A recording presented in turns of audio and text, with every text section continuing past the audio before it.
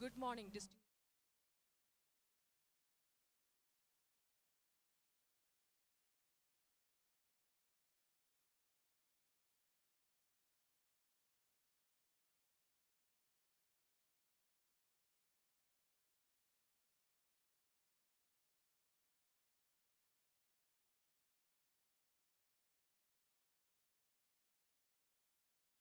Esteemed faculty members, colleagues, and dear participants.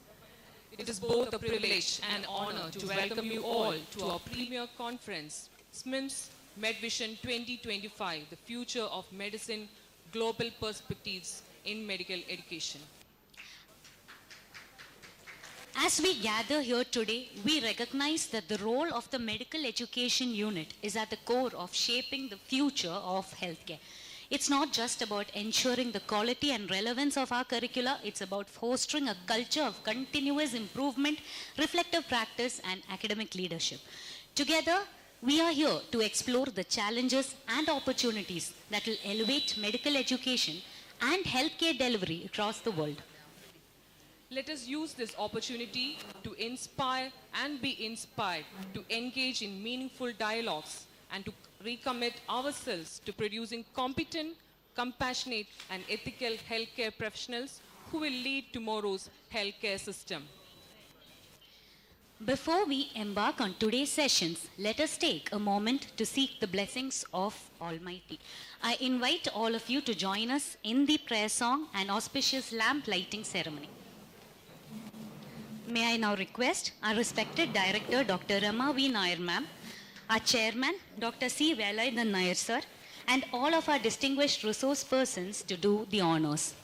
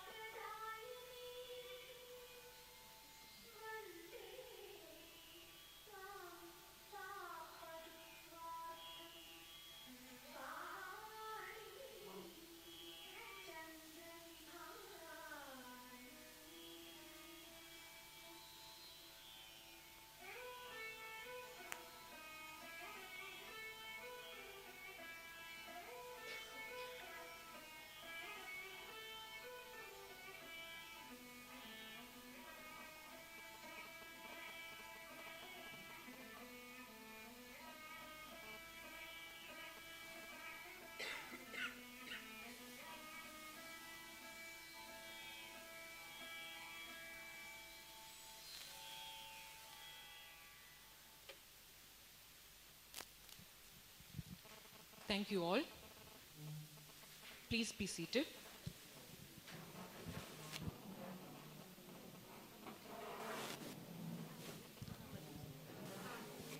To formally begin today's conference, I now cordially invite our highly respected and dedicated Dean, Dr. S.M. Kannan sir, to deliver the welcome address.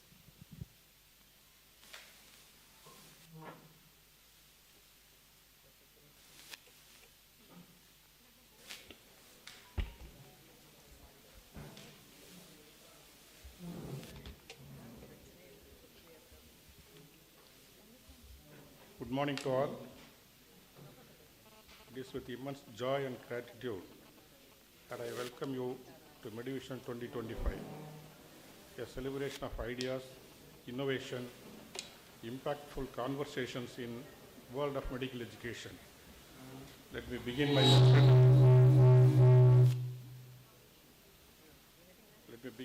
by extending my heartfelt warm welcome to the pillars of our Mookambika group of institutions, our respected chairman, Professor C.K. Velainayan sir, our beloved director, Madam, Professor Ramavi Nair, Madam, whose vision and values constitute to guide every step we take at the Mookambika Institute of Medical Science. I welcome you, Madam, and welcome you, sir. Our dynamic trustee, Vice Principal, and the CEO of Institute, Professor Mookambika, Madam, whose energy and leadership infused this event with purpose. I welcome you, Madam. Our trustee and Deputy Medical Superintendent, Professor Vinu Gopinath, sir, whose unwavering support in both academic and administration is deeply appreciated. I welcome you, sir. A special welcome to Sree J.S. Prasad, sir, our administrative officer, who ensures that every logical detail is looked after with military precision. It is our honor to have with us a galaxy of distinguished speakers of the world. Today, the leaders in medical education who have refined the way we teach and learn. I welcome Professor Thomas Chako, sir, he is the Dean of Medical Education in Beverly Church Medical College, Tiruvalla. He is a mentor for excellence, whose wisdom, clarity, and deep commitment to academic mentoring and meaningful feedback have left a lasting impact on generation of medical educators. I welcome Professor Dejendra Singh from Patinda, Adesh University.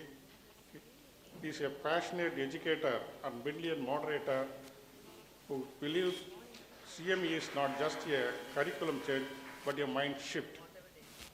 I welcome Marina Thomas, Madam, from Beverly Church Medical College Hospital, a champion of problem-based learning, who remains as the learning is not just to know, but to think, to apply. Next, I welcome Maria Linda Excellent. He is from USA, from University of North Carolina. I welcome you, Madam. Our esteemed international speaker, whose name itself is promise on the high standard and inspiring insight she brings to the global medical education. I welcome Professor Nishika Sankar from Bangalore, whose thoughtful perspective help bridge the gap between the clinical realism and curriculum needs. I welcome Sanjay Livilin, sir, from Karnataka, who is a pioneer in community medicine education, making the health quality and empathy integrated into the student learning. I welcome Ashokan, sir, from Chennai. He is a psychiatrist whose integration and mental health into the core of medical education is commendable. I welcome Elsa, Madam, from Manipal Academy of Higher Education, Karnataka, who brings the perfect blend of academic insight and practical strategy of CBM education. I welcome Gogul, sir, from Karnataka, Kerala, whose research-driven approach to teaching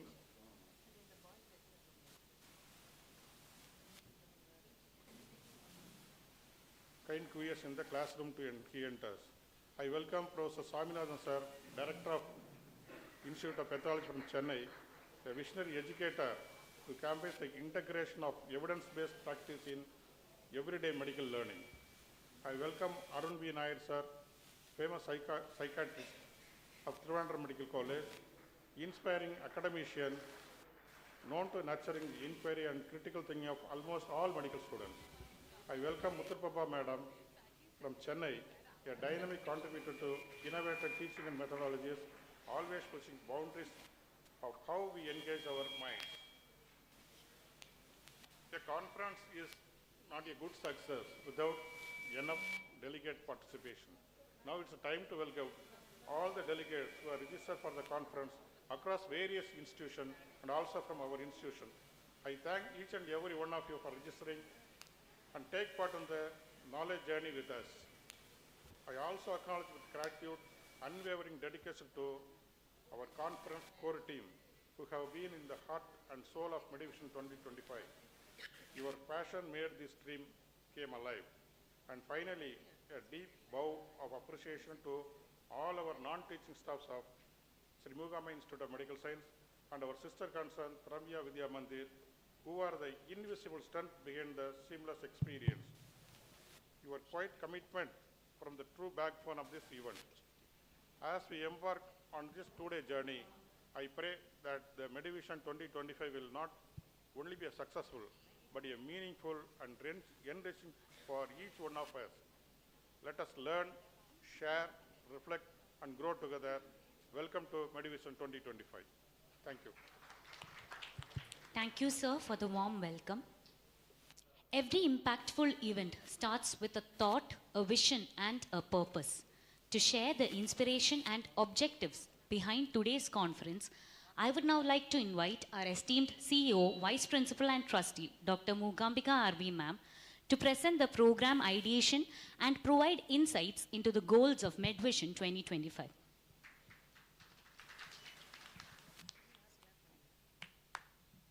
Good morning, one and all. Good morning to all the brilliant minds gathered here. Standing here today, looking at this gathering of passionate educators and thought leaders, I feel incredibly humbled and hopeful. MedVision 2025 was born from a simple yet profound question. What if we reimagine medical education? What if we move beyond just teaching and begin truly transforming? This is not just a conference. It's a dream come true, a dream to redefine how we teach, how we learn, and how we inspire the next generation of doctors. We have planned this as an yearly event, and this is our very first conference happening in our brand new Charaka hall. Next 2 days, we will explore new ideas in curriculum, assessment, innovative teaching and learning, well-being, and real-world readiness, which are in par with the CBME. Each session has been carefully chosen to address both present challenges and future directions in medical education with a global perspective. And this year's program will include 12 impactful sessions by 12 beautiful resource persons, 5 hands-on workshops for practical learning, 1 fun debate to learn in a lively way, and e-poster presentations to showcase innovations as well as experimental ideas. And to make it more interactive, we have designed something called Kapi and Chai with Experts, which is a casual and open space where delegates can engage in free-flowing conversations with the experts who are present today.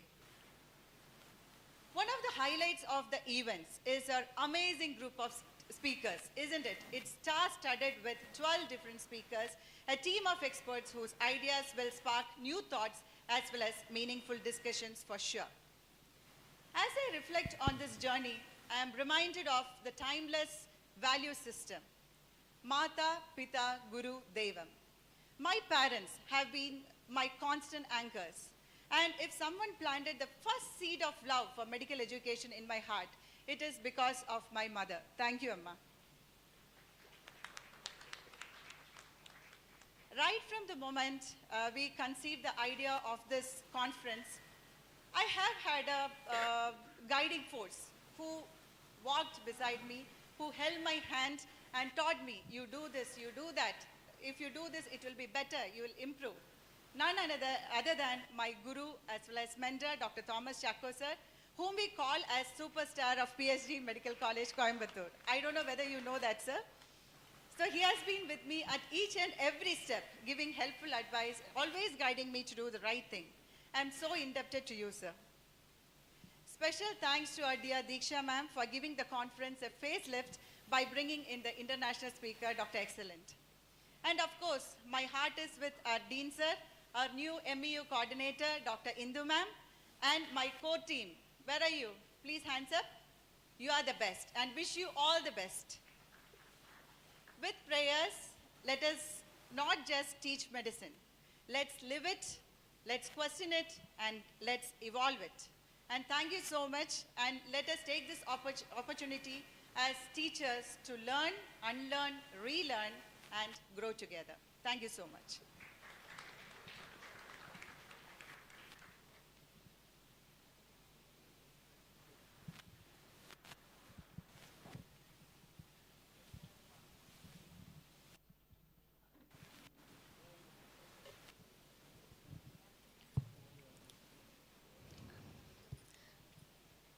Next, we proudly present the MEU logo, for which I humbly request our chairman, sir, Dr. Velayudan, sir, and director, Dr. Rama, ma'am, to do the honors.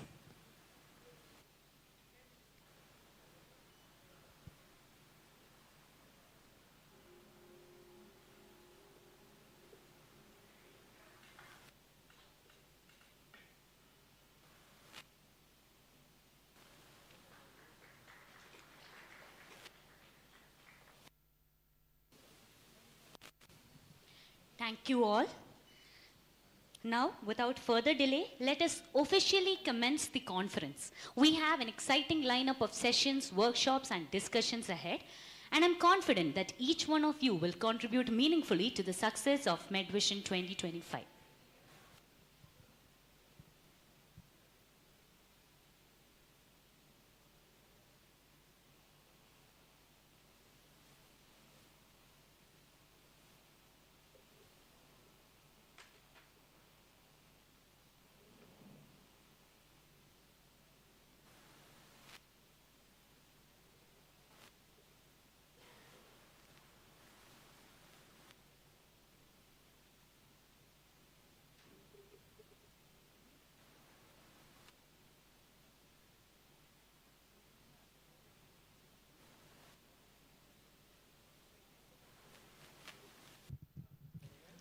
We'll begin our first session, Being Humane, Ethics, Empathy, and Professional Identity Formation in the Age of AI. To chair the session, I invite Dr. Sajeesh S., Associate Professor of Psychiatry, our own alumni, and an active MEU member. Sir, welcome, sir.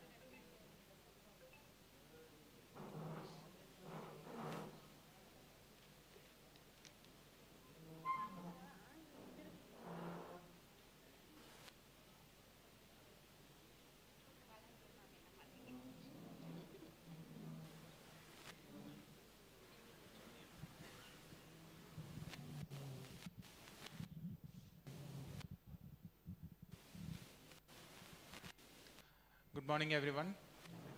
I'm Dr. Sajeesh. I'm Associate Professor, Department of Psychiatry. It is an immense pleasure that I introduce someone who really portrays what it means to wear many hats.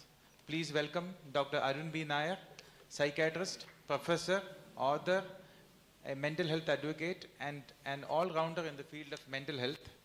Dr. Arun is currently a professor of psychiatry at Government Medical College, Trivandrum. He also serves as a consultant psychiatrist at Sree Institute of Medical Sciences and Technology. He is the author of over 15 books, including The Miracle of Human Bonding and Live, Learn and Look Bright. He also has countless textbook chapters and research papers to his name. But Dr. Nair's expertise doesn't stop at academic brilliance. He is also a passionate mental health advocate, having read millions of audience through over 3,000 television episodes, over 500 talks on All India Radio. He's also a familiar face in television shows like Made for Each Other and One in a Million. His hard work and talent earned him a spot in the Asia Book of Records for organizing the largest suicide prevention radio campaign in the country. His list of honors is long, including the Vocational Excellence Award from Rotary International, the Manava Seva Ratna Puraskaram, the P. Keshavadev Award, the IMA Media Award, and the Distinguished Alumnus Award from Trivandrum Medical College Alumni Association. He is also a respected advisor at Consulates and Remind Center for Excellence. In any role, be it a teacher, author, speaker, or a mental health advocate, Dr. Arun combines compassion, commitment, passion, and professionalism. Please join me in welcoming Dr. Arun B. Nair, an inspiring leader, a dedicated teacher, and a true ambassador for mental health. Welcome you, sir.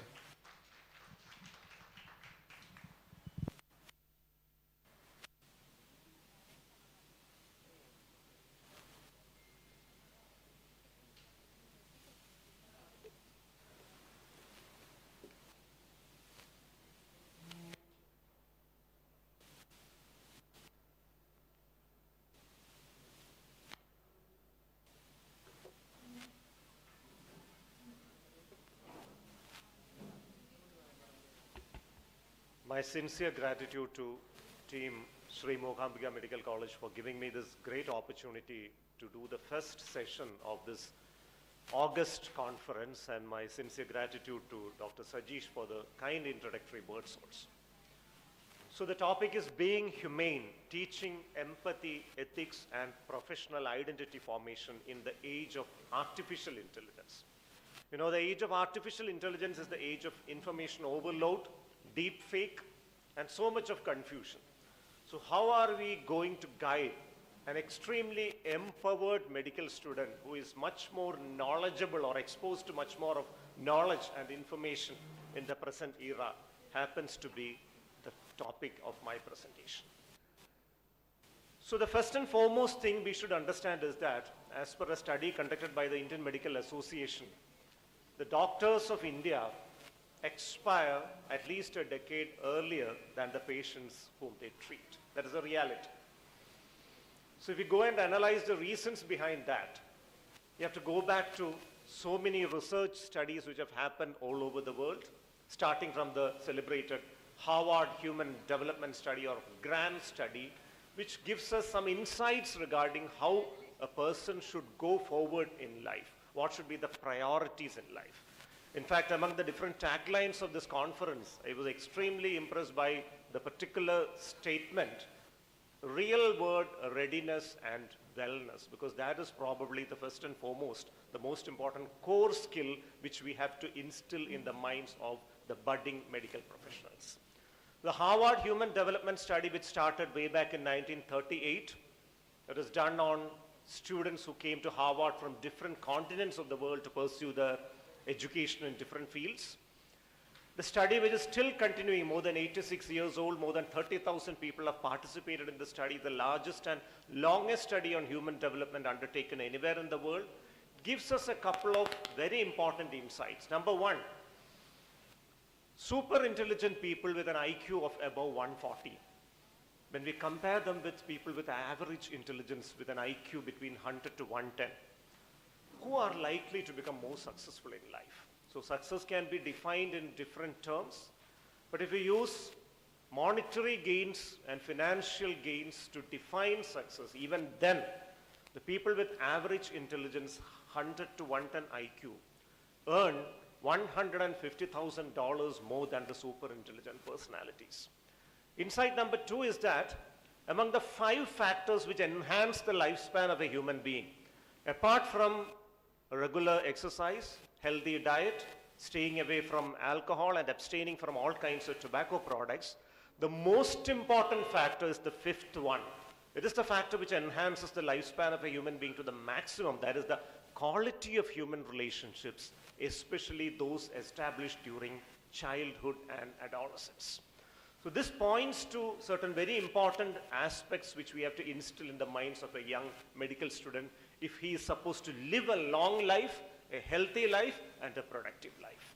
So we talk about empathy. What is empathy? We have been talking about empathy to the students right from very early days itself. It is the state of mind in which you place yourself in another person's shoes, internalize and understand the realities of his emotions, and react accordingly.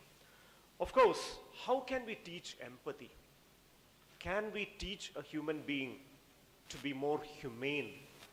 Of course, the biggest discovery in neurosciences in the 21st century happens to be the concept of mirror neurons developed by Giacomo Rizzolatti. Now, mirror neurons are a group of neurons located in different parts of the brain, ranging from the prefrontal cortex to different areas. It is a neurobiological basis of what we call empathy. Certain people are born with very powerful mirror neuron network. Certain others develop these network over the years as a result of training. Different forms of training is available. And a small proportion of the society, despite being given proper training, they don't develop these kind of networks in the brain as well. So here, the modern world proves to us that more than academic intelligence, it is the emotional intelligence, the social intelligence, and ecological intelligence of a doctor which distinguishes him from another person. It is these three skills which make a doctor a real great soul in his profession. So how to train our students in these three aspects happens to be the first and foremost challenge. Of course, we have to teach them empathy, and apart from empathy, there is something called advanced empathy also, which is very relevant. What is this advanced empathy? Can anybody in this group please volunteer to answer what is advanced empathy? Anyone? Often when a patient is coming and sitting in front of us, he or she may not verbalize or vocalize the realities of his life. But from the body language, from the eye contact, from the gestures, from the postures, we have to understand what could be probably going on in the life of this person. Imagine a lady who is presenting to the OP with a back pain. Associate is coming along with her husband. So we are asking her, is there anything wrong at your house? She says that, no, my family is perfect. But the modulation of her voice, the eye contact she is maintaining with you, the facial expression very clearly shows that she could be a victim of domestic violence potentially. So this ability to understand the emotions of a person from the non-verbal cues which he or she is sharing and vocalizing it appropriately and intervening appropriately, that happens to be what is called advanced empathy, which is very important for a budding medical professional. And of course, the last two things are also very important. A doctor has to be compassionate, and more importantly, there should be something called self-compassion. What is meant by self-compassion? If you just Google, you can see hundreds of research papers being published about self-compassion in medical professionals and how it is going to positively impact the work. So self-compassion is an attitude in which you are kind to yourself. You take yourself in a very kind manner. You don't exert too much for the sake of the world or your profession.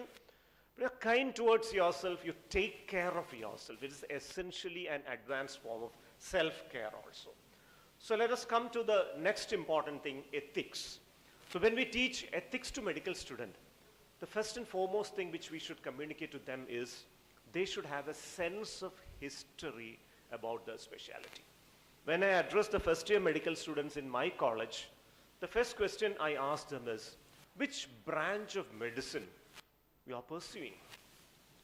Is it Ayurveda? Is it allopathy? Is it homeopathy? Is it naturopathy?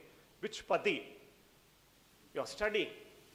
And most often, most of our students say that we are trying to get a degree in allopathy. How many of you agree? How many allopathic graduates are there in this hall? Please raise your hands. Okay. All of you are allopathic graduates. So again, here we go back to history. Who coined the term allopathy? Sir has very rightly answered. It is Dr. Samuel Hahnemann who coined the term allopathy. And it is a term with very strong derogatory connotations attached to it. So homeopathy means something which comes from inside, which is desirable, which is healthy. And allopathy is something which comes from outside, which is likely to be toxic, undesirable, which should be kept at a distance. So still, do you want to wear that crown on your head? Are any allopathic doctors in this hall remaining right now? So this is how we may have to teach them the history of what you call evidence-based modern medicine, as we call our specialty to be. So it is evidence-based modern medicine and not allopathy. Of course, allopathy is a term which is very commonly used in everyday parlance, but it is a term with very strong derogatory connotations. So how did our subject evolve over the last few generations, over the last few centuries? What makes medical science a real science and not a religion? And how medical science has evolved, how medical science has identified its previous mistakes, rectified, and continued its scientific temperament in the journey forward. So this sense of history is extremely important when we train and teach a medical graduate, because unless he is very clear about the history of his specialty, he's never going to value the course he is pursuing, is never going to address the real value of the subject he is studying. So here again, ethics is something which we all teach our students. The 4 pillars of medical ethics, as we call the autonomy, justice, beneficence, and non-maleficence, which I need not elaborate in detail. But in modern terms, especially in corporate medical sector, such a reality is prevalent. What is this medical jousting? Medical jousting means you see the prescription of a doctor, and in front of the patient you say, which foolish fellow wrote this prescription? Or even if you don't verbalize or vocalize that, the facial expression, and this facial expression will clearly express your disgust. And the poor patient thinks that the previous doctor who treated him or her is an idiot. So this is something which is creeping into the behavior of doctors right now, and corporate culture is breeding it like anything. It enhances this kind of a jousting culture. This is the second foremost thing which we have to teach our students if they have to become humane. Avoid medical jousting at any cost. Medical jousting is a phenomenon in which a doctor criticizes either verbally or non-verbally the line of management which was initiated by another consultant for the same patient in the past. So here again, this first terminology which is given in the slide, the curse of super specialization, it's a reality in modern medicine, because when they go and see a homeopathy consultant or an Ayurvedic doctor or a naturopathy healer, they take into account the various aspects of the life of the patient, not just the back pain he is having. They'll ask about the history of his personal life, the relationship with his family members, any emotional issues he has gone through, and a sort of a holistic approach within the limitations of the branch they'll instill. But here what happens if we go to a big super specialty hospital with a back pain is that the orthopedic surgeon will evaluate for the bones, and then he will say that now we have to check the nerves, you have to go to the neurologist. The neurologist after the evaluation will say you have to go to the physical medicine and rehabilitation consultant for the next step of the management. And maybe the PMR consultant will say that there seems to be a functional element in this, you have to go and meet a psychiatrist. So this experience of touring different specialities, and the patient becomes fed up by the time it is evening. Is any doctor in this hospital capable of treating me as a human being? That is the doubt which they have in their mind. So we have got multidisciplinary approach in modern medicine, where specialities, consultants from different specialities, they do their role in treating the problem of the patient. But of course, COVID has taught us that we need to develop this transdisciplinary approach also. Maybe during COVID, people with advanced dementia and behavioral problems who used to come to me for behavioral problems and maybe to a neurologist for the cognitive aspects of the problem, they used to come to just me because behavioral problem was the most compelling thing. I used to discuss with my neurologist friend and prescribe what was necessary for the cognitive functions also. So a person with diabetes who is having depression will go to my diabetologist friend. He's on antidepressants. He used to call me and ask me, what should I do? This antidepressant is there. So she has been suffering from hyponatremia of late. Now I ask him whether he is on any selective serotonin reuptake inhibitors. They say yes, he's on sertraline. Sertraline is an excellent drug which can prevent the emergence of myocardial infarction in a person with diabetes or metabolic syndrome, but in elderly it can produce hyponatremia. So I ask him, please remove sertraline, substitute it with another antidepressant. This used to be the transdisciplinary approach. And maybe in the present world, the concept of family physician is returning. So we need to instill the sense of transdisciplinary approach of practice of medicine also in the minds of the present day consultants. And finally, the art of avoiding litigation, because things are progressing in such a way that just like in many foreign countries, litigation is becoming the reality in modern medicine. So how to protect oneself from litigation, how to meticulously document things, how to prevent any kind of miscommunication, because recently a big psychiatric hospital in Calicut, they received a complaint which was forwarded by the Mental Health Review Board. They gave a reply to that, but the Mental Health Review Board was not satisfied with the reply. They forwarded the complaint to the court, and the court has charged a case. Simple issue is that a patient was admitted in a state of catatonia, and the consultant there planned to conduct electroconvulsive therapy. It was communicated to the relative who signed the consent, but when the patient was inside the theater for being subjected to ECT, at that moment precisely, the relative withdrew the consent for giving ECT. So ECT was not delivered, the patient was shifted back to the room without giving ECT, but unfortunately, the sister in the ward, the nursing staff in the ward, documented in the nursing record that patient shifted to ward after giving ECT. The relative just happened to just see this page in the nurse's record, took a photo of that and complained to the Mental Health Review Board that against my consent, the patient has been subjected to ECT. So just a mismatch of documentation from the side of the doctor and the nursing staff. This has led to a litigation. So these are all avoidable situations. So how to communicate with each other, the team members of your treating team, not just the doctors, consultants from other specialties, the nursing staff, maybe the auxiliary staff also, because everybody should have a uniform opinion about how the treatment is proceeding, and no confusion should be there, and the way in which the message is communicated to the patient and bystanders, there should not be any room for ambiguity. That should be very clear. So here again, about the doctor-patient relationship in the modern era. Maybe 30 years ago, when we were school children, and maybe 20 years ago when we became medical students, the most prominent model in our part of the world at least was the paternalistic model, where the doctor was the only source of information.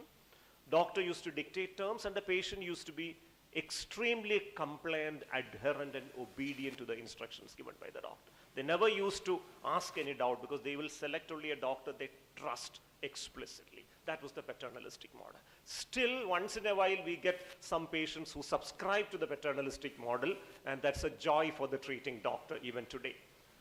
Then we have got the informative model in which doctor is the source of information. He explains the diagnosis, explains the different therapeutic options, the pros and cons of each of that, the possibilities of success in each of those treatment options, and leaves the decision to the patient.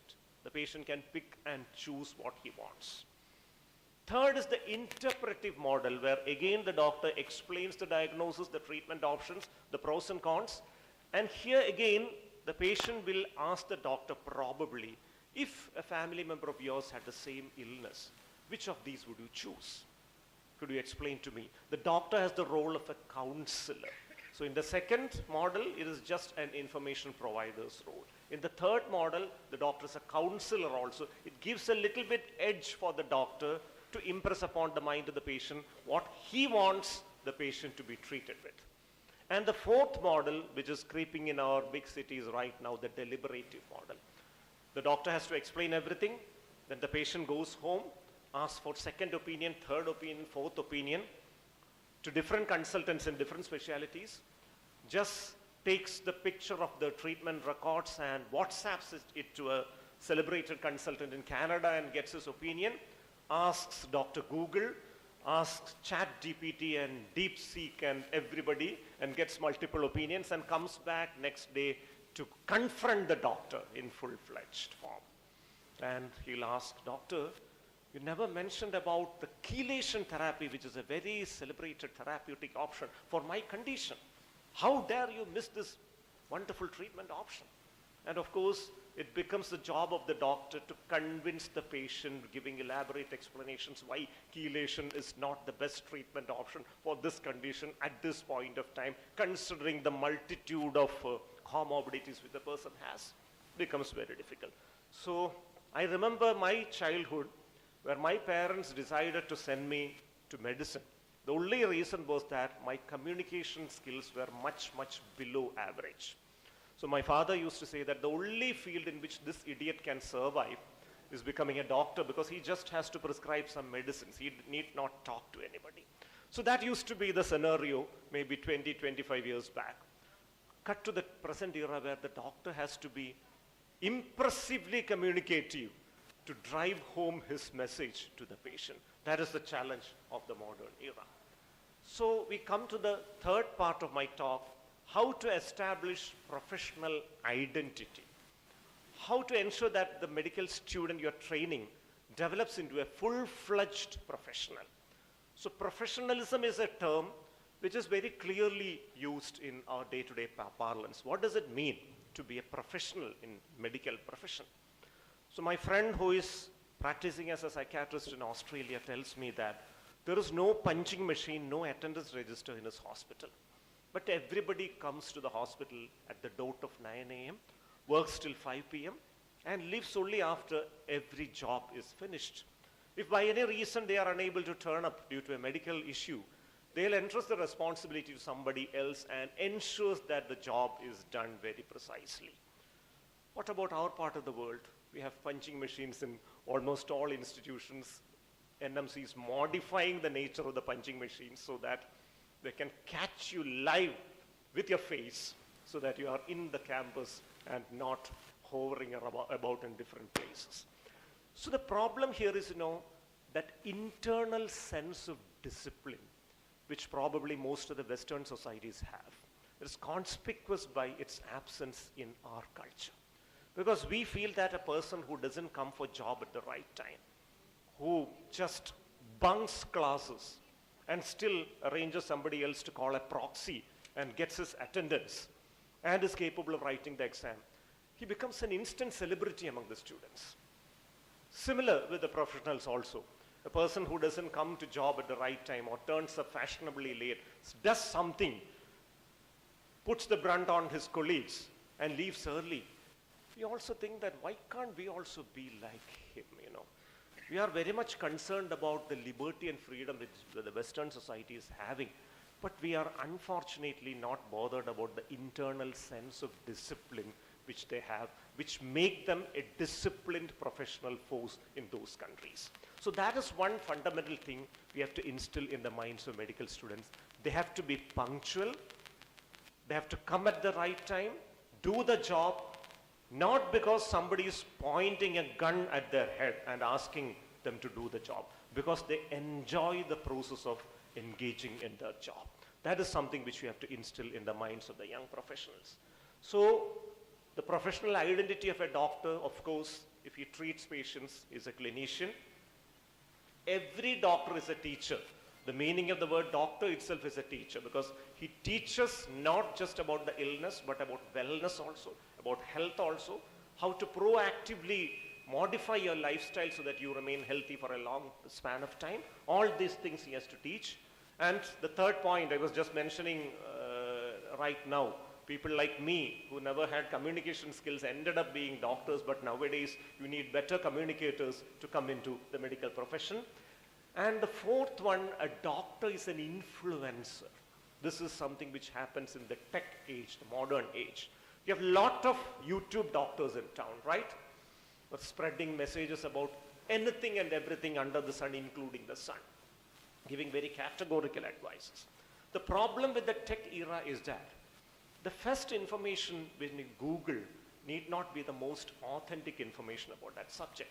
Just happens to be the talk or the information or the article which was seen by maximum number of people. I remember an instance during the first wave of COVID when a media person friend of mine came to my home and requested to record a video about how to manage domestic violence when husband and wife are staying together after a very long gap thanks to the lockdown. So there was news that domestic violence was increasing. I just recorded a 30-minute video and he was very happy. He told me that he would upload it and send me the link. Within a couple of days, my school classmate from Dubai, he sent me the link of a video. And the title of the video was Sreegale Engane Vachigirikam, Pramukha Manoroga Vidagthan Parim. And I was standing like this with a weird smile on my face. It just means, how to lay off emails. That was the title of the video when I translated it into English. So I just saw the video and there was nothing about how to lay off emails in that. The theme was how to avoid domestic violence, how to cooperate with each other, how to resolve interpersonal conflicts when you're staying together. I called up the media person and asked him, how dare you put this title to this video? It is producing a lot of inconvenience to me. And he told me, doctor, this video has touched 1 million views in less than 24 hours. So many of these YouTube doctors put these kind of very sensational titles like and these kind of videos, so that maximum people see those videos and they end up becoming experts in that field. So it is very important for the modern medical professionals to communicate to the public in the shortest possible form, whether it is reels or shorts or whatever it is, cannot do away with the social media, spreading authentic messages, correcting misconceptions. At the same time, not resorting to these kind of titillating stuff just to get more views or just to get more money from YouTube. For what? Of course, we have to be researchers. Not being a researcher, just being a researcher is not enough. You have to communicate the findings of your research to the general public also. So what we have been trying right now is in Kerala Journal of Psychiatry, there was a study published about the impact of play in child development. So after that research article was published, we ourselves conducted so many programs for the media, print media, electronic media, all kinds of medias where we discussed the findings of this research, especially during this summer vacation season, because the parents would be prompted to send their children to outdoor games so that can enhance the level of dopamine in their brain and increase their attention span and prevent them from getting addicted to gadgets and even drug addiction. So it is very important to do research and communicate the result of your research to the common man also. And of course, you need to be an advocate. Advocate of what? Advocate of your specialty. Advocate of the knowledge you're generating or learning. Advocate of the new skills you're understanding. And an advocate of ethical practices in medicine. So here again, I just wind up my talk with this one topic because wellness and real world readiness is one of the important themes of this conference. Every medical student should be trained in this one particular thing in the initial phase of his training itself, probably in the foundation course itself. What is this mental health first aid? You know, a couple of days ago, a medical student from a medical college in Kerala committed suicide, a first-year student. Every year, we get to hear about suicides among postgraduates and undergraduates in medical profession repeatedly. Still, we are unable to figure out what is the fundamental problem and how to go about it. And many of their friends tell that this person was very cheerful till a couple of days ago. We never knew that he had a problem in first place. So this mental health first aid is probably a solution to that. Not only medical students, even medical teachers should be trained in mental health first aid. If we come across any person be it our student or colleague or any person in our knowledge who is going through stress, we have to do these 5 things. If the person is not communicating like usual, proactively go to him and inquire what is troubling him. That is the first step. Approach the person and inquire. Because there is an influence of toxic masculinity in our culture. Even though it is a Western concept, it is very much internalized in our culture as well. Because many of these adolescent boys, they don't talk about their stress because they think that it is a sign of weakness to talk about their stress, their emotional problems. We should correct that because we have a lot of news in newspapers about how a 16-year-old boy fell down from the 10th floor apartment and died. How an 18-year-old boy died in a bike accident. How a 19-year-old boy got drowned in Kovalam beach. Many of these sound like accidents, but unfortunately, a large number of these events are suicides conveniently masqueraded as accidents. Because this toxic masculinity follows you to the grave even. Even at the point of your death, you want to picture your death in such a way that suicide is a sign of weakness. So if it is an accident, it's a sign of probably machoism and masculinity. It's a convenient thing for the person who commits suicide as well as the parents, because for the parents, if a knowledge comes that the child has committed suicide, the entire society will be making fun of them, criticizing them for faulty parenting. But if it is an accident which has happened, the sympathy of the entire society will be with the parents. So we need to explore these aspects also when we engage with children. Second step is to listen. Most of us students say that medical teachers have this compulsive habit of advising. The moment they hear something from the student, they start advising, trivializing the problems. We tell that, don't think that you are the only person who is going through these kind of stress. During our days, maybe 50 years ago, I never had any money in my pocket. I used to work part-time and then study and got distinction and gold medal during my undergraduate days. You should be inspired by my life. It doesn't work, unfortunately, like that. We should learn. So we should listen non-judgmentally without interrupting, intruding, mocking, trivializing, or making fun of the person. So that is very important. So a non-judgmental listener is a very important aspect in medicine. A teacher as well as a student should be a non-judgmental listener, because we are likely to get so many stories from the part of the students which may not subscribe to our ethical and moral standards. Maybe pansexuality, which is very much among the younger generation. I'm sure most of the teachers may not subscribe to that philosophy, but it's a reality. We need to accept them as they are. There is no way out. Third is give information and reassurance. If you think that it's a faulty thought process or a wrong information which is stressing them up, give the right information. Maybe they are going through a personal trauma in which the father of the student is suffering from stage 4 lung cancer, is the deathbed. We cannot say that it doesn't matter. It matters a lot to that person. We can give a reassurance that within my limitations as a human being, I would be there of help to you as much as I can. That is reassurance. Even after these 3 steps, if problems remain, we go to the 4th step, that is encourage professional help. We can refer the child to Dr. Sajeesh and ask for his expert intervention and help, whether there is depression or anxiety or substance dependence or ADHD that can be treated. And finally, the most important thing, again the lesson which we have learned from Harvard, encourage social support.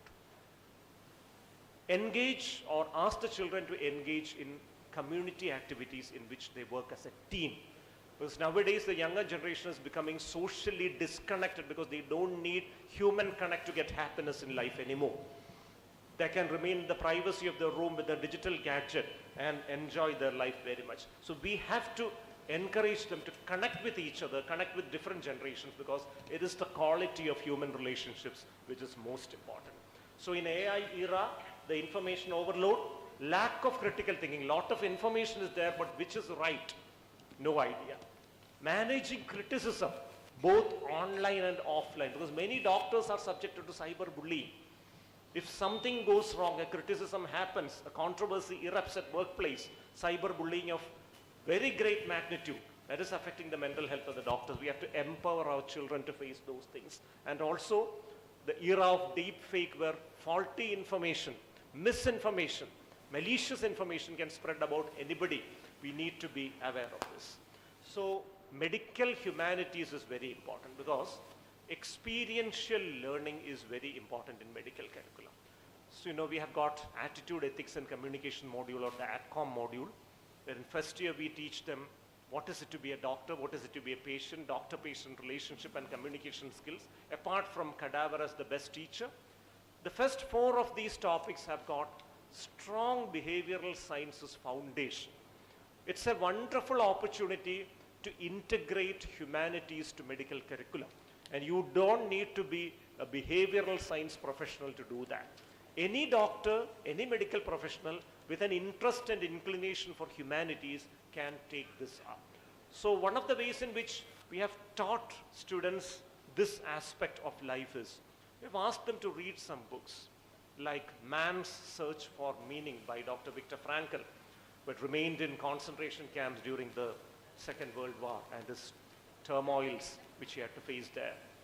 On Death and Dying by Elizabeth Kubler-Ross, which gives terrific insight about the emotional state of a person who is going through terminal illness and how you need to respond to that.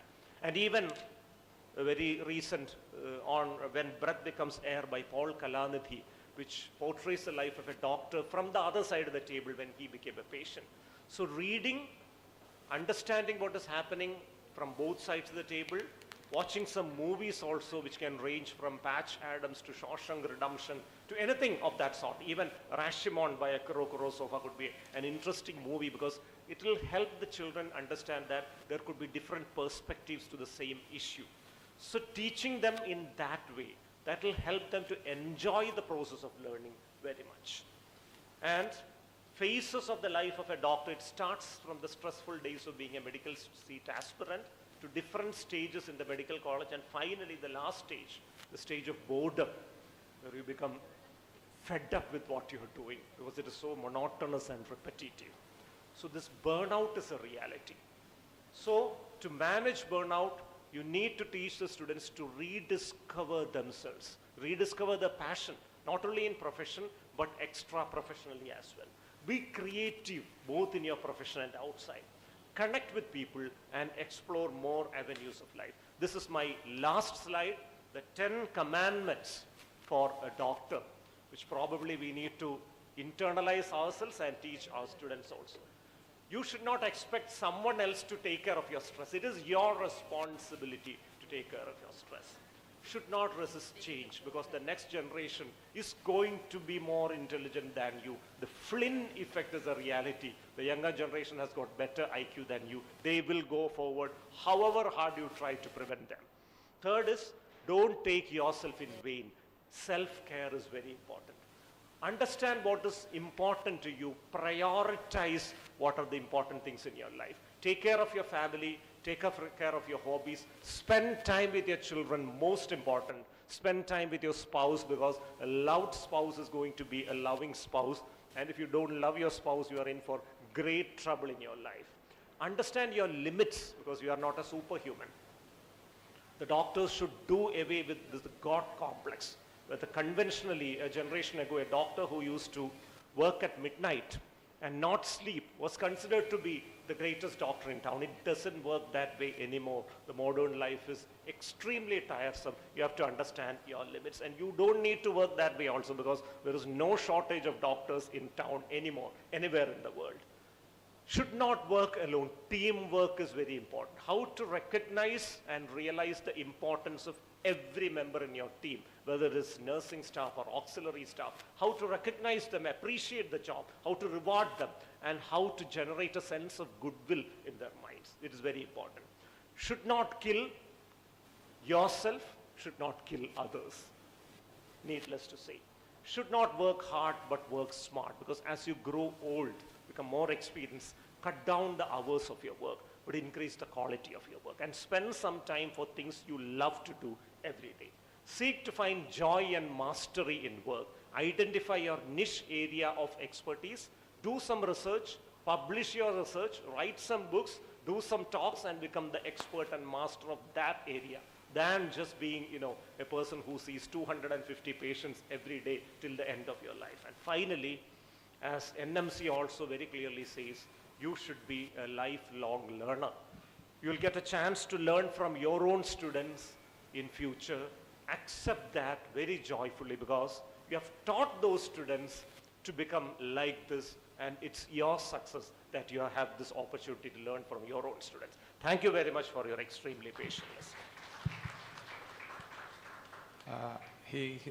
Huge thank you to Dr. Arun B. Nair sir for that brilliant and thought-provoking session. So thank you for showing us that in the age of AI, artificial intelligence, staying human is in fact our strength. Thank you, sir. Thank you. I bring a big round of applause to sir. I invite Dr. Suresh M.K. Sir, Professor and HOD, Department of General Medicine, to felicitate the resource person, Dr. Arun B. Nair Sir, and the chairperson, Dr. Sajeesh S. Sir.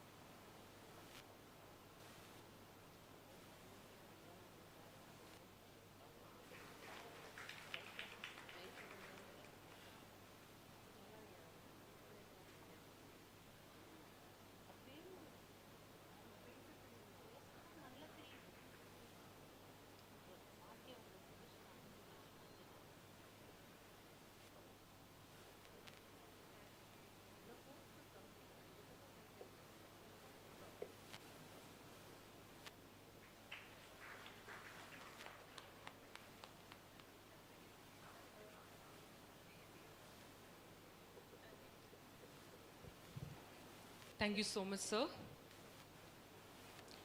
Next, we have a session on faculty-student interaction, enhancing teaching and learning. To chair this session, I invite Dr. Suresh sir, former coordinator of COVID-19 response, former physician to the Honorable Governor of Kerala, Professor and HOD, Department of Internal Medicine, Sree Mookambika Institute of Medical Sciences. Welcome, sir.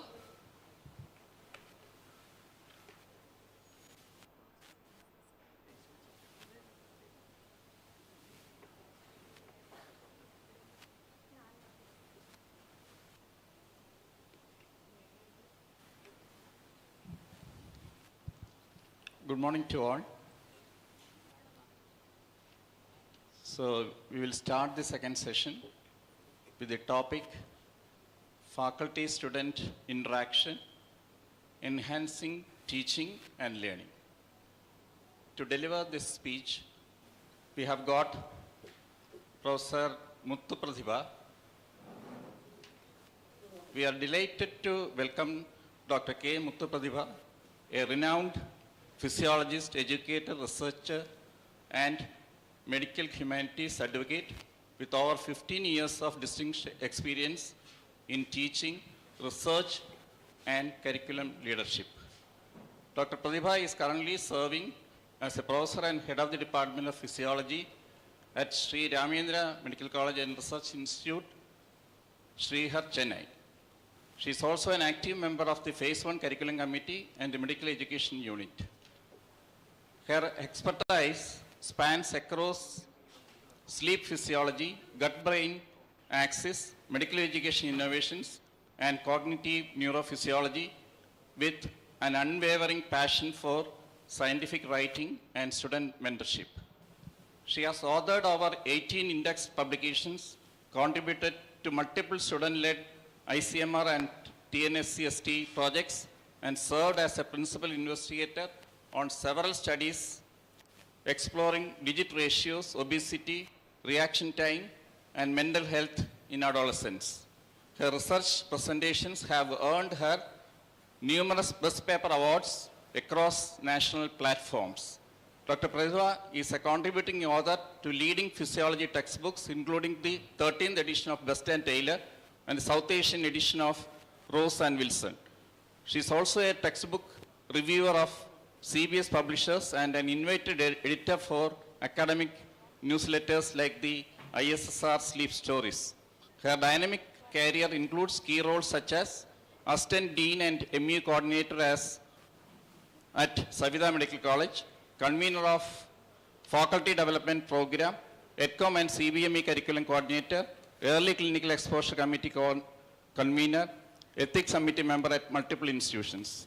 She is a certified basic and advanced cardiac life support instructor and has been a resource person and speaker at over 100 academic sessions, CMEs, and conferences across the country, addressing themes like mentorship, manuscript writing, organ transplantation ethics, physiology of sleep, and gut health. Dr. Pratibha has completed specialized training from IIT Madras, AIMS, JIPMER, Johns Hopkins University, and even the University of Washington, where she underwent intensive summer training in clinical research methods. A prolific academic, she also finds joy in the creative arts. She is a published author of 2 fiction novels, an active blogger, and a passionate speaker who weaves science with storytelling. Today, we are in the presence of a true interdisciplinary scholar, one who brings together medicine, literature, and mentorship with unmatched warmth and intellect. I welcome ma'am for the speech. Over to ma'am. Thank you, sir. One of the most beautiful introductions I've ever received in a conference before my speech. As much as it makes me feel warm and nice, it also makes me a bit jittery before I begin with. So pardon me if you find a little bit of a jitter in my voice for a few seconds. I'm thoroughly enjoying all the attention given by sir. Thank you for your generous introduction, sir.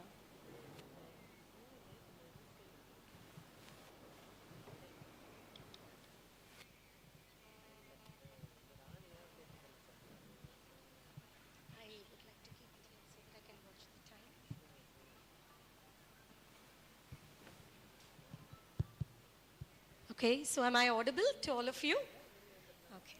So I thought I'd step down and walk around a little bit because I get to see all of you that way.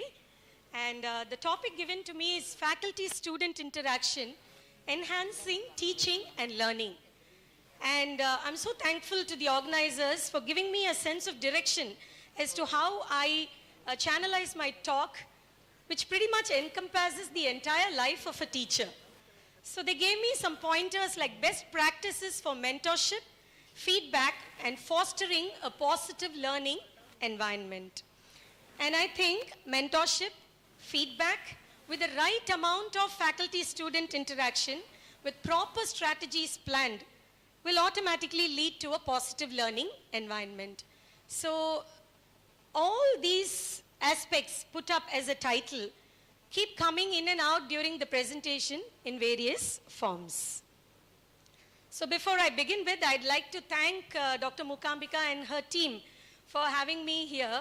You people can, host another conference on guest host interaction. You were simply amazing hosts, brilliantly organized event, very meticulously taking care of every fine detail, and amazing hospitality. Thank you so much to the entire team for having me here.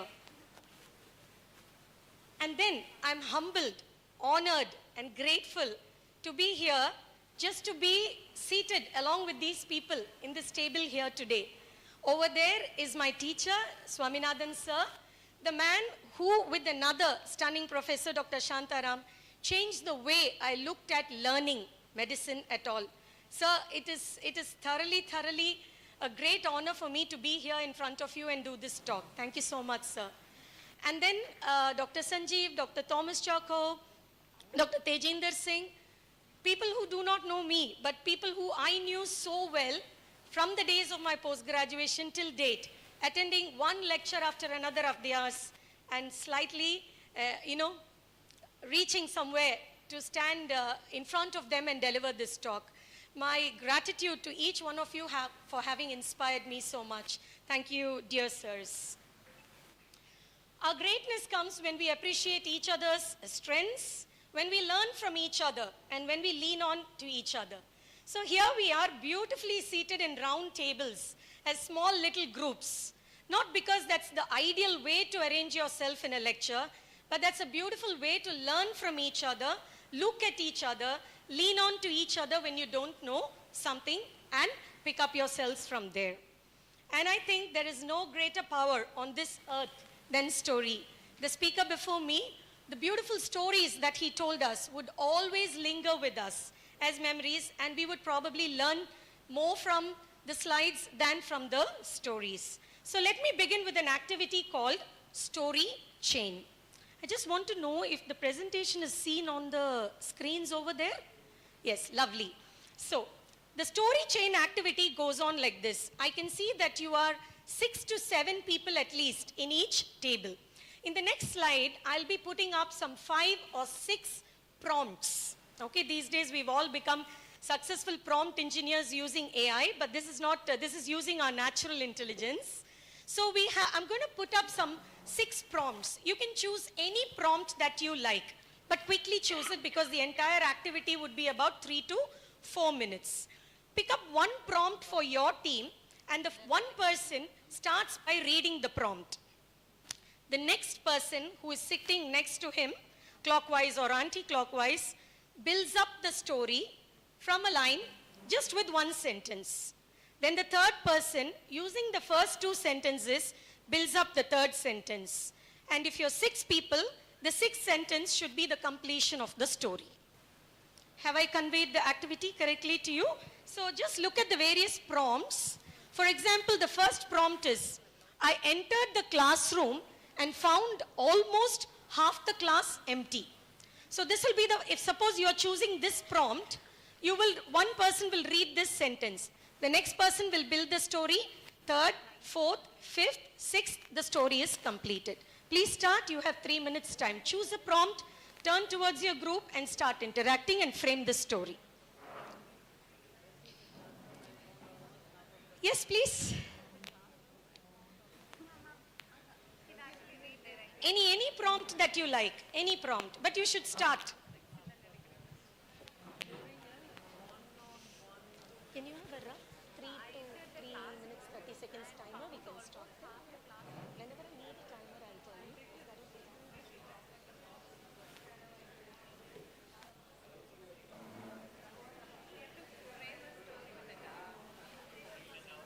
By now, you should have chosen the prompt.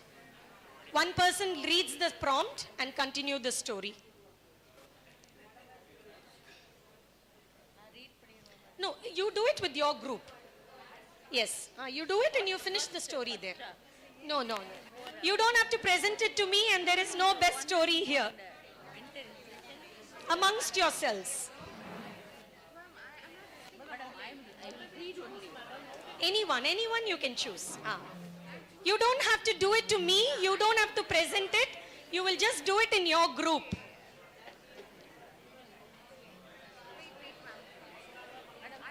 Can I start it for you, or have you started? Oh, lovely, finished. Okay. That's the shortest story, I believe. Okay.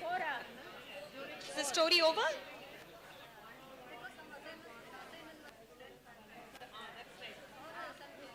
I think the mic only has to. During a one-on-one mentoring session, a student confessed that I will tell like this. Confessed that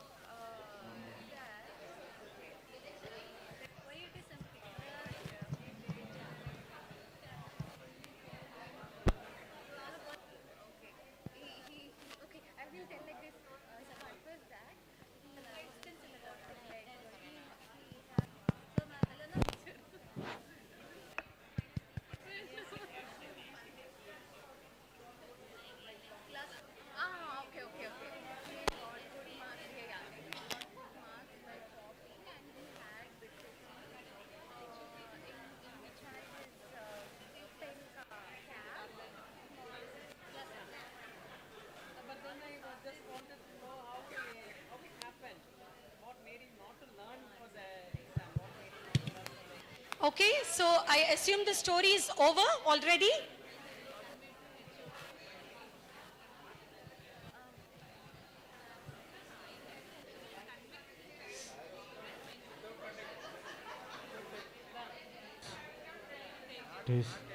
Hello. Finish? I'll start. How are you? So happy to see you. So happy to see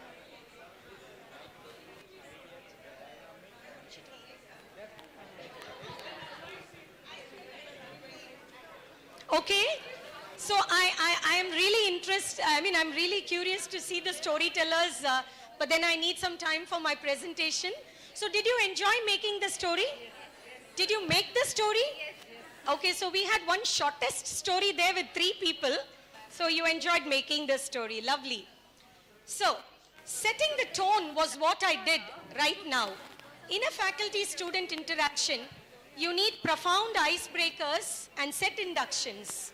Because the moment you have a set induction or an icebreaker, you break the hierarchy, you lower the hierarchy, and you make both the faculty and the students co-creators of the learning experience. All of you, it was so beautiful to watch you from here. Each one of you looking into each other's eyes, talking, smiling, giggling, and then reframing the statement. So there was a lot of active listening and open-mindedness, and each one of you was trying to add your own twist to the little story that you were creating. It stimulated collaborative learning, and such or any similar set induction sets the tone and the relevance for what you're going to talk for the rest of the session.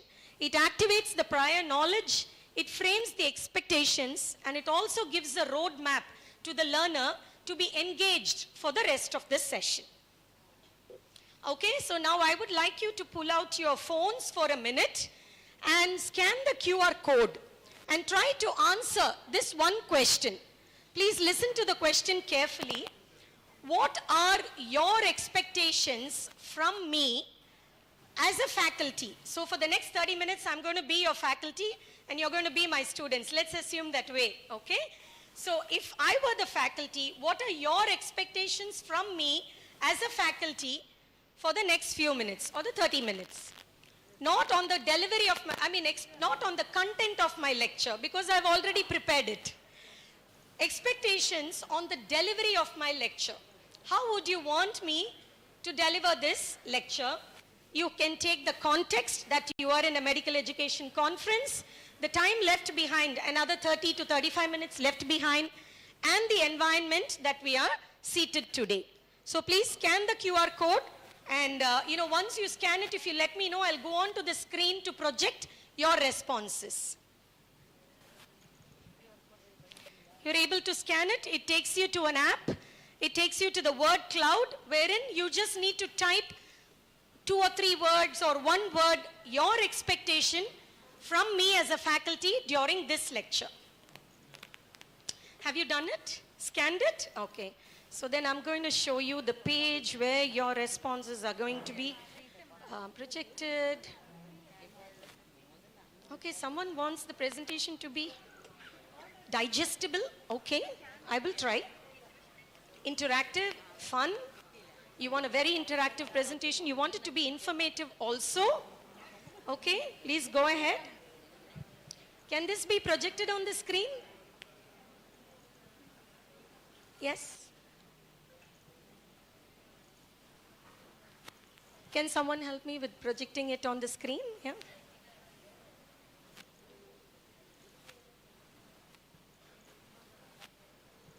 Okay, so these are all your responses. You want to feel rejuvenated. I shouldn't make you sleepy. It should be fun. It should facilitate your learning. Enjoyable. Lovely. Thank you so much. If any of you are typing, then I'll wait, else I'll move on. Okay. Lovely. So can you please go back to my presentation?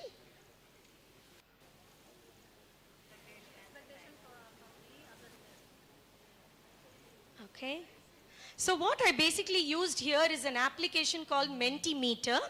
It gives you a multitude of options to enhance faculty-student interaction in a large group, where they seemingly pull out their mobile phones once in few minutes, whether you want it or not. Might as well make them use the phone to be engaged with you rather than with themselves. So, tell me if this bit of information helps you. I have about 30 slides with activities, and hoping that it would be a lot of fun. The duration of my presentation, 40 minutes. I think I've already used about 10 minutes, so it's going to be another 30 minutes. And I have a promise to make that I will finish on time. But there is a mandatory requirement from each one of you that you would actively participate without any judgments. Is that all right? Okay, lovely. So what have I basically done in the last few minutes in the context of faculty-student interaction is that I explored an application called Mentimeter, a way to play along with the students while they learn. So play the game in the way they know.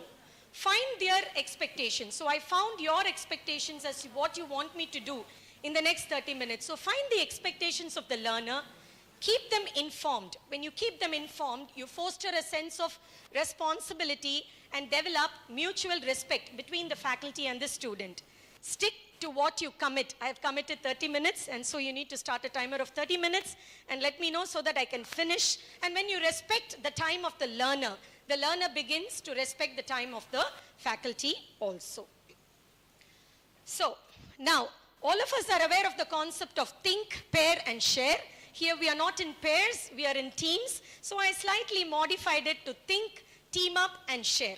Now, all of you have been given lovely yellow notepads, multicolored notepads. Please pull it out. As a team, one person can take the responsibility and write down, just write down all possible strategies that you have used for faculty-student interaction. Only one of you will write. All the others will only speak. One person can take the responsibility to write. All the others can quickly tell the person who is writing. Let's see who comes up with the maximum number of faculty-student interaction strategies. What are the various strategies or techniques that you have used to enhance faculty-student relationship? Please go on, start talking. One person writes, other people add to the list. Yes.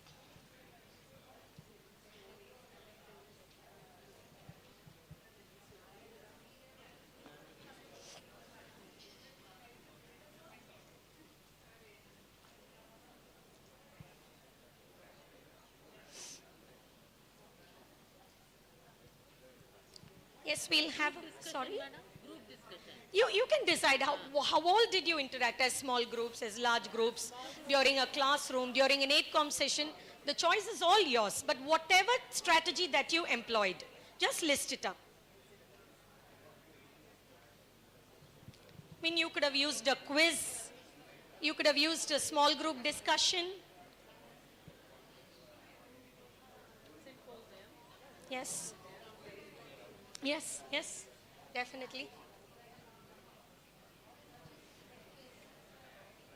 Okay, so you can take another 30 seconds more to complete your list. No, madam, we will also tell the students, madam. Reflection. So can we just hear it from you? There is a mic on each of your tables. Can you just randomly, tell me what are the different strategies? Two strategies from each table, please. Yeah. Yes? Role playing Role play, and anecdotes. role play and sharing anecdotes, personal experiences. Beautiful. From this table? Ma'am, quizzes. Quizzes. Then more model making, video projects, games. Two each, so that everybody has. So video projects, okay. Please keep your mic ready. Do not repeat what the other person has told. Yes, two strategies from here. Yeah, from this table, two strategies.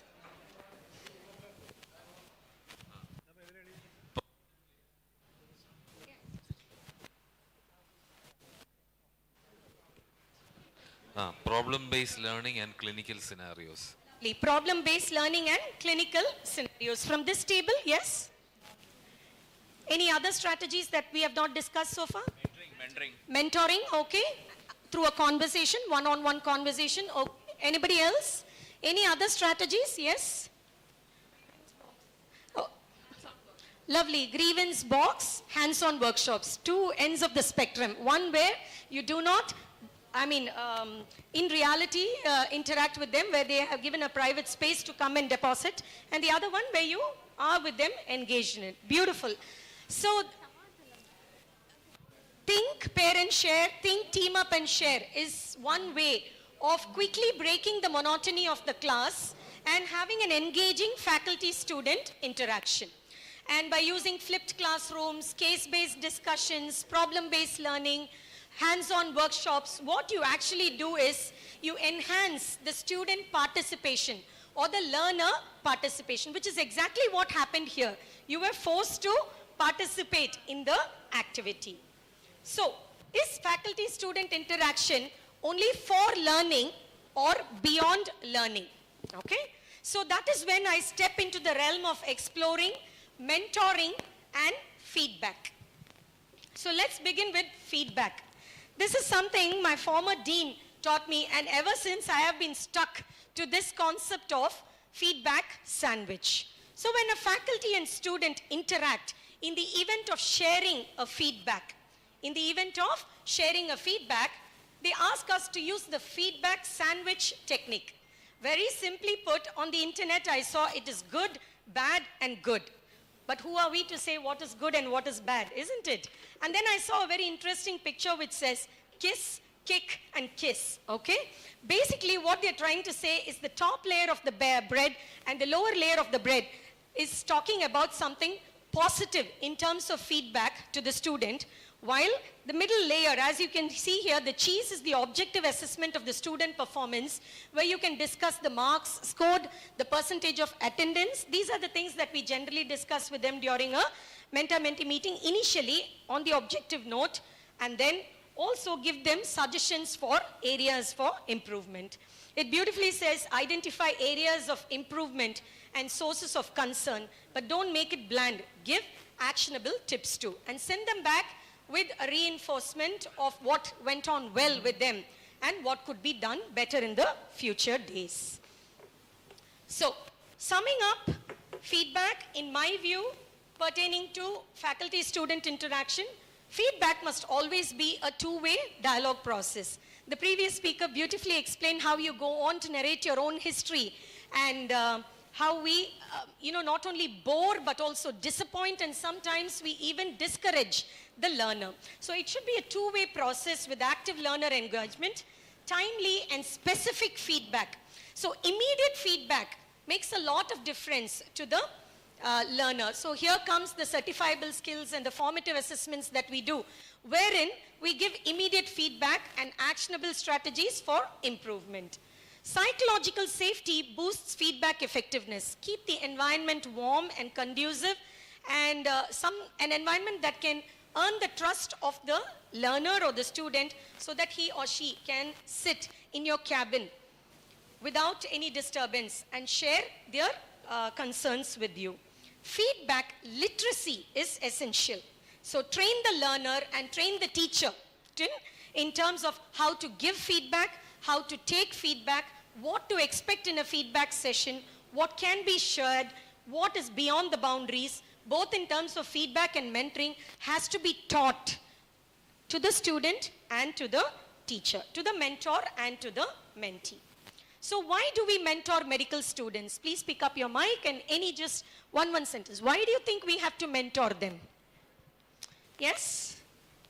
The mic is in your table, on your table, right in front of you. It looks like this. Yeah, so why do we mentor medical students? This is the problem with open-ended questions randomly directed to a large audience. Okay? So any one of you, can you please volunteer to answer, the question, define circulatory shock? No one will volunteer. Most of the times. There are a few children in the front row who, share some empathy with you. This lady has been screaming for a while. Why can't I at least try to answer for some time?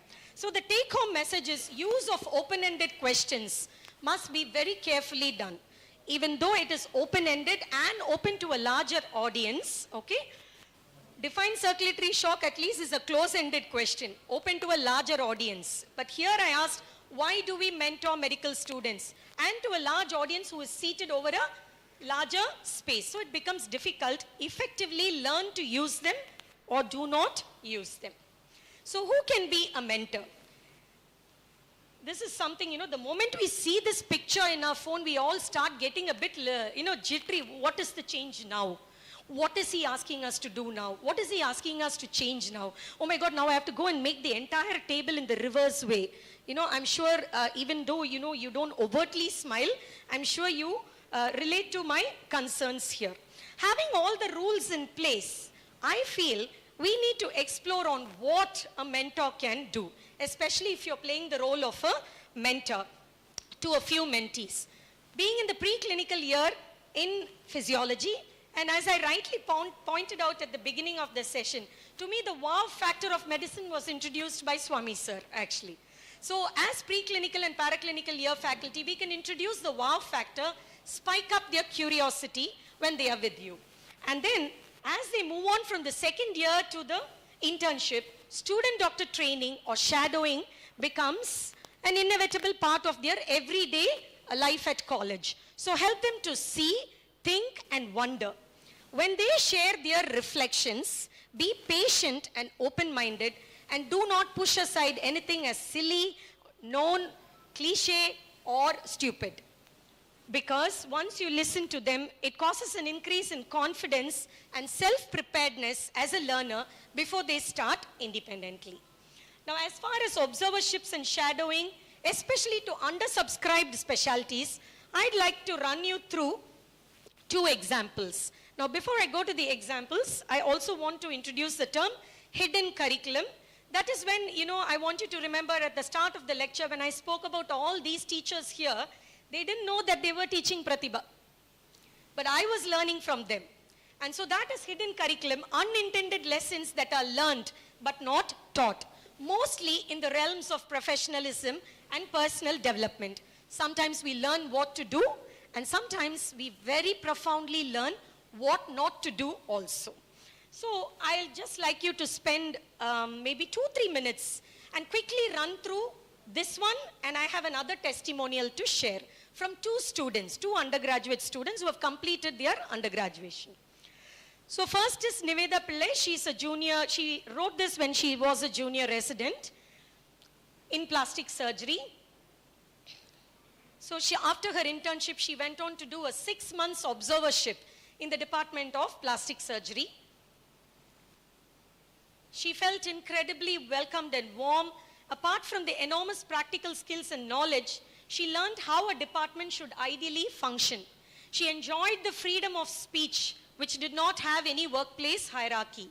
And I witnessed how happy and whole everyone was, irrespective of the longer working hours and unexpected increase in workload. And that quality is something I wish to take back with me and hopefully put into practice someday. So this is what Dr. Niveda Pillai, who performed her observership for 6 months in plastic surgery, had to say. Followed by Dr. Gayatri, who is a junior resident. She did her observership in the Department of Pediatric Surgery because she always wanted to become a pediatric surgeon. So she says she is greatly indebted to the surgeon who took her on rounds, teach in detail about the approach and management of each case. And apart from teaching about the case, she found the way he interacted with patients to be very inspiring, and the mentor had also given her immense confidence and encouragement in her areas of strengths. And she says when we get first-hand experience to work with someone who has crossed the difficulties already and learn from their experience. So this is something I want you both to consider. Both of them are successful pediatric surgeon and plastic surgeon, one in the US and the other in the UK, currently completing their residency, looking forward to meet them someday. But they say this is something that as faculty, as a preclinical faculty who taught physiology, they reached out to me. And this was a little step that as a department we took in starting this observership in less known specialties where they could go and work, have a try, figure out it will suit them, or take a back seat if it is not going to suit them. And fruits of mentoring, when you see them do well, is extremely very rewarding.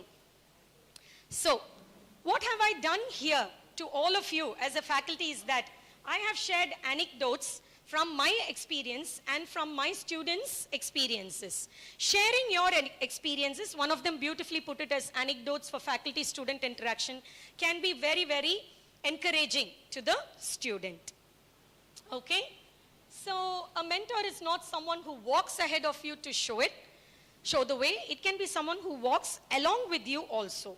But does it always have to be you? Should it always be you? A hall full of teachers, so we can openly answer. Should it only be you? So this is when I want you to read these two testimonials very quickly. Akshaya, 2021 batch, so she's just currently in her internship, but she gave me this testimonial based on her first year experience.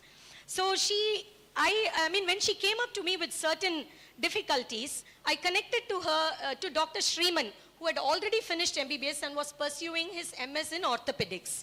So she had a chat with him and found out that she could talk both academics and non-academic problems like travel time making her tired. She didn't have to worry about the impression she was making because it was a senior and not her faculty, and so who she fears a lot. And I'm unsure if she's unsure if I'm completely getting the right details because it is only her senior and not her faculty. And this is Jeffrey, who came up to me telling me, ma'am, is marks important or is understanding Guyton important? This was the question he came up to me with. And I connected him to Dr. Anish, senior to him by 5 years, who came to me 5 years ahead with the same question.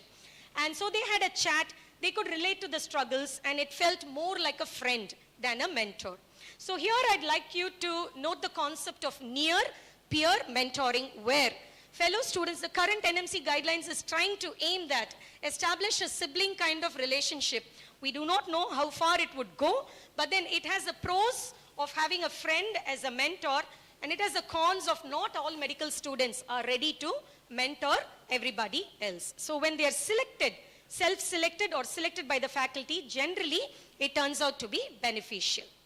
A little activity to break the monotony now. Pull out your notepads. Now all those of you who wanted to use your notepad and I stopped you from doing it, I'm sorry, I'm giving you an opportunity to use your notepad now. Pull it out, draw a circle. Please draw a circle. Don't ask me any questions. Just draw a circle. Now I'm going to ask you to create an object in 30 seconds using this circle. But it is not that easy, or it may be, okay, you know. You cannot draw a sun, a flower, a smiley, or a ball. You can draw anything else with this circle.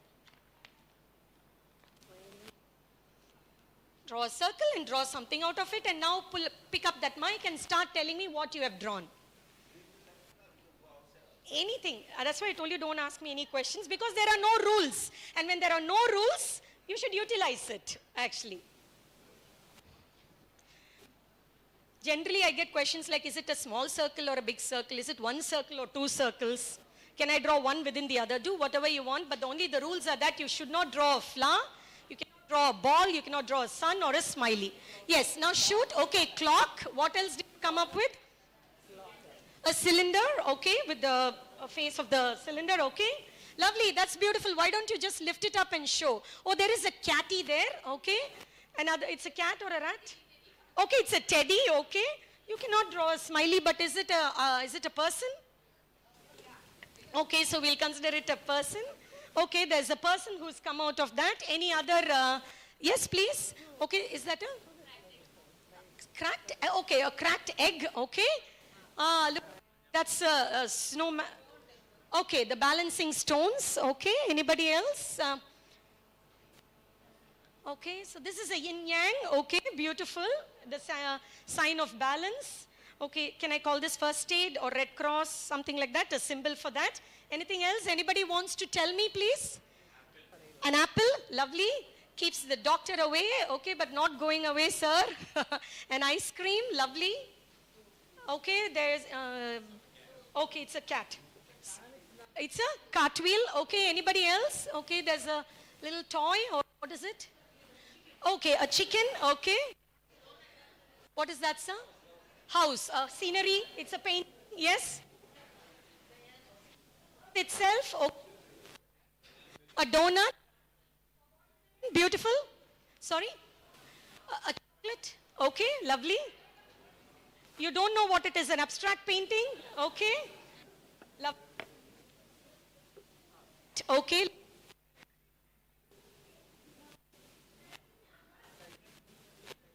So now why did I is to tell you feedback and in mentoring. Okay, I need to come closer to move on this slide. Okay. Promoting inclusive practices. Okay, so we have a earth or a globe, okay, and the number 2 itself generated from circle, minimalistic, right, lovely. So this is to tell you that each one of you came up with your own idea. How can you have one strategy for feedback, one strategy for mentoring for all the 250 or 150 students? One size does not fit all. Take into their learning styles into consideration, take their disabilities into consideration, take the sexual preferences, socioeconomic status, family problems, promote inclusive strategies. Speed mentoring, this is something like speed mentoring. We took up one concept of mentoring and feedback, and we have small tables we are going around. The other way of doing speed mentoring is at the end of internship, if they want to choose a career, we can put one specialty in each table and the students can go on a timed mentoring visit to each table. Every 10 minutes with a surgeon, 10 minutes with a physician, 10 minutes with an oncologist, 10 minutes with a basic sciences teacher. Speed mentoring in 1 hour, you cover a set of students moving in small groups. So for various. The last but not the least is reverse mentoring, where you must be willing to learn from your student, where they can teach you what's new while you can share your fine wisdom. But I must agree, I had a lot of challenges in the last few minutes with all of you to break through and to convey what I wanted to convey. So it isn't easy with 250 or 150 students with high ratios, lots of students and less faculty. Time constraints with the entire schedule being packed in 11 months. Technology gaps, you know, they have the phone all the time with them. There is a huge screen out there blocking you and they're busy watching what's there on the screen. And a generational gap. So I have continuously aged, but I continue to teach first MBBS students. And the gap between me and them has largely widened, and it isn't easy. It tests my patience, it tests my physical stamina, and I must be accepting of it and try to find ways. So one last activity for which I'm not going to let you sit because I've been standing for 30 minutes. So I thought I'll make you also stand for a little while.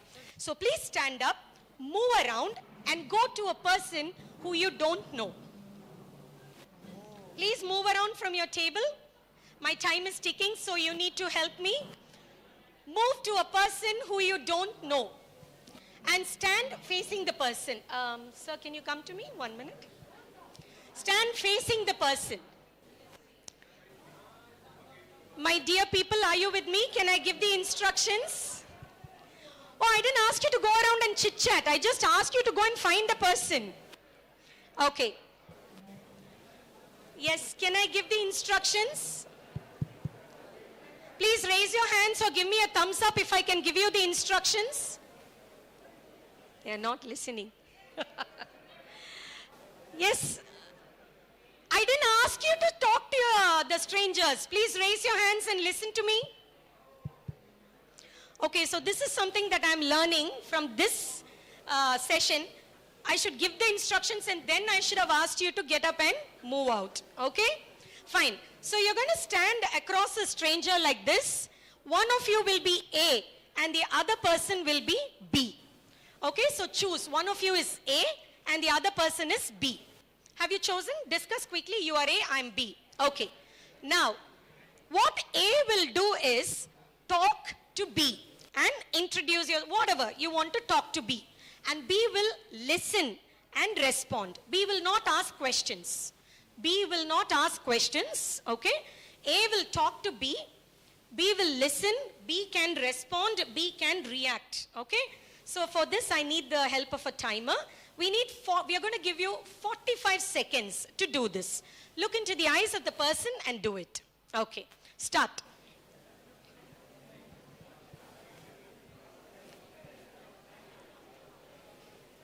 Find a stranger, please. You both can do it if you're not strangers also.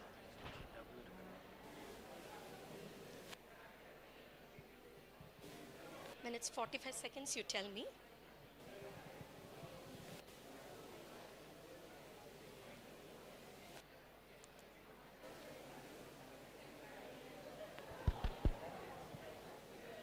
Okay, so we'll stop now.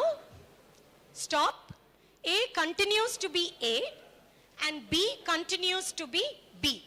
Now I want all the B's to listen to me very carefully now. A will continue talking to you. A will continue talking to you, but you should not react, you should not respond, you should not smile, no talking, have a still face and keep looking at them without any emotions. Still face, no reacting, no responding, no talking. A, continue to talk, 30 seconds.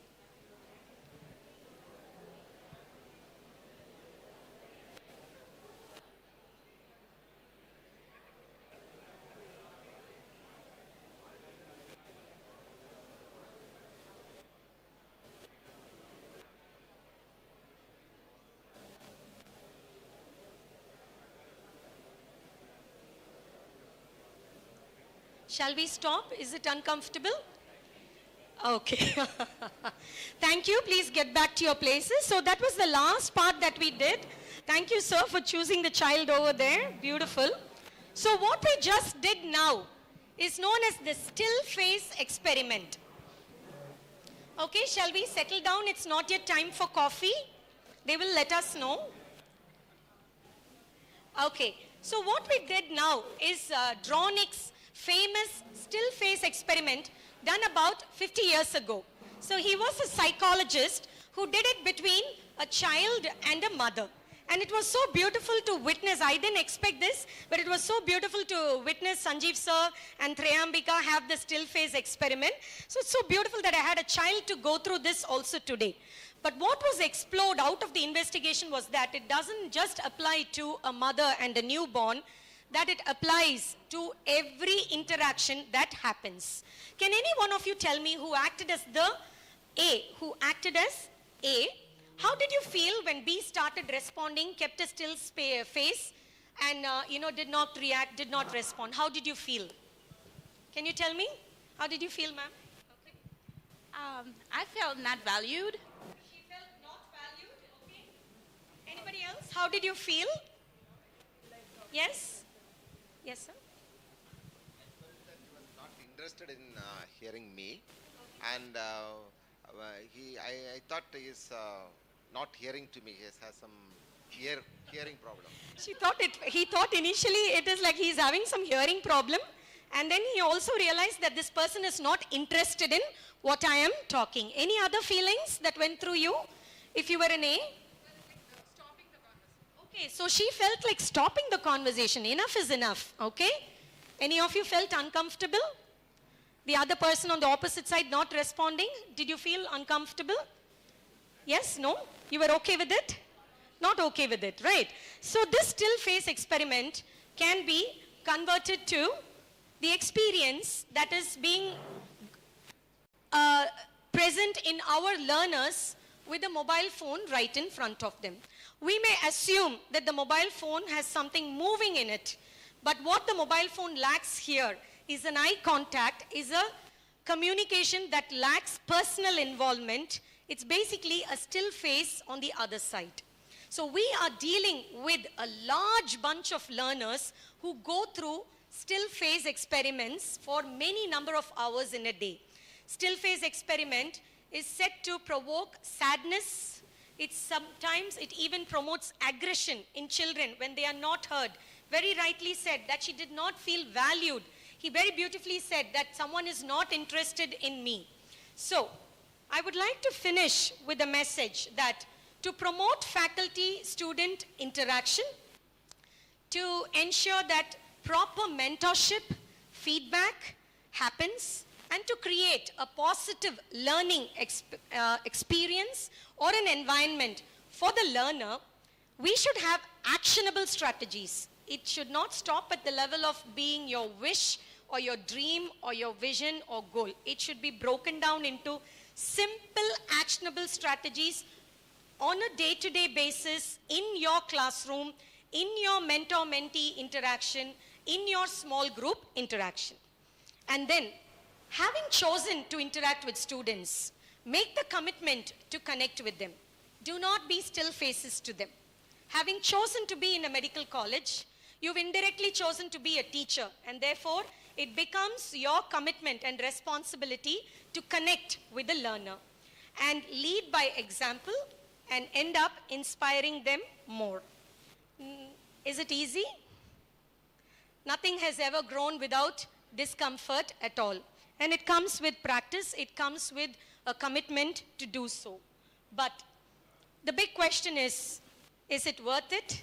And to me, in the last 15 years, it has been totally worth it. Thank you one and all for your patient listening. Thank you, sir. As a mark of honor, I will stand up and conclude this session, madam. So, ma'am has gone through the sandwich model of feedback, and then she has explained the importance of mentor-mentee program, and with very much interactive and excellent talk. So please give her a good clap. So she was a wonderful talk, ma'am. Thank you, ma'am. Thank you, ma'am and sir, for felicitating the resource person, Dr. Muthu Pradipha ma'am, and the chairperson, Dr. Suresh sir. I invite Dr. Shobha Kumari ma'am, Professor and HOD, Department of Physiology.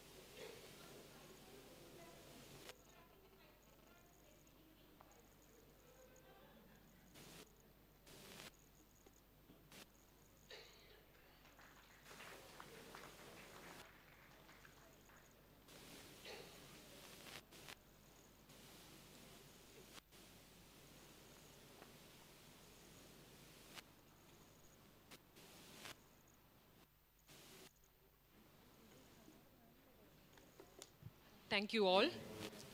Now we'll have an interactive section. I hope you all remember the lauds you have taken in the morning. Most of you are sitting according to that.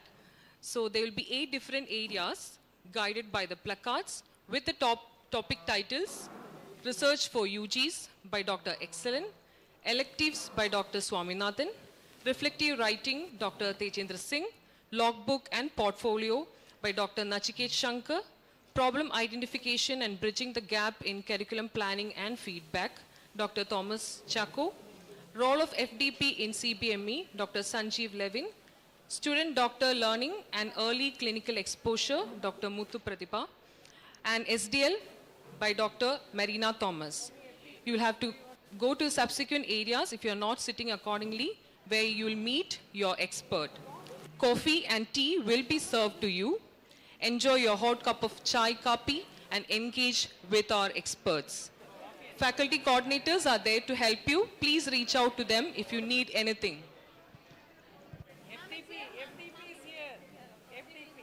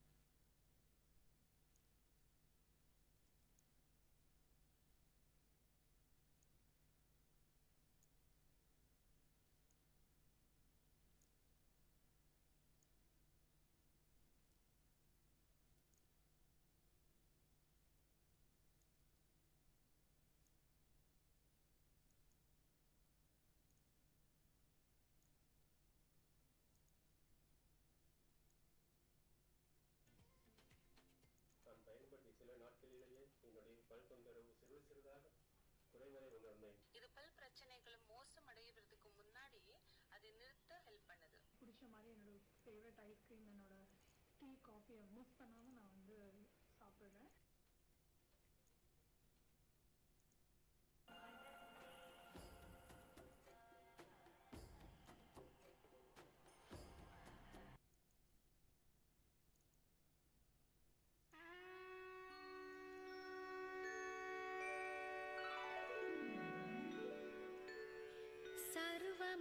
सर्वमङ्गलमङ्गल्ये शिवे सर्वार्थसाधिके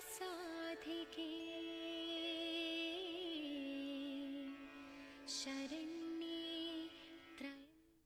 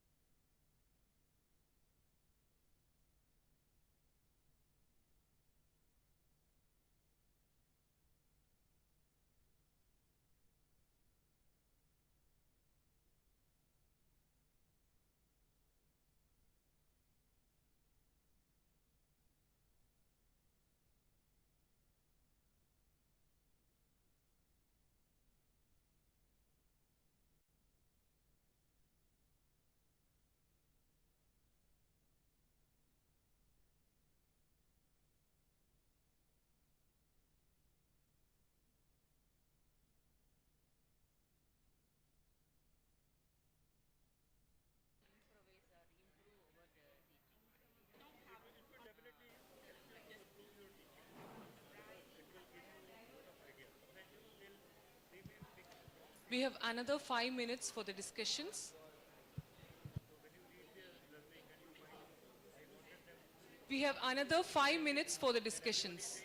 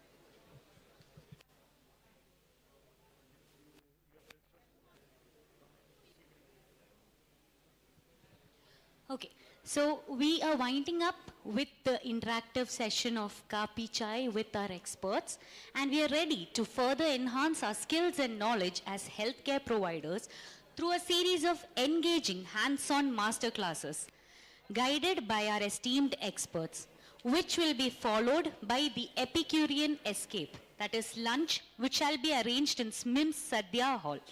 Buses will be arranged outside to the venue. We have 5 workshops, each having resource persons. The names of delegates for each workshop will be displayed. Please see your names and move to the subsequent venue. Workshop 1, Assessment Strategies in CBME, Moving Beyond Traditional Exams. Venue, Charaka Hall, this hall itself. Resource persons, Dr. Tejendra Singh and Dr. Swaminathan K. Faculty coordinators, Dr. Sajeesh S. Associate Professor Psychiatry, Dr. Sumina S. Associate Professor Pharmacology. Workshop 2, Patient-Centered Learning, Aligning the Medical Curriculum with Real-World Health Needs. Venue, Dhanvantri Hall, Basement 2, Medical College Block. Resource person, Dr. Mary Lina Excellent. Faculty coordinators, Dr. Diksha Pandey, Professor and HOD, Department of OPG. Dr. Vaishak, Associate Professor, Department of Community Medicine. Workshop 3, Problem-Based Learning, Making Students Interested, Active, Self-Directed, Lifelong Learners. Venue, Sushrita Hall, Basement 2, Medical College Block. Resource person, Dr. Marina Thomas. Faculty coordinators, Dr. Mookambika ma'am, along with Dr. Meka Samli, Associate Professor, Department of Pathology. Workshop 4, Giving Feedback and Academic Mentoring in CBME Curriculum Implementation. Venue, Council Room, right of this hall, ground floor, Medical College Block. Resource person, Dr. Thomas Chako. Faculty coordinators, Dr. Deepthi, Associate Professor, Department of Pharmacology, and Dr. Ashmika Nair, Senior Resident, Department of Community Medicine. Same floor, Council Room. Workshop 5, Ensuring Effective Communication and Certifiable Skills in CBME Curriculum. Venue, Demonstration Room, Department of Anatomy, ground floor, Medical College Block. Again, same floor, right of this. Resource person, Dr. Nachiket Shankar and Dr. Sanjeev Levin. Faculty coordinators, Dr. Vishnu Ashok, Professor, Community Medicine, and Dr. Suhaina A.S., Associate Professor, Department of Pharmacology. I request the faculty coordinators to please guide the delegates to the venue. Also, please note, we are expecting to start our afternoon session by 1:30. After the hands-on workshop and lunch, we request all to assemble back in this hall by 1:30 p.m.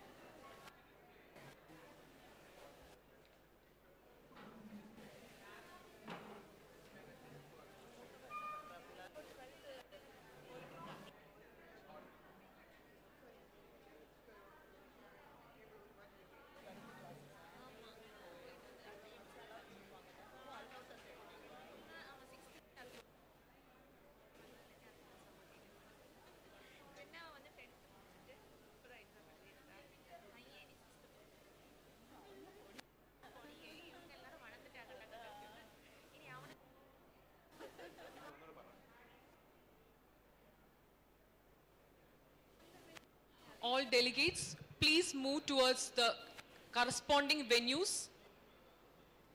Your workshop will start now.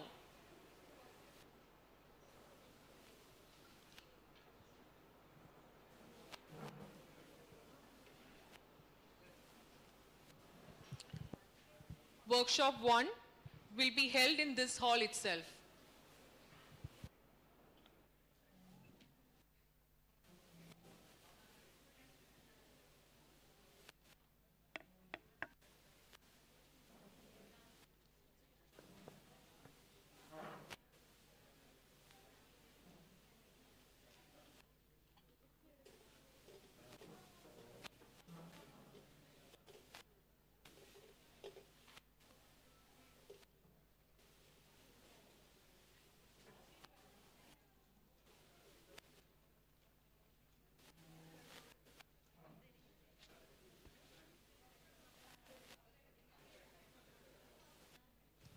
Workshop 1 delegates, please settle down.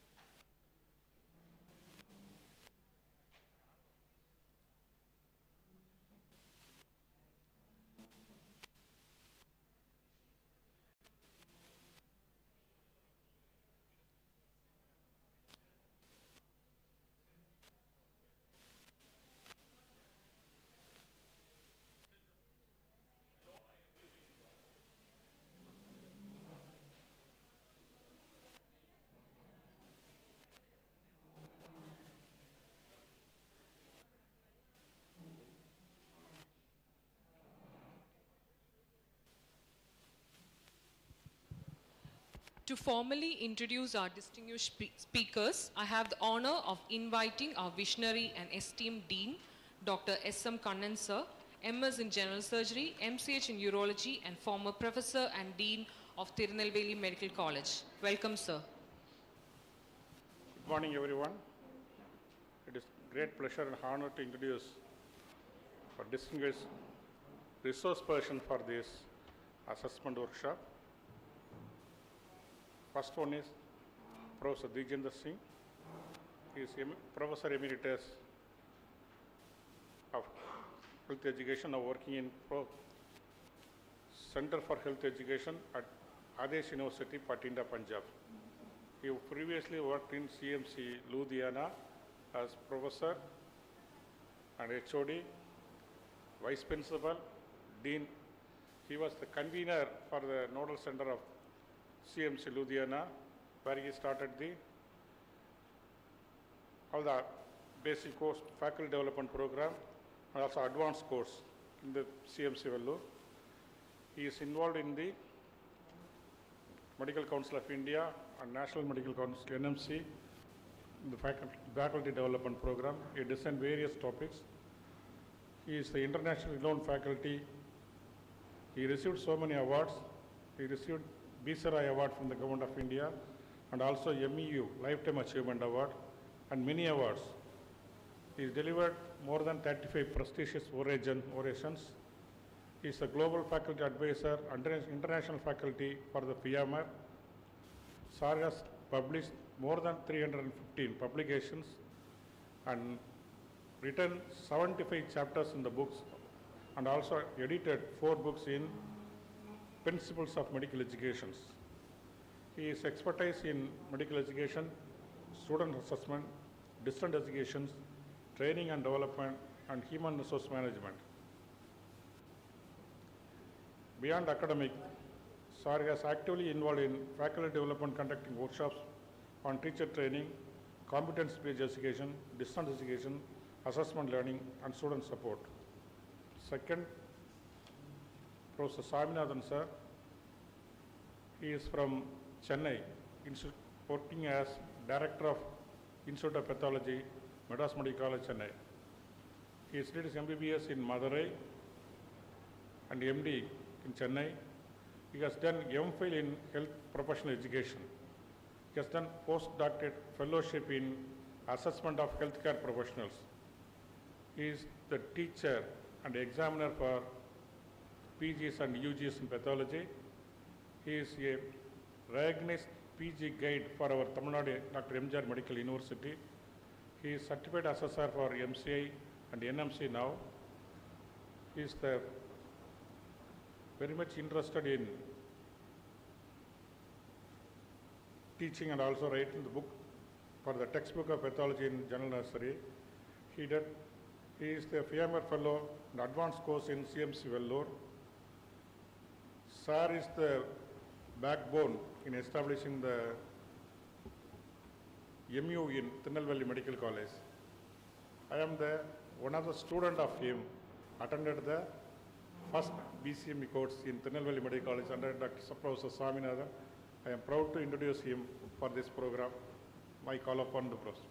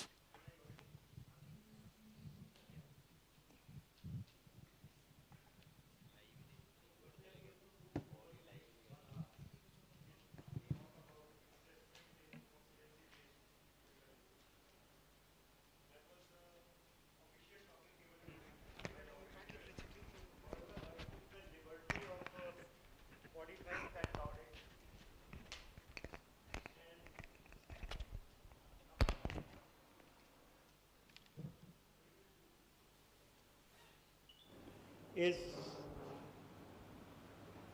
to look at assessment strategies in competency-based medical education, looking at the traditional examinations with a different lens. So in other words, I'm not going to come out with some new assessment method, some new examination method.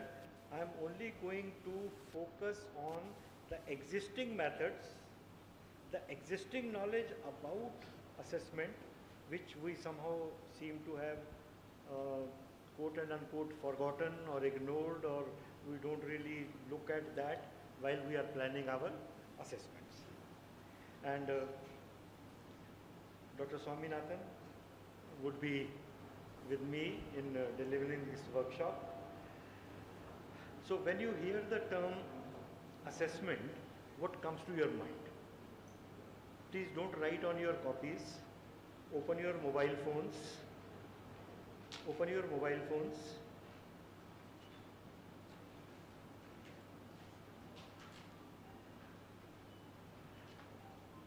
Log into this site, menti.com.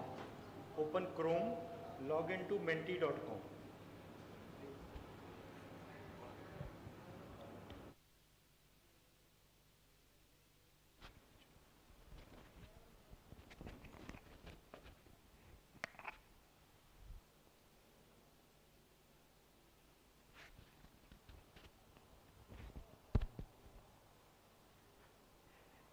And in the place provided, please write that code 12494822.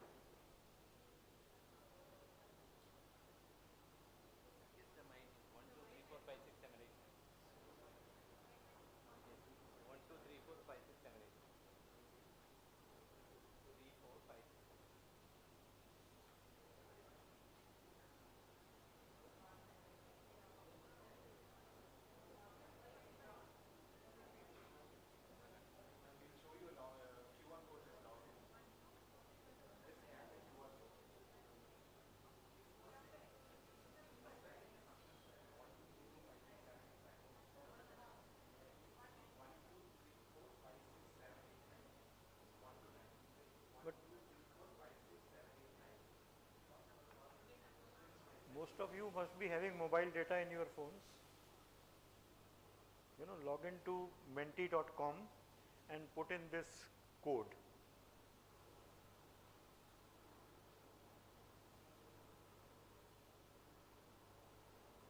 Done?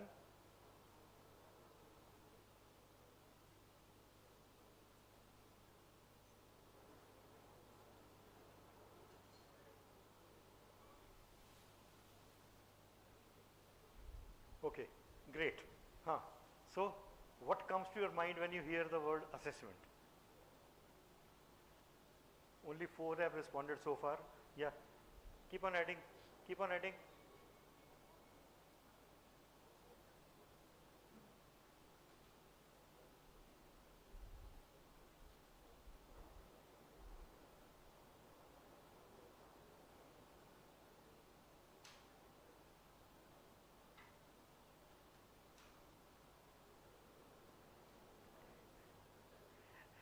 And I want your own inputs, not your neighbors. So don't discuss. Don't discuss with your neighbor. Want your own inputs. You are not identifiable, so it doesn't matter what you write.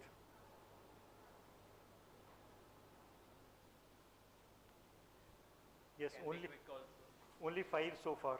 Yes. Please add on. Say that again.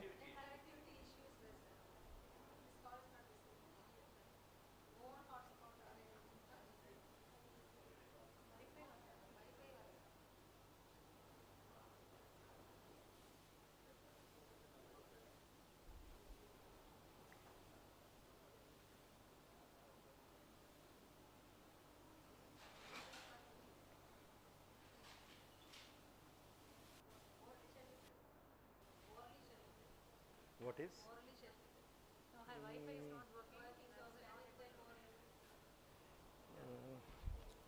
Maybe what I can do is, there's another connection also. No?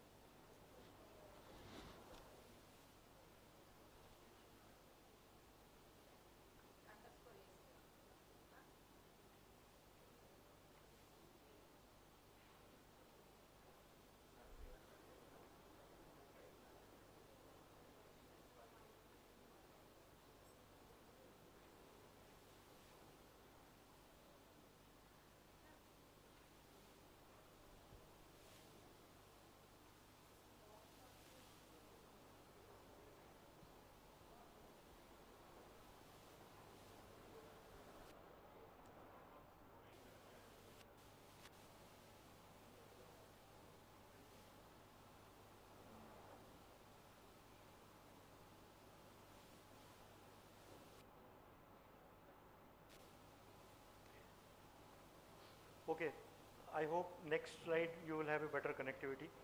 So what happened in this particular instance, that most of you wrote test or examination.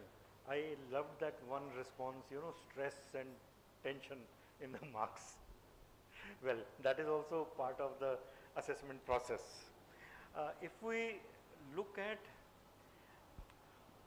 what we are going to do in this session, then we are going to look at the role and the function of assessments, right?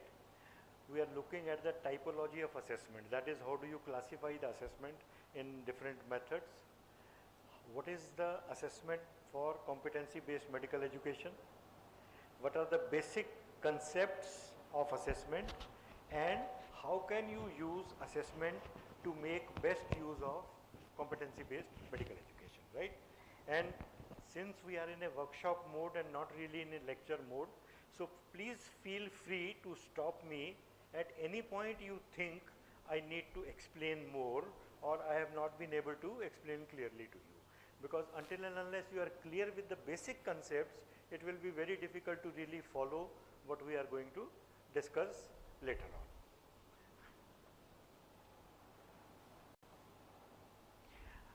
Now, contrasted to the responses that I got from you, test, examination, what the learner learned from us, stress, and so on, the definition of assessment as given in the literature goes like this. Can you read it, ma'am? Just a minute. Mic, take mic. Mic to mic.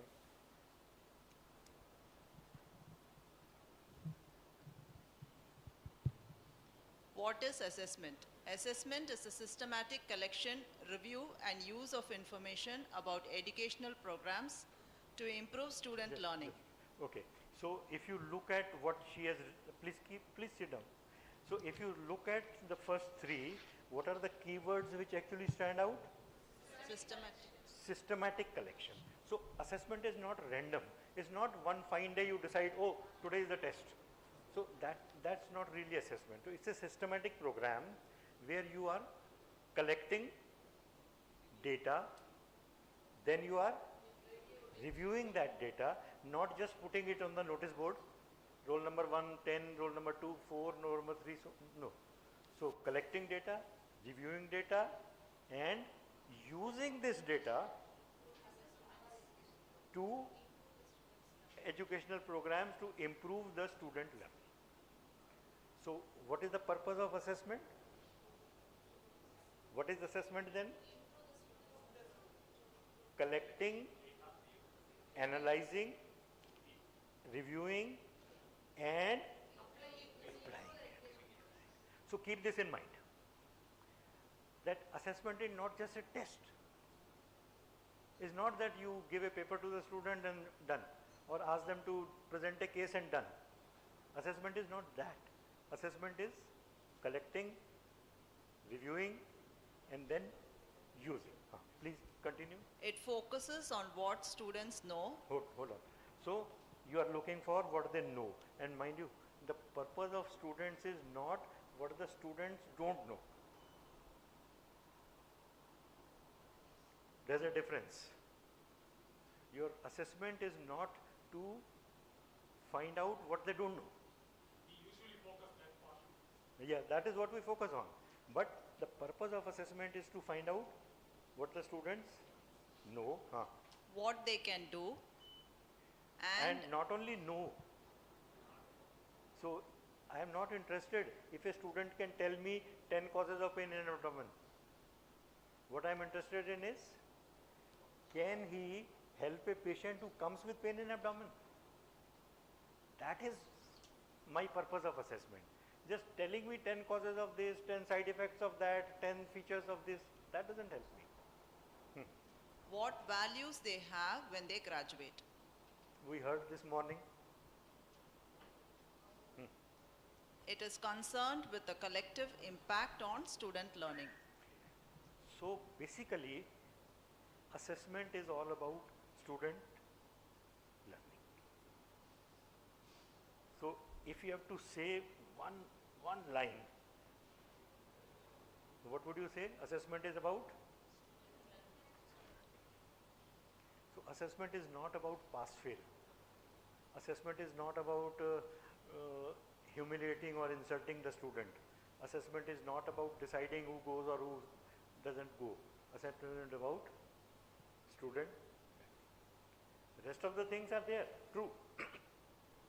But the primary purpose of assessment is student learning. Okay, thank you, ma'am. Now we heard the purposes. Now based on these purposes, how can you classify assessment?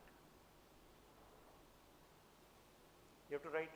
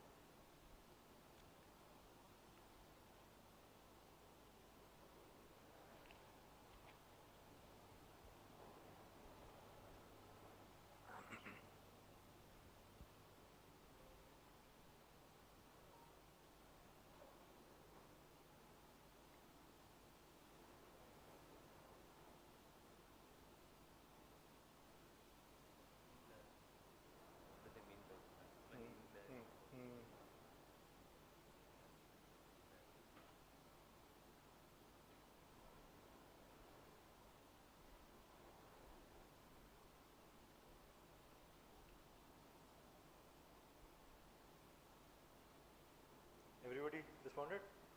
Or someone left? Okay. Most of you have written formative and summative. I mean, that's the most common way to classify assessment. There are many other ways also. And in fact, our purpose today, or rather our focus today, is to look at a totally different classification, and that is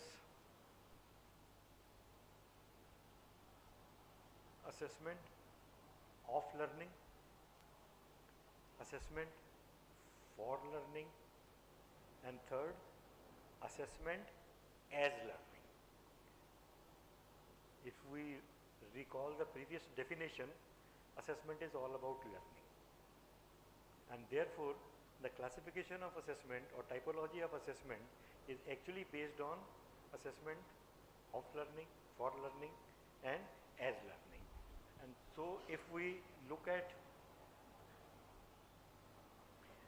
the typology, what it stands out is that assessment of learning, or what you call summative,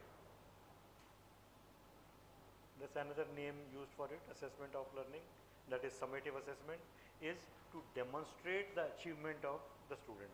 How much has the student learned? Second is the formative, which is also called assessment for learning. That is, you are using assessment as a tool for better learning. And the third one, which has actually emerged recently and is becoming more and more important, is assessment as learning. Now, with this three important type of classifications, let me now invite Dr. Swami to tell us more about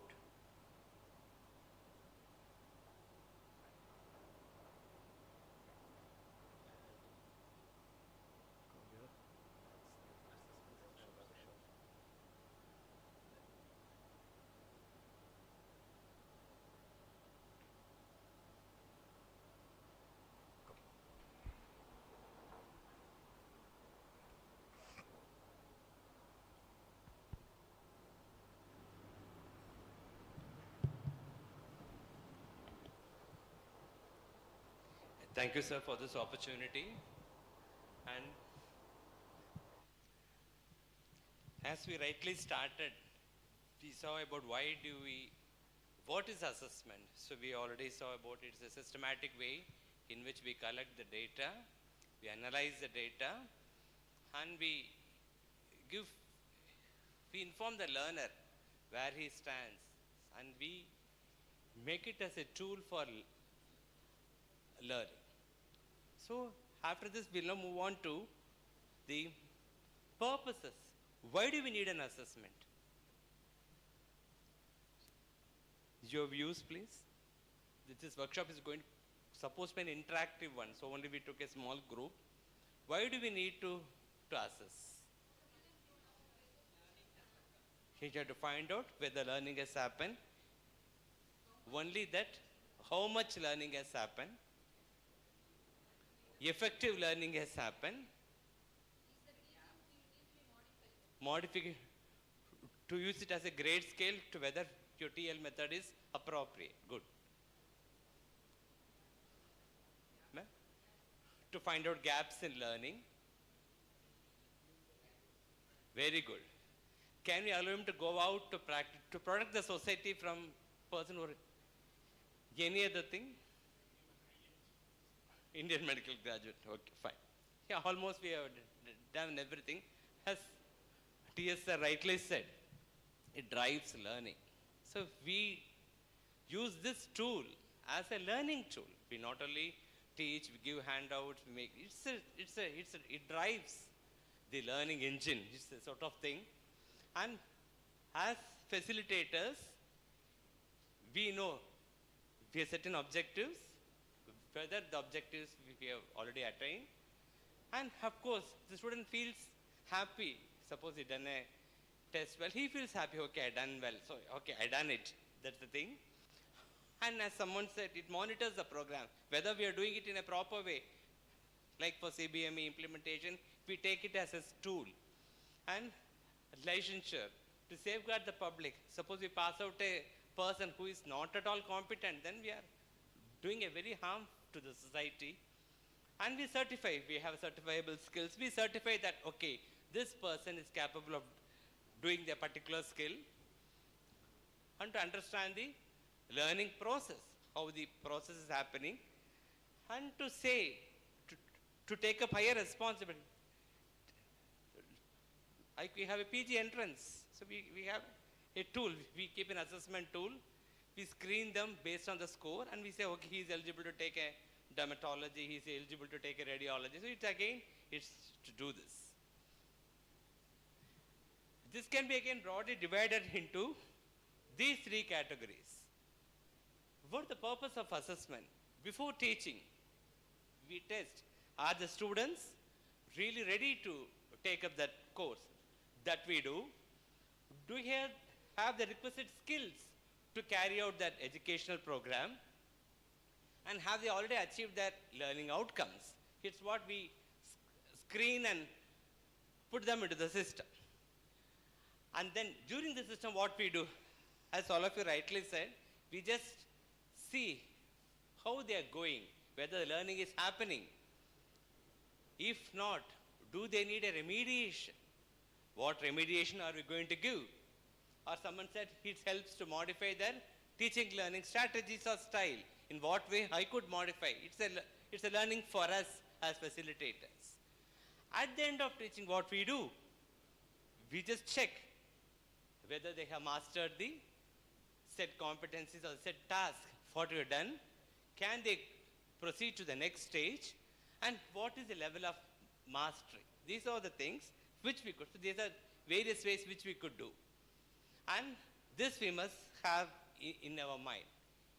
We should assess what we teach, and we must teach what we assess. So normally whenever a syllabus is given to us by the university, what we do? We try to, what term we use? Suppose there's a syllabus in front of you and there's a 12-month period. Any term we use, what term we use? No, what we use, we tend to cover the syllabus. Is it covering or uncovering? Actually, we must uncover the syllabus. We must not cover it, no? So that's unfold it. So we must, that thing we must use. So we must teach what he what is there and other thing. Okay. This Sarah has already said the difference between assessment and evaluation. Evaluation is mainly to find out whether the program has achieved its proper outcome. It's a sort of daily feedback we take in a workshop. So we say, we have planned it with some other idea. When we get a feedback, we just know, okay, it does thing. So we already know assessment is to increase the quality, and evaluation is to judge how well, what level we got. And this, you himself already said, assessment of learning, and sorry, something's gone wrong in this. So the assessment for learning are your formative assessments, your internal assessment, continuous internal, lot of terms we use where we sequentially we assess the learner, and the important backbone of formative is what? Suppose I want to say, this is the important component of formative, what will you all say? Feedback, yes. So, any assessment which doesn't have a feedback, don't call it as a formative, it's called a test. That's just given a test, that's all. And assessment of learning is what we call the summative assessment or the judgmental, where we say that he is fit enough to go and he is not fit enough. And assessment as learning is a very important concept which is coming in, which we as educators have to inculcate into the minds of the learners. Here, we use this assessment tool because we already know the first slide itself, sir, clearly said assessment is learning.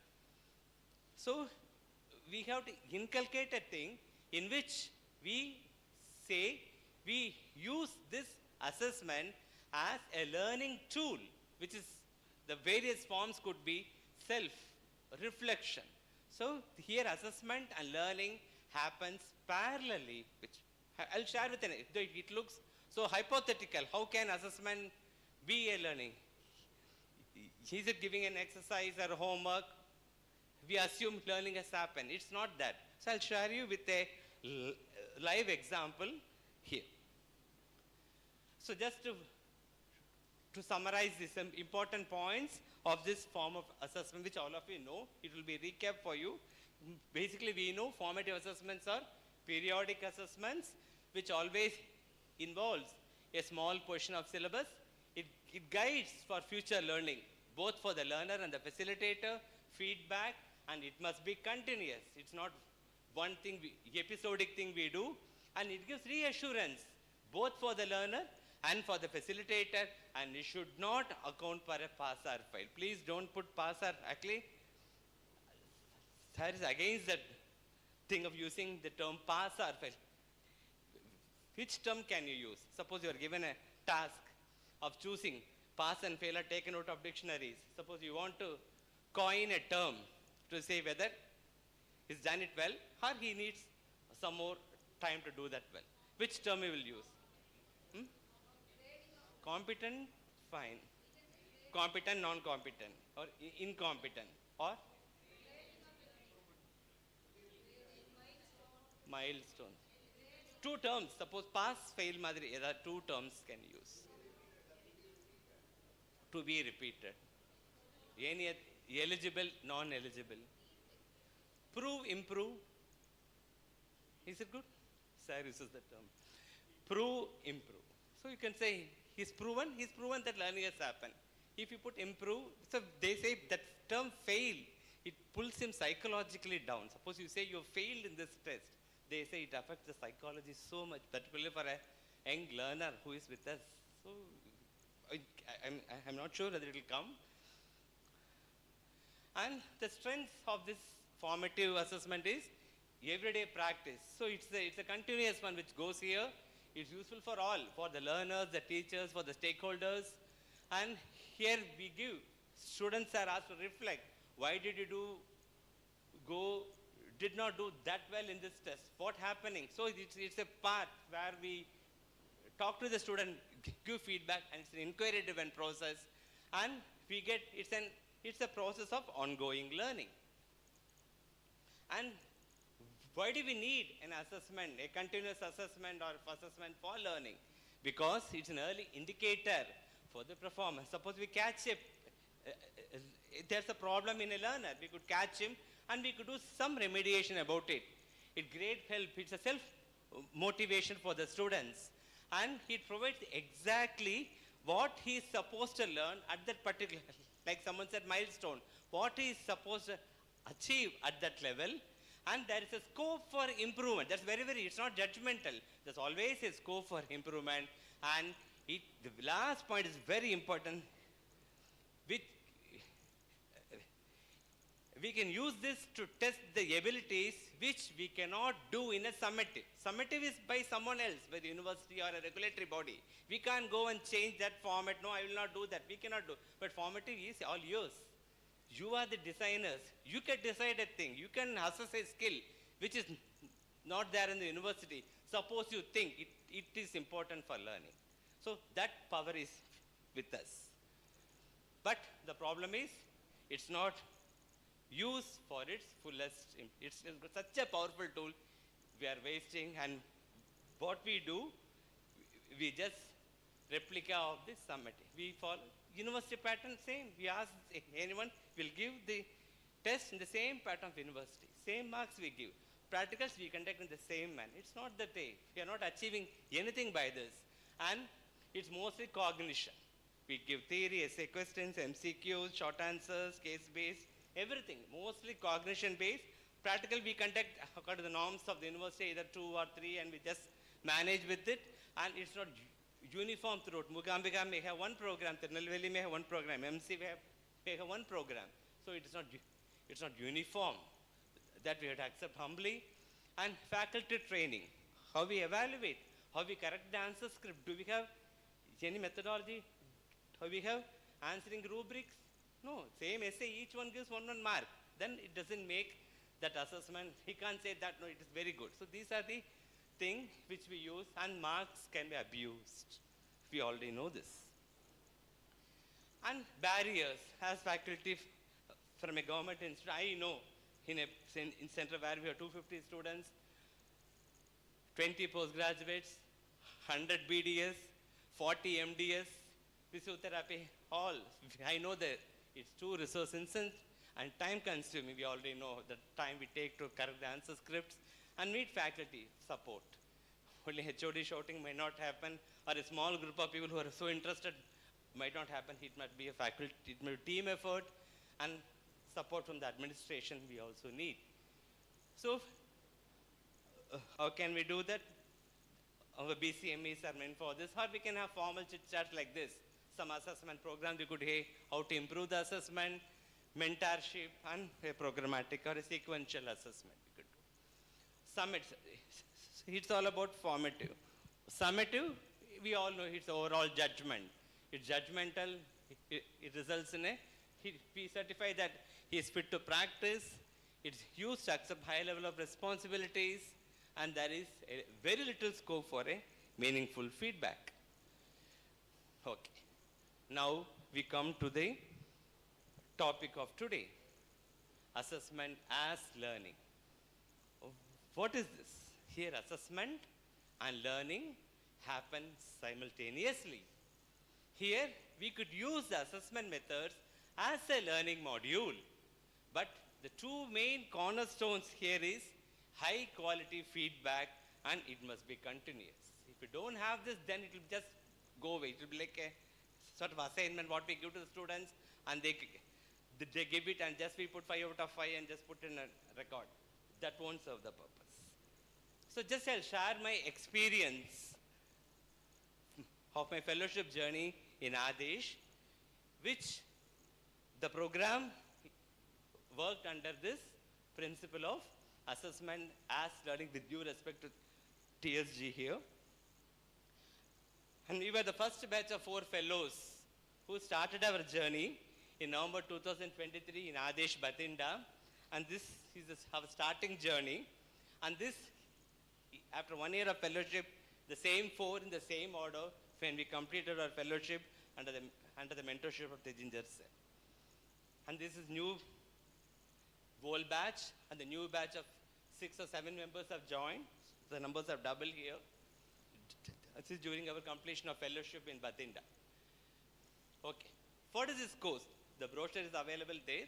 So this is a capacity building program in which we use, the main concept is assessment as learning. It harnesses the power of assessment as a learning tool, and it uses the near peer teaching, as the previous speaker pointed out in mentoring. Peer teaching. We fellows, we teach each other. We learn from each other. That is very beautifully crafted here.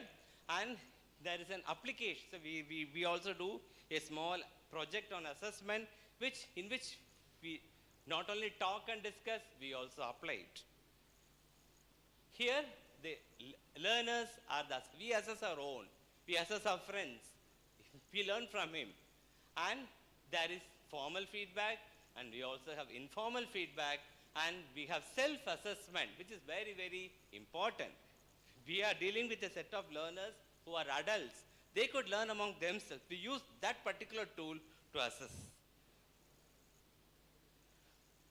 What was done? Here, the tasks were of higher order thinking skills. Most of them will show you examples. Most of them were problem-based tasks. And here the major strength were peer feedback, where we are tagged with a peer. Once you put up when the assignment is given, he gives on a particular timeline, he gives a feedback. He gives a feedback to say what were the thing needs improvement, which is not clear, which was very good. Both, all the things are given, and major role for reflections. We reflect what we achieved, or what happened to me, what is all about it.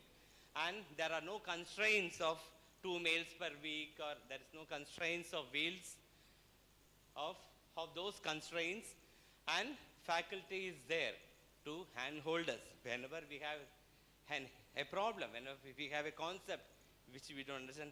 We have a faculty with us who will come, who will intervene and help us out. See, a small snapshot of one of our assignments. So it was on assessment as learning. So we give some scenario like this. And then we are asked to reflect upon what will you do when you are faced with such a situation. Something like this. Or it could be based on your learning experience. You already submitted this much amount of assignments, and what do you feel based on your experience, something. So this is a sort of sharing our own experience, which could be positive or which could be negative also. Planning. This is very, very, suppose you are they give you a task. Suppose you are an NMU coordinator. You have to devise a program. What will you do? What factors will you take into opportunity? So these are very, very, they make them think in all the 3 facets. And peer assessment, as I told you, it comes like this.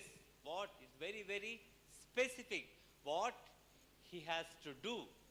How he has to assess the other learner's document. That's very clear, and we have to support it with the references in a proper way. We can't just say, very well done, your language is so good. No such comments. We have to be very specific for both criticisms. And the peer feedback comes like this. So he first says, like your sandwich, he says, how was the response? And he comments on the points which is not clear. And he says, disagreeing with this particular person, which makes both of them think. It's an assessment was given, an exercise was given, where 2 learners are starting thinking about the concept to make a refined concept. And again, some comparison or some appreciation also comes that the contrast was very flawless. Something like this. So a concept was given, and all the things in red color font. Here's the comment or the feedback which was given by a peer observer. Something like this you're given, but this point, so they have to, it's not like just going through pages. We have to critically read the document.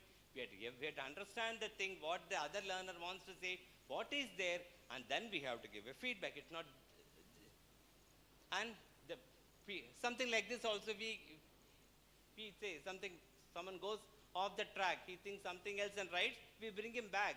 We say this is not correct, you have to go this, see this reference, you read this. Something also comes. And we also put it that, suppose if you are wrong also, we say that. And faculty feedback. Excellent feedback we get at the end of the month session. Faculties, they intervene and they give a feedback with, you see, references. Some doubts.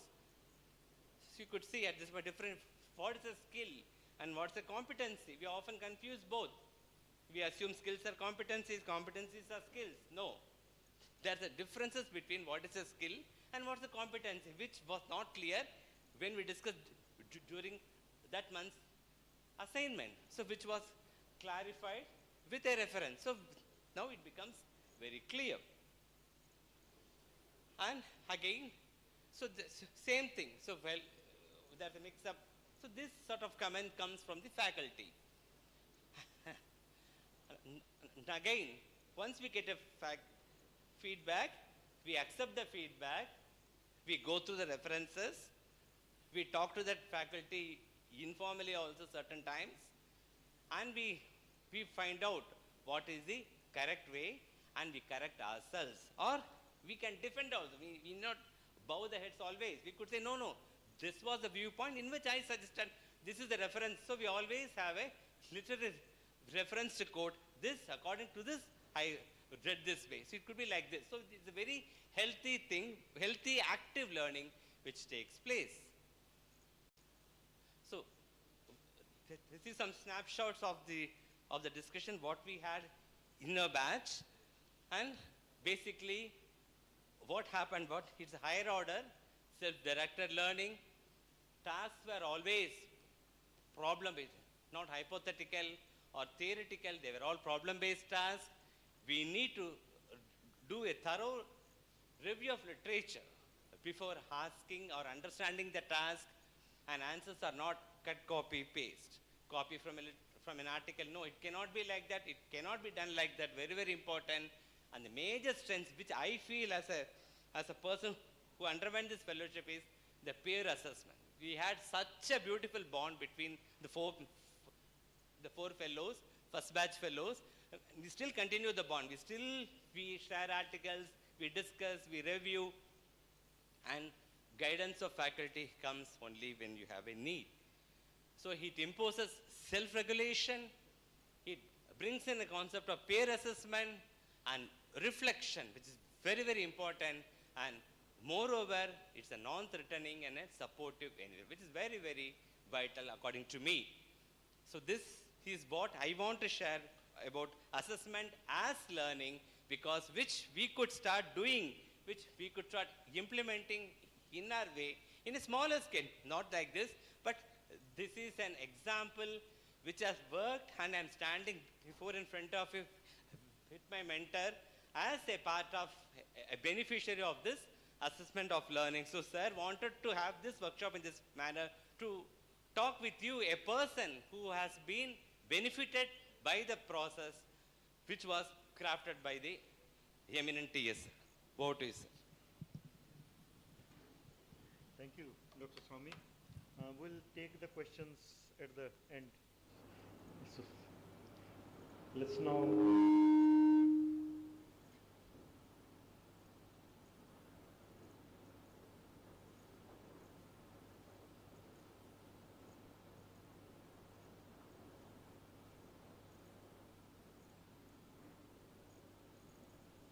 okay. So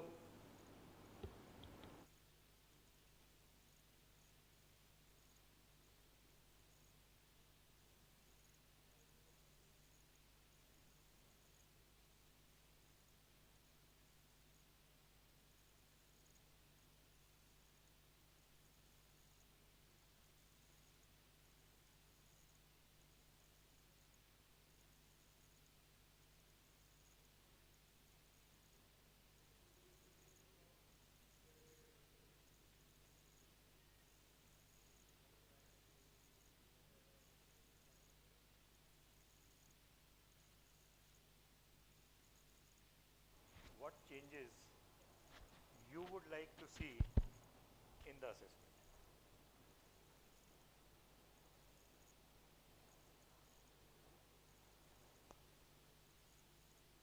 Start responding.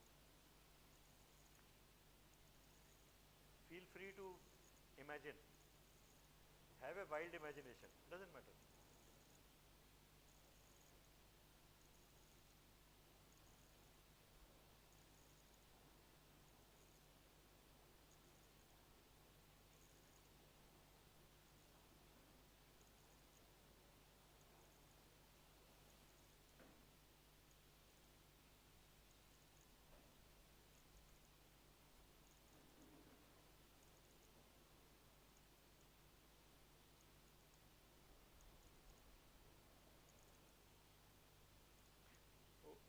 Whosoever has written reform, please elaborate.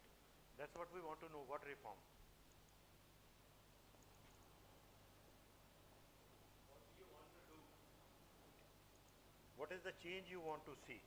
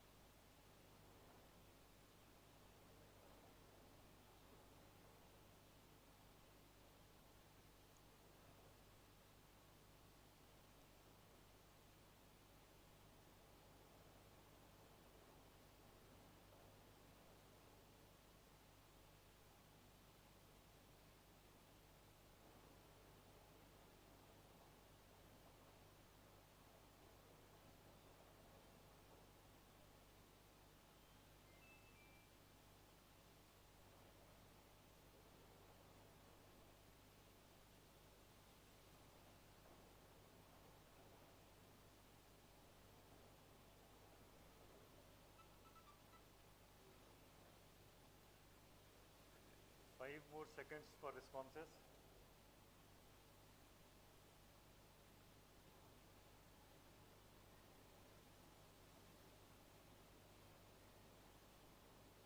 Okay, so basically what most people feel is that there should be more feedback. Feedback, effective feedback, feedback, and then skill assessment. Again, formative assessment. So feedback is an integral part of formative assessment. So basically we are actually wanting more of feedback to be provided both ways, the student as well as the teachers. Fine. Here is my list. So if I were to change, what kind of changes we would need? From easily measured, give me an example of easily measured thing. MCQs, OSCEs. 2, hard to measure, give me an example. Professionalism, communication, empathy. Okay. So don't just focus on easily measured things, rather focus on things which are really important. From simply providing grades to maintaining standards. From identifying failing students to helping all the students. And from standardized methods to authentic methods. So basically these are the changes which actually we need to make, especially in view of the competency-based curricula that we adopted for the country. We'll elaborate on some of these.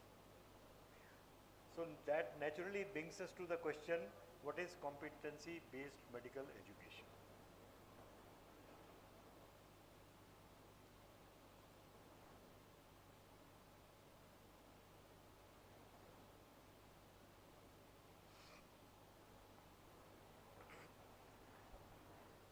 And it would be crucial to understand, because your conceptualization of CBME will decide what kind of assessment you will have. So we should be very clear when we say CBME, what do we mean?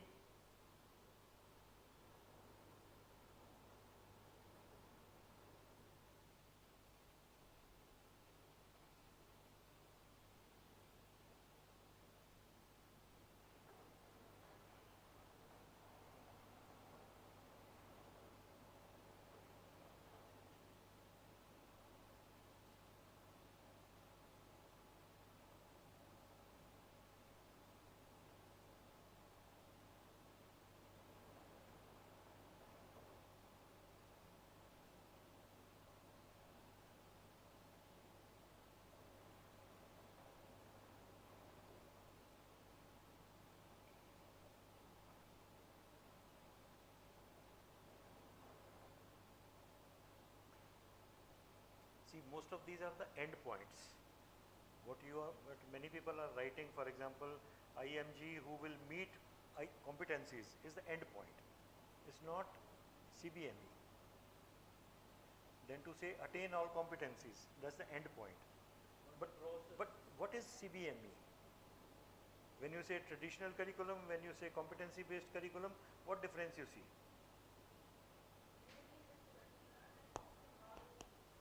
Say that again. Enabling the student to learn the necessary knowledge and skill level for his professional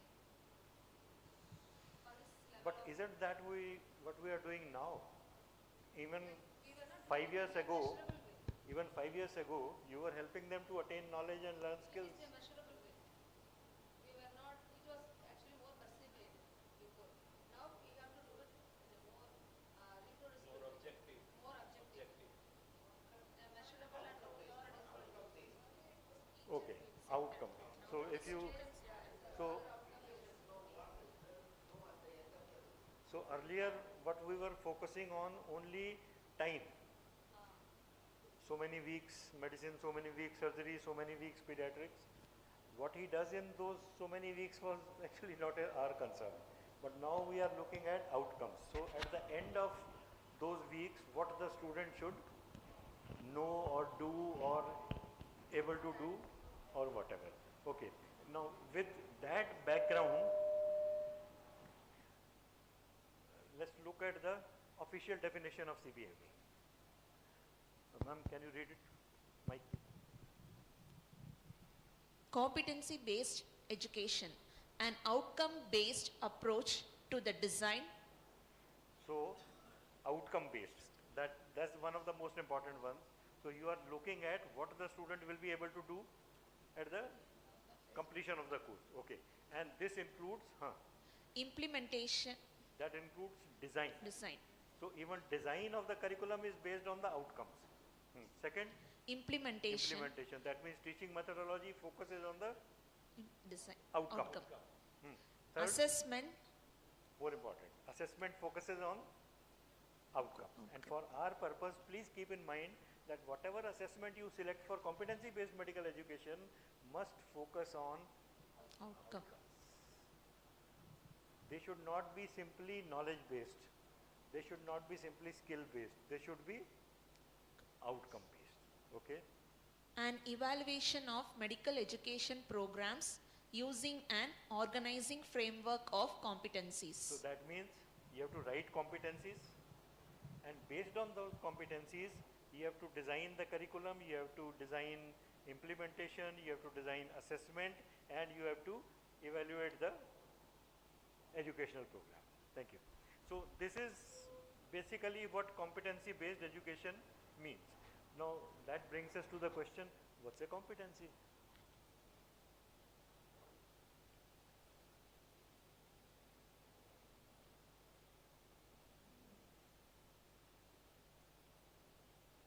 So what's a competency? And you know, that is the key factor. We are all saying competency-based medical education is based on competencies. And assessment should be based on competencies. Okay. Then what is a competency? Right.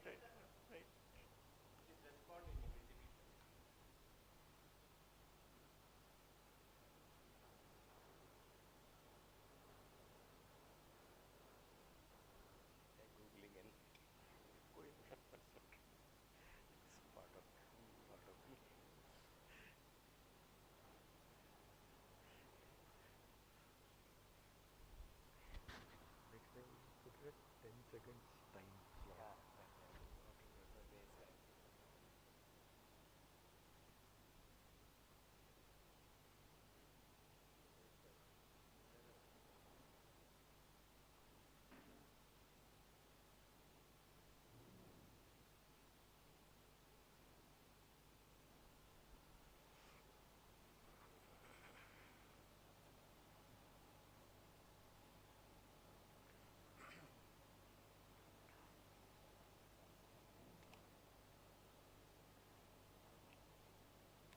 Basically, most of the things have come.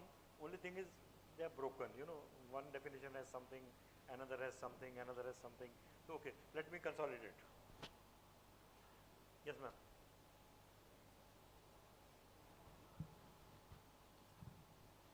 What is a competency? Competency refers. And please keep this in mind. What I have done, and in fact, I encourage all my faculty to print this and put it in front of their office, you know, because it should remind them every day, this is what is a competency. So keep it in mind. Yes, please go on. Competency refers to a healthcare professional's ability to effectively integrate knowledge. Wait. One. So Skills. what is the first thing to do?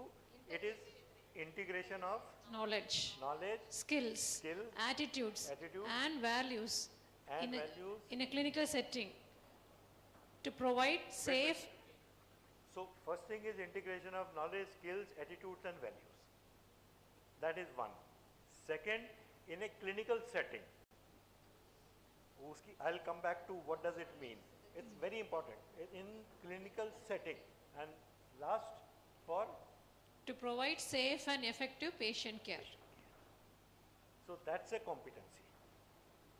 So that means competency will include knowledge, it will include skill, it will include attitudes, it will include values, it will be done at a clinical setting, and it will help in providing better care to the patient.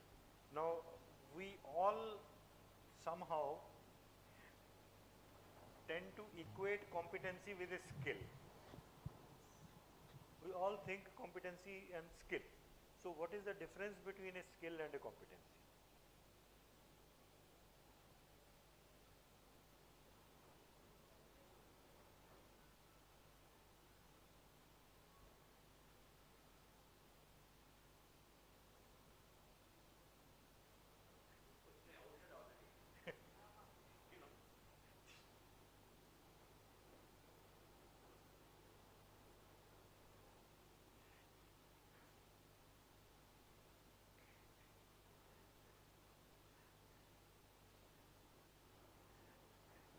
One of the hidden advantages of interactive teaching methodology.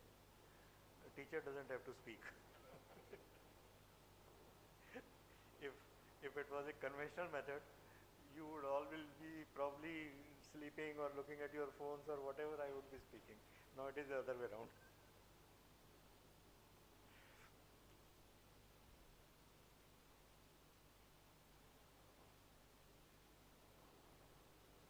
No, you have to tell me how does competency differ from skill? So are they same? No? So what is the difference?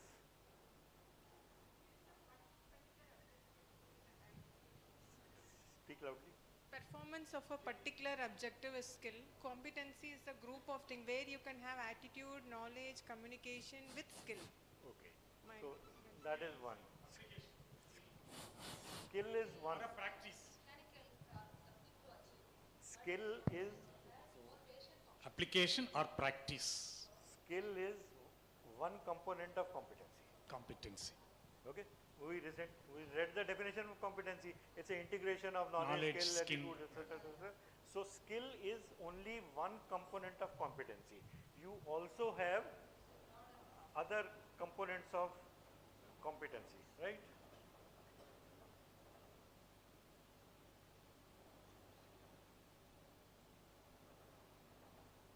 So once we look at it like this, that skill is different, competency is different, we know what is a competency. Competency should happen between clinical setting and it should result in a better patient care, then what do you think should be the difference between a conventional assessment and competency-based assessment?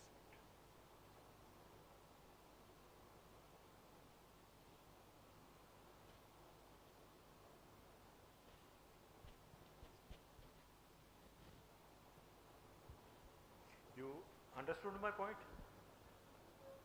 We differentiated between skill and competency. We know the difference between skill and competency. So till now we were assessing skills before 2019.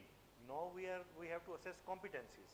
So what should be the difference in assessment between what we were doing earlier and what we should be doing now?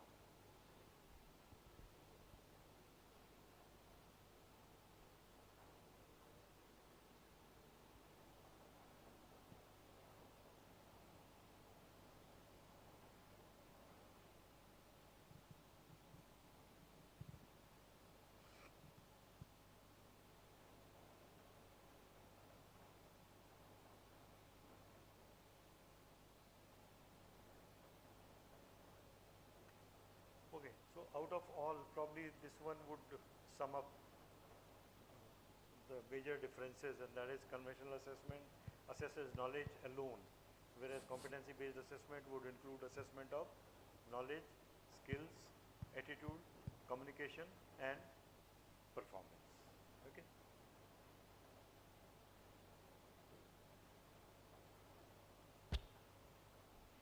Now, if you look at the key features of competency-based assessment, then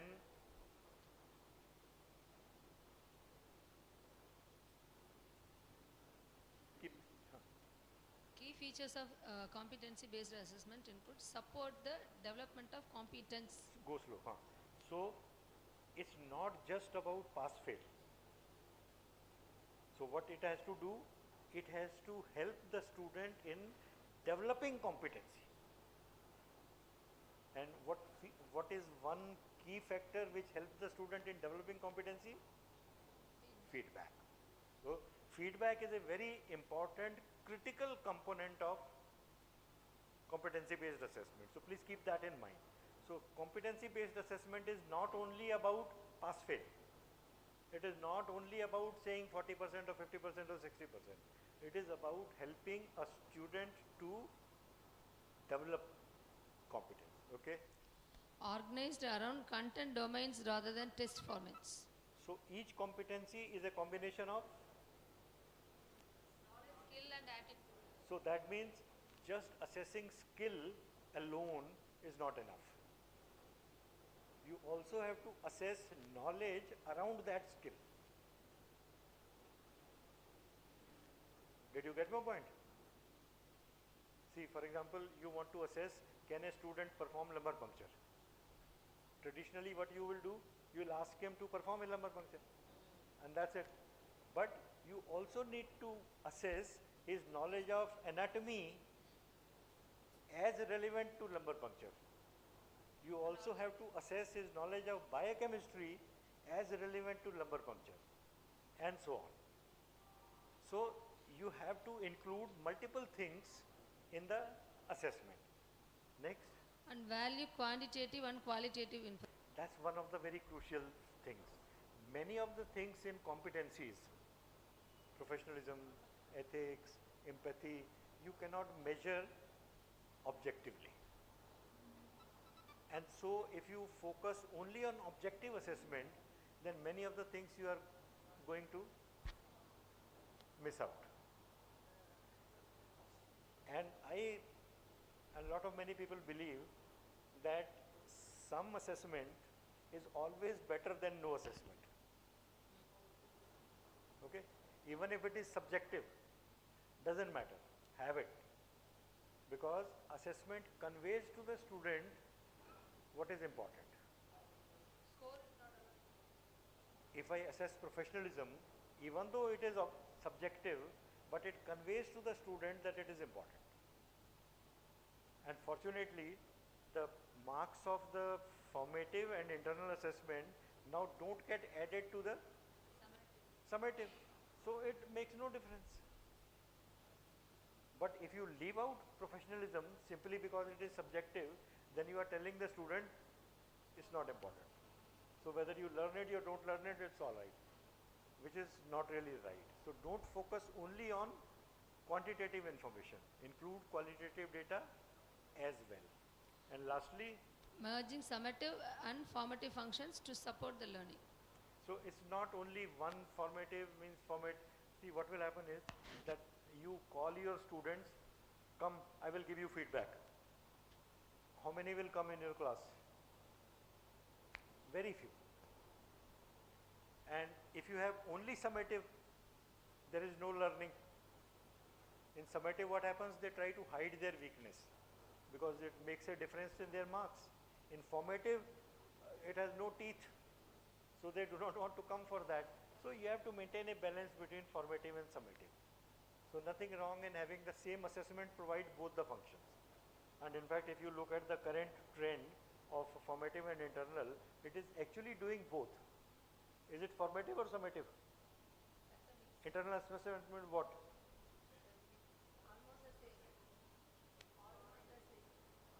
No, internal assessment is formative or summative? No, it is summative. Because it decides whether the student has to sit in the exam or no. It's an eligibility criteria, high stake hai. So it's actually a summative assessment. We keep on thinking internal assessment is formative, but actually it's not formative. And earlier, so the marks were added to the summative. So it was never formative. It was always summative. Even now it is summative because it decides whether the student goes or student stays back.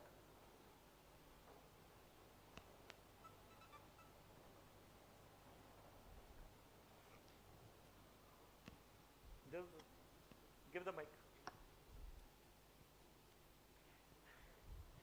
And here is the golden rule. And the golden rule says that there is no peculiar teaching method of competency-based medical education. It is not that you peep into somebody's classroom and you will say, oh wow, CBME. And somebody's classroom is traditional. There is no difference. Teaching is almost same. So what is the difference? Prerequisites. The effort in competency-based education should not lie in the design of instructional materials, but in the design of valid assessments. So what was the major difference, CBME and traditional? Assessment. And out of assessment, valid. Valid assessment. That is what you need. So naturally, it will bring us to another question.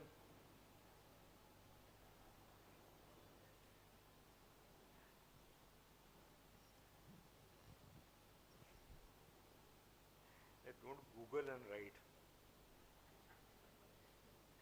No, because you can make out from the responses.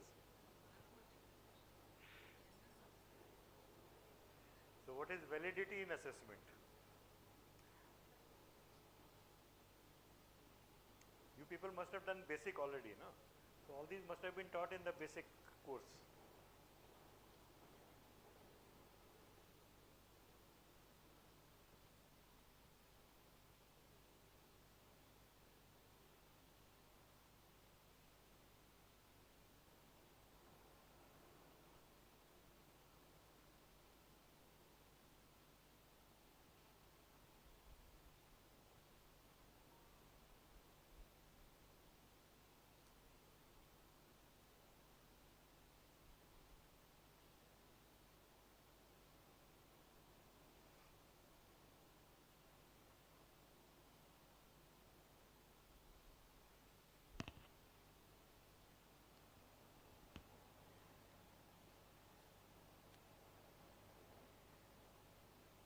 Broadly, I would agree with this definition, broadly, that it is the ability to measure what it should measure. Basically, that is validity.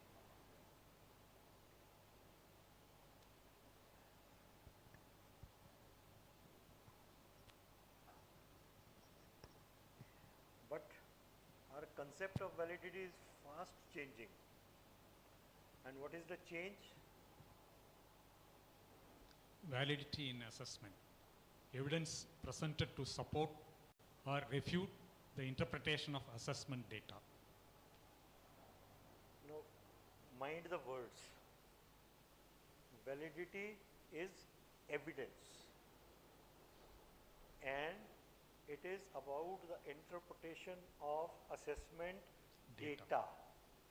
It is not about the tool. Keep that in mind. So MCQ is not valid. OSCE is not valid. What is valid? The result that you obtain from MCQ or the result that you obtain from OSCE would be valid or invalid.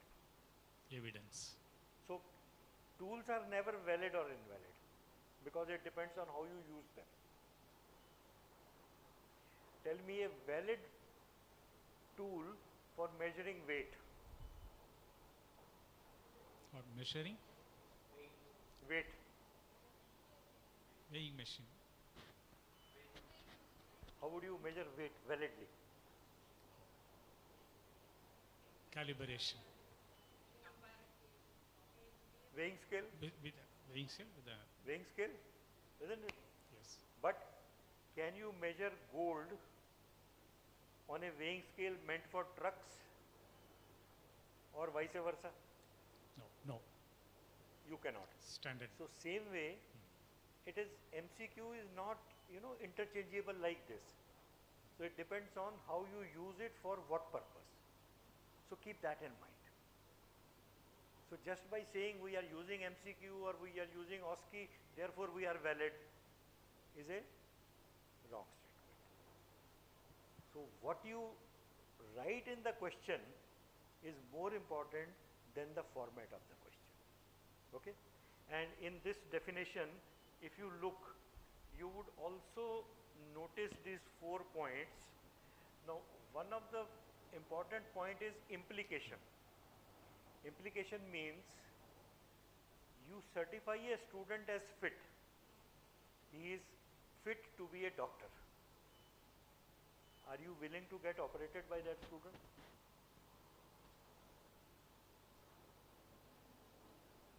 Nahin, nobody.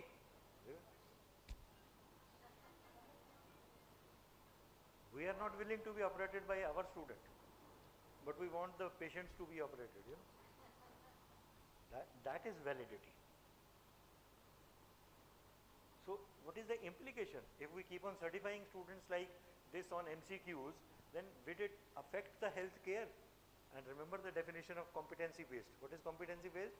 It will provide quality health care for the patient. So how will it provide quality health care? Only when you have a good assessment.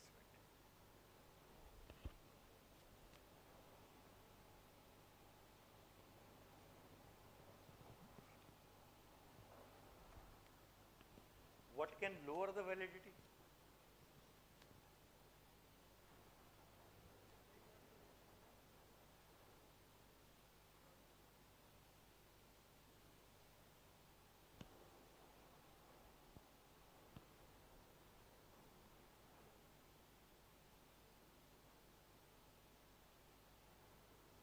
Stop at 1, we are between 10 minutes. We are already over.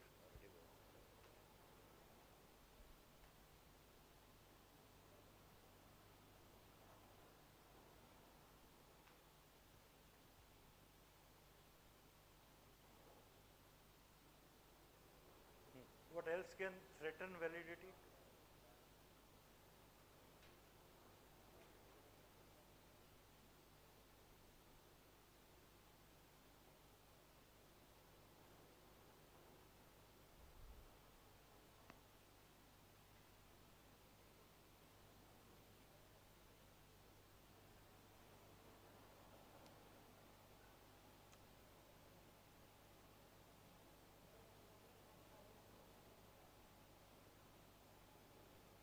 That's the best answer.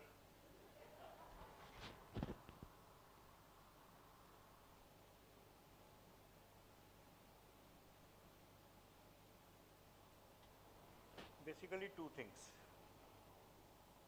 One, construct irrelevance. Without going into too many details, just a simple example. If you start marking the answer sheet on the basis of handwriting rather than on the basis of what is written, it is construct irrelevance. Okay?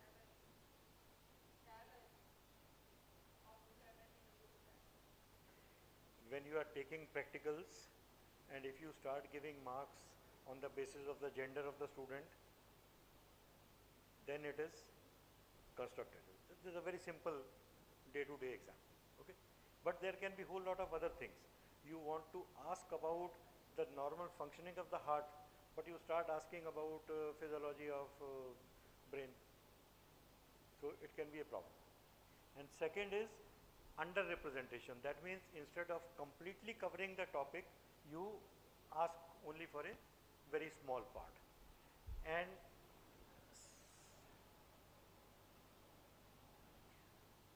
I'll come back to it. What is reliability?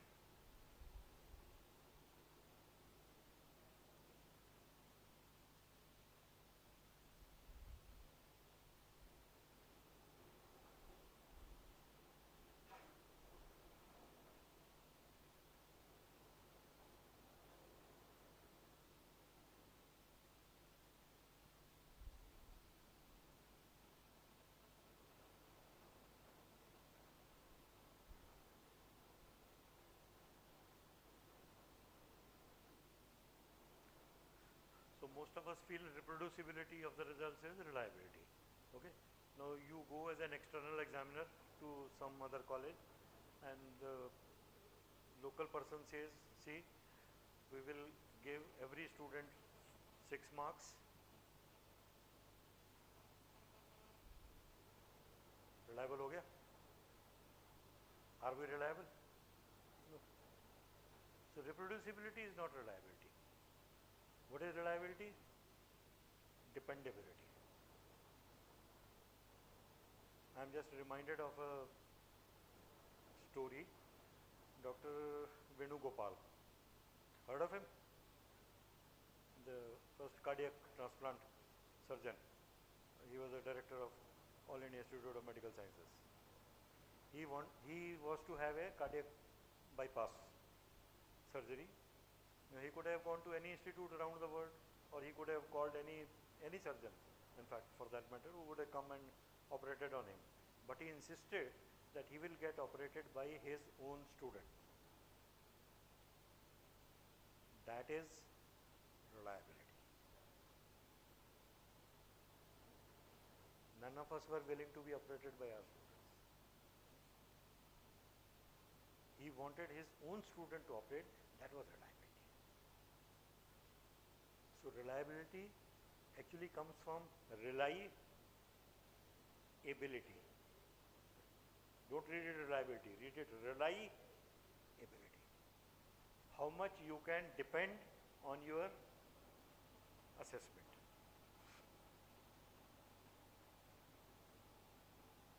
Again, like validity, it refers to the interpretation of the results, not the tool. So don't say MCQ are reliable or don't say OSCE are reliable. It is the result from MCQ or OSCE which are reliable or unreliable.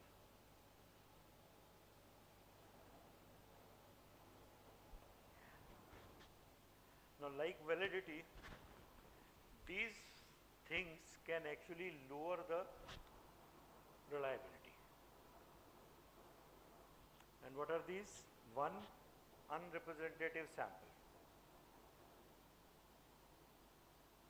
Many a times, and especially for PG papers, you read one rare case report in some journal and you start framing a question on that case report. Or some condition which is not, you have seen 2 cases in your whole life and you start asking a question on that. So that creates unreliability. Second, when the sample size is very small. So if you were to give only 5 questions at the end of 1 year, it won't be reliable. Too easy, which everybody can answer. Too difficult, nobody can answer. They lower the reliability. And content and context specificity. This is the most important thing you have to keep in mind. And what you need to keep in mind, that if a student is presenting a CNS case well, it does not mean that he will be able to present a upper respiratory case also well. This you have to keep in mind. Most of the examiners work on the assumption that we'll give a CNS case, and if he can do that well, he can do everything else well, which is not right. And so what needs to be done? You have to sample adequately. So blueprinting is useful for both validity as well as for reliability. And focus on the tool, not just on the MCQ or ASCII, or what you are asking becomes more important rather than how you are asking. So we'll stop here.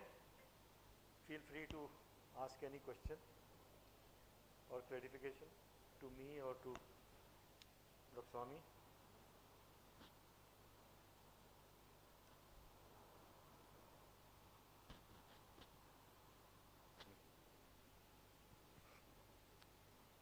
Sir, we have been talking about the competency assessment more we are covering. What I want to ask is, if there are only 4 or 5 faculties who are taking many classes, or if I am a HOD, I am taking very less class.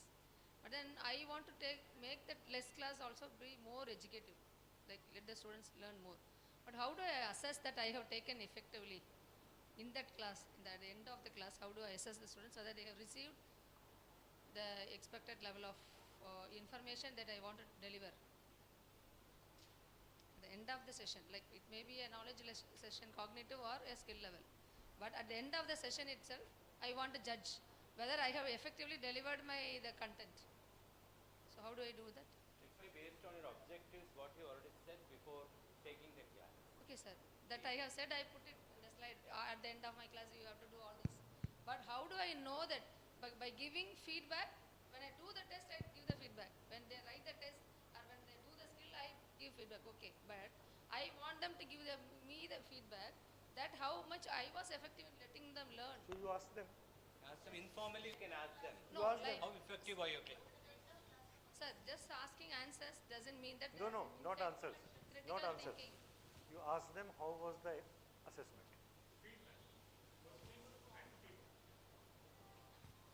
You can ask the students after your examination is over. I'm not meaning the examination. Classroom. Okay. After your assessment is over, you ask the students to write on a paper anonymously how was the assessment and what differently you would want next time. Sir, that is for assessment, sir. Before taking the student to the assessment, I like to ensure that we were all effectively teaching the students to learn.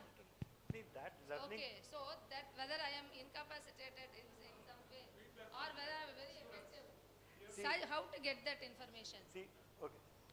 Actually, before put the thanks slide, you have to prepare 5 MCQs or 6 MCQs that students has to write in paper. We are keeping one size notebook for that also. So 5 questions they have to give the answer, and also the feedback. How the content was displayed, time maintained, what, and this slide projections, everything. Yeah, feedback. Ma'am, reflections. See, reflections are about how I did. Okay, so when a student writes reflections, he would be writing how did he or she perform in the examination. That may not help you. So you should write your reflections on how you conducted the examination. Yeah. You can.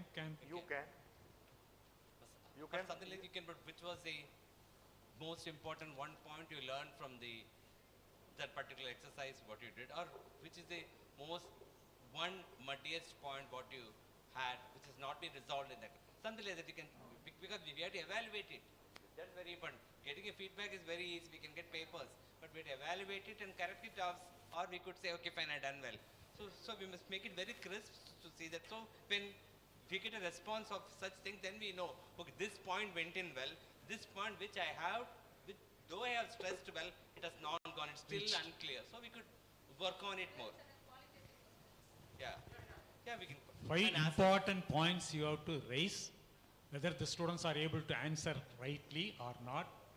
That shows how whatever you want to teach. Then finally feedback about your teaching method. That we have to do after every lecture class.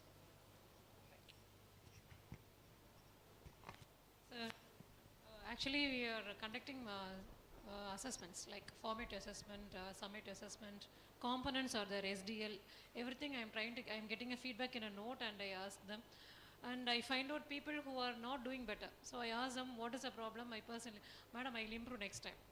Each and every time when they give the feedback, there are nearly 50 to 60 students. Each and every time they say, I'll improve next time. I'm not able to make them to improve the next. I'm not able to find out what is the reason there. The same students are there, not able to improve them. Even in any of the components, what should I do? Have you done? Suppose you found out some difficulty, have you remediated Yes, that?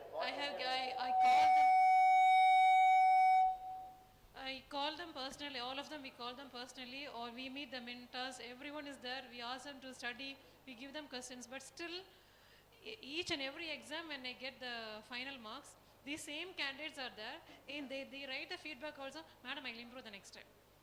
I'm not able to do what, is there anything like that in other colleges? I don't know how to improve them.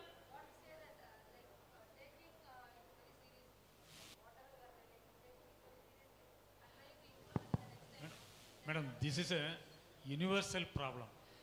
Today's students trend. So When the they thing get the is- MBBS seat, yes, everything is over. I am a doctor. They think like that. They are Actually, not sir, showing interest towards learning everyday reading. Receptivity is, I think it is gradually getting decreased. I don't know how the thing is there, but when I go for the final exam, we feel it very difficult. 2-3 things I can suggest. One is to teach them the study skills. You know, we never teach them how to study.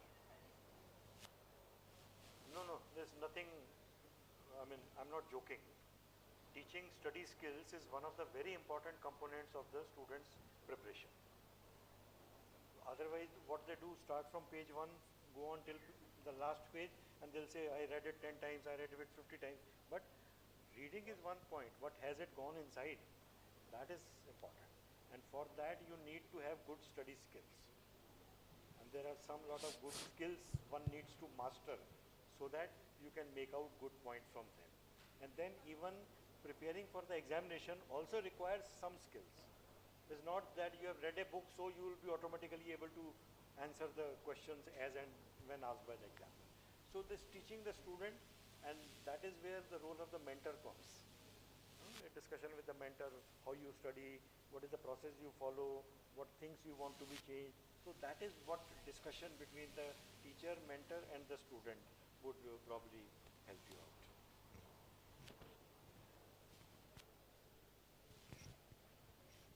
Sir, one thing is the assessment as learning was a newer thing, like I learned from this session. And the one thing I want a clarification, it's mentioned like peer assisted learning. So how far it can be applied to a 150 member of students? Who should be part of it? What should the size of the peer in groups can be done?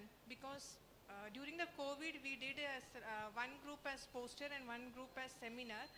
And we made the students as teacher to present and do. That's what was the understanding of peer assisted learning we did. Like I'm a biochemistry teacher, we did in a heme metabolism. So how far this can be applied to 150, because we are having the on-site classes here. So what Dr. Swami described can be easily applied at the PG level. That's okay. You have a lesser number of students, so 10, 15, 20, whatever.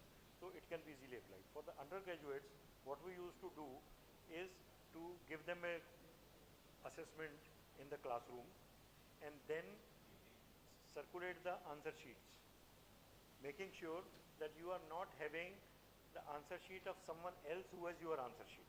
Okay. You get my point? Yes, sir. Huh? So you can ring a bell, play some music, just like passing the parcel variety. So your sheet should be somebody else. And then what I will do is to speak out the correct answers.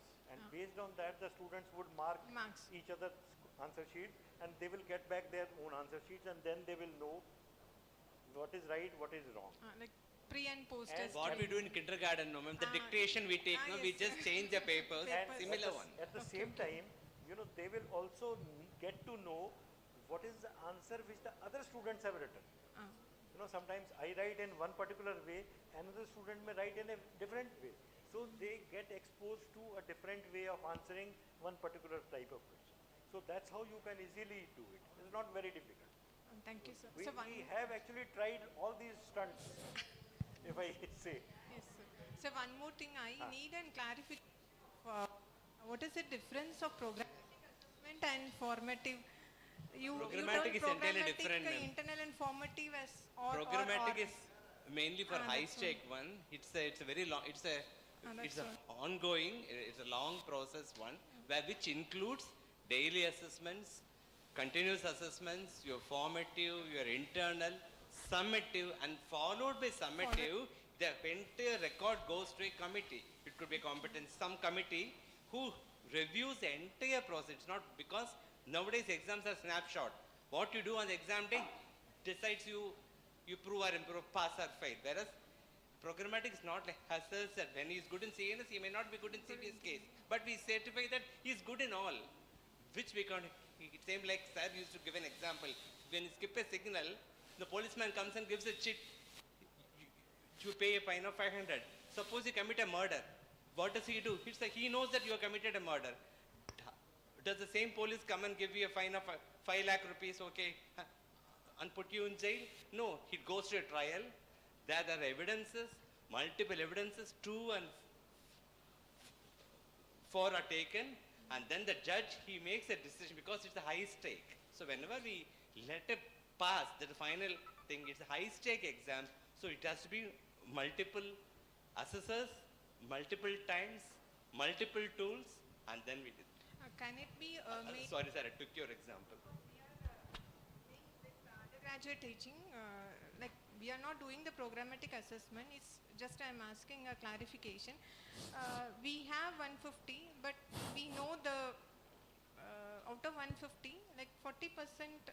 I should not say all students are equal for 40% shining better at the when they come to the end. There's some difference.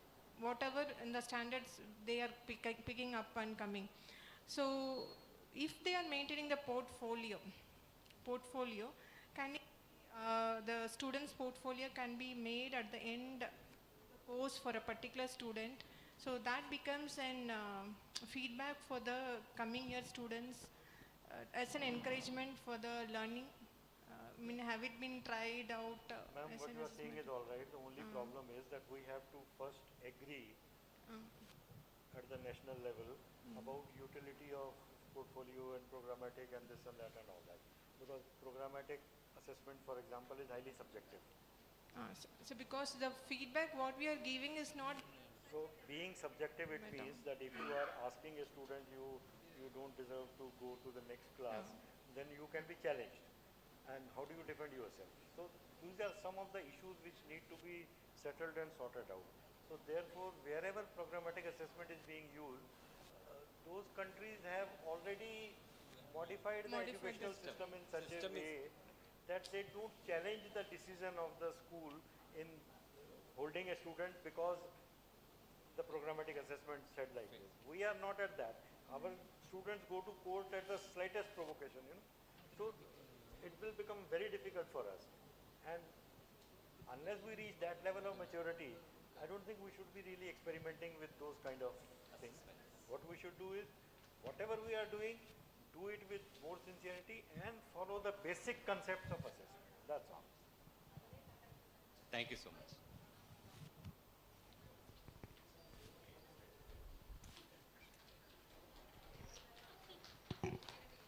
Hello. हाँ हाँ जी बोलो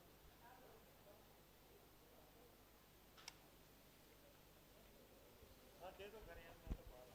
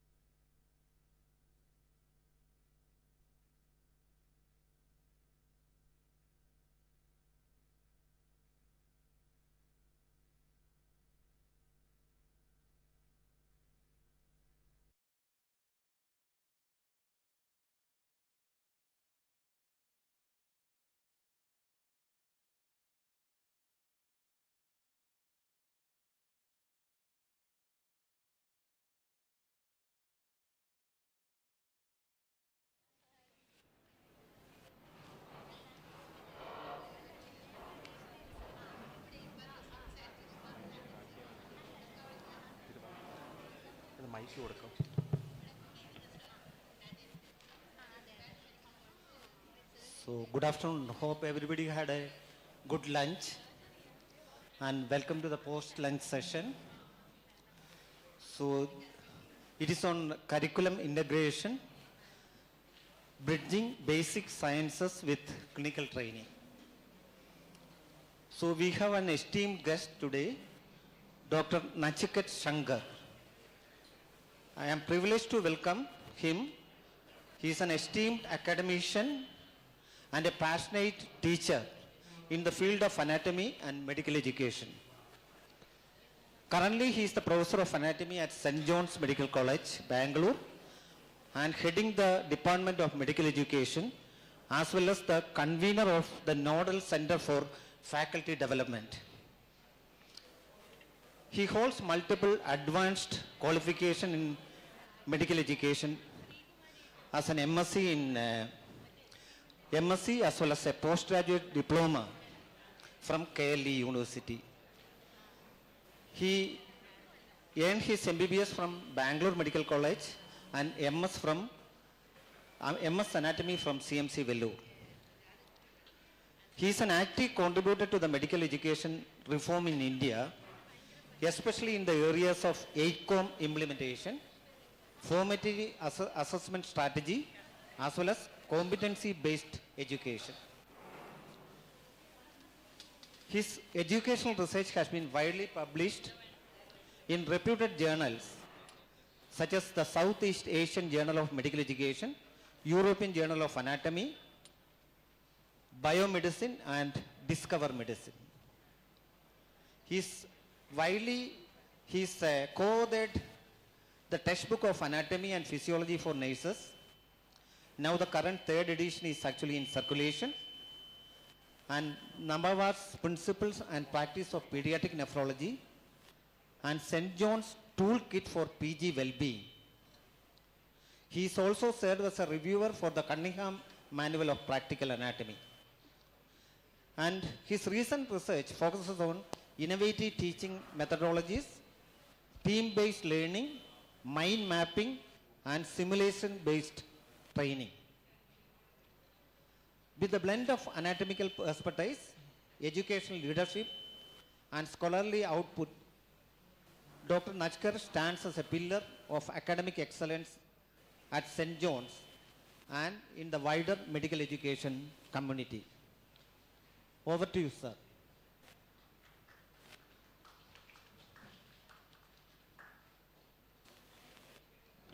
So thank you very much for that kind introduction. I think I would prefer to use the collar mic.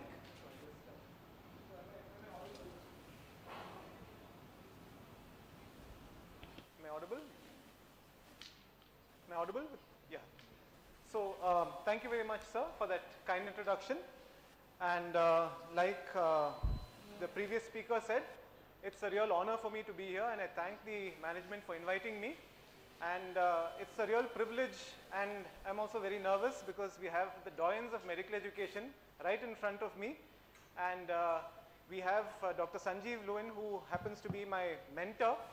And if at all I'm here speaking in front of you, it is because of his encouragement and his support, and I've learned so much from him. So he's a really wonderful role model for me.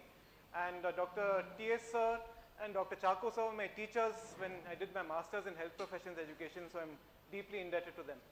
So the topic given to me today is curriculum integration, bridging basic sciences with clinical training, right? And I think the graphic there says it all. You have the keystone there, which is patient-centered application. And without that keystone, both these two drop. Okay, so on this side, the one in blue is related to patient care, and the one on the left is related to basic sciences, right? And they become separate and they don't help each other. So what is the keystone is the patient-centered application of knowledge, which is what is going to be the overarching theme of this presentation. So hitherto, the medical curriculum was like this, right? You could think of each part of the elephant as one subject, and the students were immersed in that subject without realizing that there is an elephant in the room, right? So it was individual parts of the elephant that they were looking at, and at the end of that they were expected to treat patients, right? But recognizing this, we have sort of introduced integration as an essential part of the new competency-based curriculum. So if you look at the interest in integration, this is from an article in 2014, an AME guide on integration. The research output on integration, when you use the search term curriculum integration, went up from near zero in 1983 to nearly 80 in 2013. And I'm sure this number has increased drastically since then, right? So there is a recognition that integration is a very important area that needs to be researched upon. So what we are going to look at is, we are going to look at curriculum integration, we are going to look at the rationale behind curriculum integration, a few definitions, because there are multiple definitions that are floating around, and the main part of this talk is going to focus on the models of integration. Finally, we'll take a look at the educational strategies with which integration can be accomplished, and lastly we'll look at the Indian context and what we've done so far in India in relation to the CBME with relation to integration. So these are the aspects that we're going to look at. So let's start off with the rationale. Of course, it seems obvious that integration needs to be there. However, we will begin at the end, right? So the end product of MBBS training, I'm sure all of you know this in your sleep. We've been driving it again and again and again for the BCME and for the CISP, is the so-called Indian medical graduate, right? Who's a compassionate and skilled basic doctor, right? So Indian medical graduate, the skilled and motivated basic doctor. So this is the end product that we expect at the end of the MBBS course, right? However, our training is something like this. You have discrete bits of information being given to the student at different time points in the 4.5 years, and you expect them to put this information together to treat patients at the end of MBBS. Do you think that's a realistic thing for it to happen? It just doesn't happen like that. So what is the difference between information and knowledge? So in knowledge, we are able to use those discrete bits of information in the context of patient care, right? And integration is an attempt to do this in a very systematic and explicit manner, right? It's not something that happens by chance. It's done very explicitly, making these connections. So if you look at integrated learning, this infographic captures it in its essence. It has to happen in the student's mind. So it's very important to remember that integration has to happen in the student's mind. And our attempt is to ensure that those connections, we make it easier for those connections to happen, right?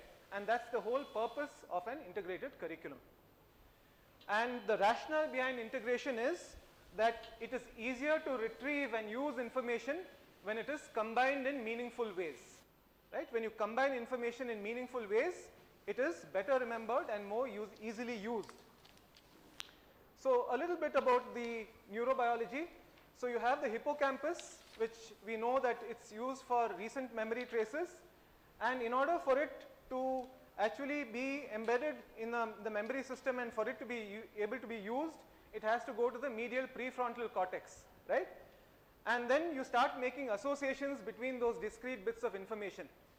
And basically, if you want to summarize this, neurons that fire together wire together, right? So you want neurons that fire together, they wire together. So you want that to happen in the student's brain. So I think we can just do this. If you can please use your mobile phones. And how many clinicians are here in the room? Can you please raise your hand, clinicians?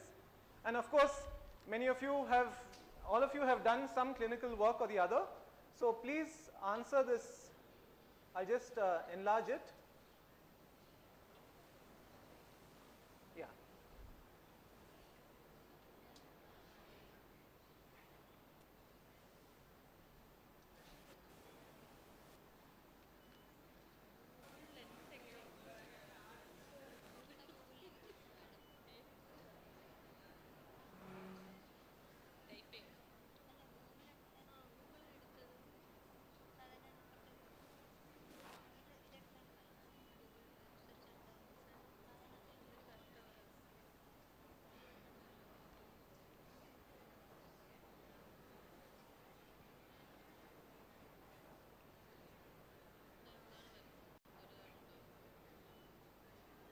Okay, so either only one person has answered or everyone has seen some impact of a lack of integration on patient care.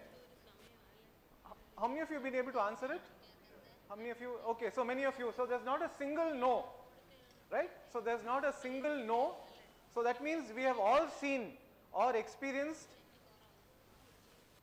situations in which a lack of application of integrated knowledge has directly impacted the patient.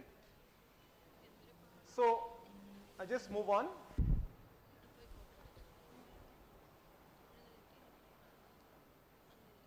Okay, one no.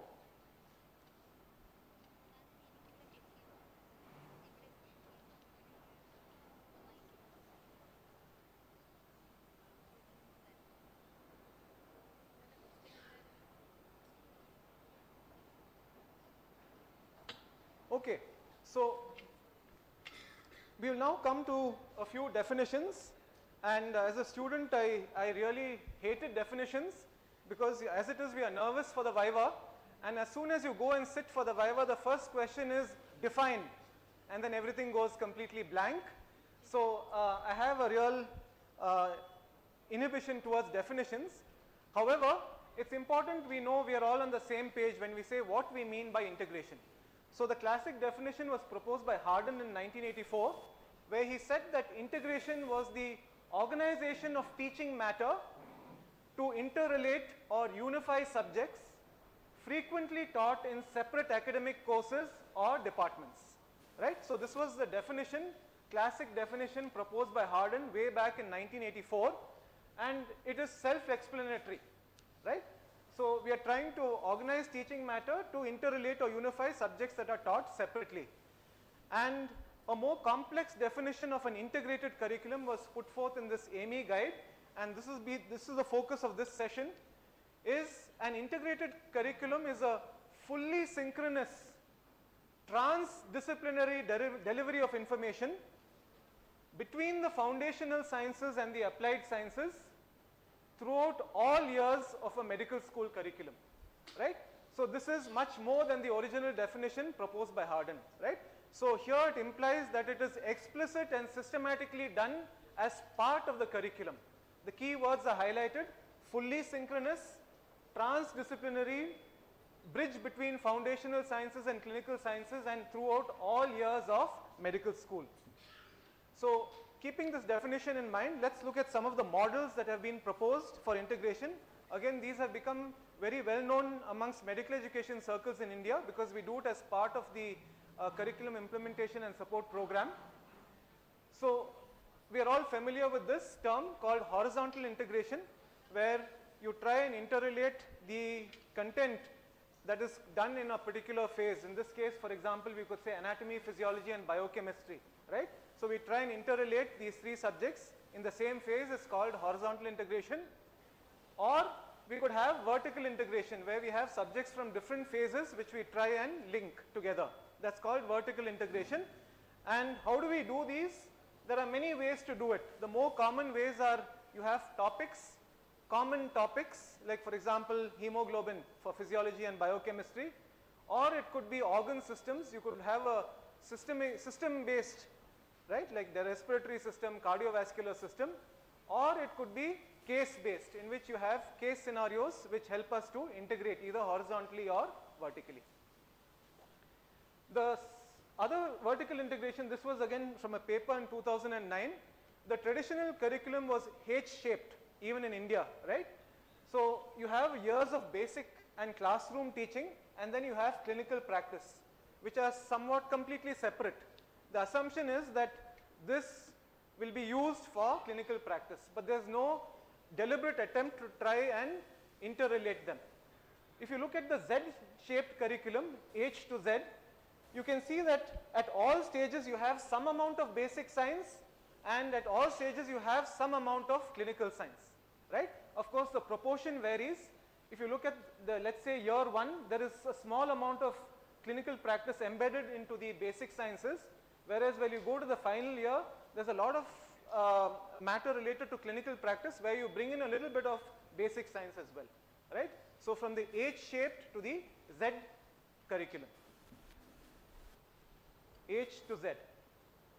And then this also is a classic paper by Hardin called the spiral curriculum, where he says that there is, at the bottom you have all these three threads that go through the curriculum, right? Health promotion, ethics and clinical methods. And our ATCOM module actually follows a spiral curriculum. Do you realize that? That is, the topic is built up in complexity from first year to the final year. If you take the communications module, for example, you have relatively more simple concepts covered in the first year, and that builds up towards the more complex concepts that go to the final year. So you have all these three running through, and in the first year you focus on normal structure, function and behavior, abnormal structure, function and behavior, clinical practice, and on-the-job learning. And you have on the top that big cone which looks at all three domains. That's the cognitive domain, affective domain and the psychomotor domain, right? So this concept has come in quite a bit, the spiral curriculum, and the ATCOM module is, for example, a typical example of how we try and incorporate the spiral curriculum into our teaching. Another example is the linker session all of you are aware of, right? Let's say that they have one linker session in anemia. In the first year you will cover certain aspects. Second year you will make it a little more complex. Third year you will make it even more complex, and fourth year. So you sort of build the case through the years. So that's an example of a spiral curriculum. This I think is the most widely used model for integration, again by Hardin in 2000. And these are the 11 steps in the ladder. At the bottom is isolation, and at the top is the nirvana of integration, which is transdisciplinary, where all departmental boundaries blur, right? So let's look at each of these steps very briefly. First, of course, is isolation. This was the case in most medical colleges before the CBME implementation, where we really did not bother about what another department was doing. It was done completely in isolation. The timetables, we didn't even talk to other departments. It was just done completely in isolation based on our own convenience, right? So the teaching is organized in silos, and there's no consideration of other subjects or disciplines. The second step is awareness, where you can see that there is that red dotted line, that square. So at least you become aware of what is being done in another subject. So maybe that could avoid a little bit of redundancy. The third is harmonization, where you can see that red box is becoming a little stronger, and maybe you have something called a phase coordinator, and there's an attempt to actually try and align the curriculum to a certain extent. The fourth is nesting. We are all familiar with this, and we've all been doing it for a long time. So basically incorporating some element of another subject in your teaching. Like for example, if I am teaching about inguinal canal, I may bring in a concept of inguinal hernia. So I am nesting surgery within anatomy, and vice versa. When a surgeon is maybe talking about inguinal hernia, they may nest a little bit of anatomy of the inguinal canal into their class. So that's an example of nesting, which all of us do, but it's something that's a terminology is being given to it. This is temporal coordination. Any idea what's it called in the CBME curriculum? Where we try and align topics, I've given you the hint, which are similar, right? We try and do it along the same timelines. Any idea what the name? Alignment, right? So what we call it, temporal coordination, is nothing but alignment. For example, when anatomy is doing thorax dissection, physiology may be doing cardiovascular physiology, biochemistry may be doing enzymes, cardiac enzymes. So all around the same time, we try and do it around the same time. So that is temporal coordination. Then sharing is nothing but co-teaching, right? So co-teaching, like for example, if there's a topic which has certain competencies in, let's say, physiology and biochemistry, let's say hemoglobin, then you remove the redundancies and both physio and biochem come together to teach the topic. Okay, so that is called sharing, co-teaching. And this is correlation, and you can see still the departments are there. You can see those 4 squares, but now the integration element is becoming a little larger. Okay, so this, you know what it's called in the CBME curriculum? This green box is called the linker session, right? Where you use a case scenario and you try and link all the subjects. And then as we move higher and higher, the departmental boundaries start blurring. We won't go into the details. So the departments become less and less important, and the integrated content becomes more and more important, right? So I won't go into the details, but you can just see the size of that red box with the red line is becoming larger and larger, and the departments are becoming smaller and smaller. Whereas in the previous models, departments were still large. And 9, 10 and 11 are multidisciplinary, interdisciplinary and transdisciplinary, where the departmental boundaries in transdisciplinary completely blur. So it is the complete body of knowledge that is available to humanity. Seems rather philosophical, right? But there are examples. If you go to his paper, you can see examples of even a transdisciplinary curriculum. So this is Hardin's model. So if you look at it, isolation, of course, everyone understands. Awareness, harmonization, nesting is more at an individual level, right? Then you go to temporal coordination, sharing and correlation. It's more at the course level, for a particular course. And when you go to complementary, multidisciplinary, inter and transdisciplinary, it's more at the level of the program, right? So the integration becomes a bigger and bigger component of the curriculum as you go higher and higher up in the ladder. Okay, so we've looked at the models. Now let's look at the educational strategies as to how to achieve this integration. So maybe you can just do this, please, if you can just scan this. And what methods do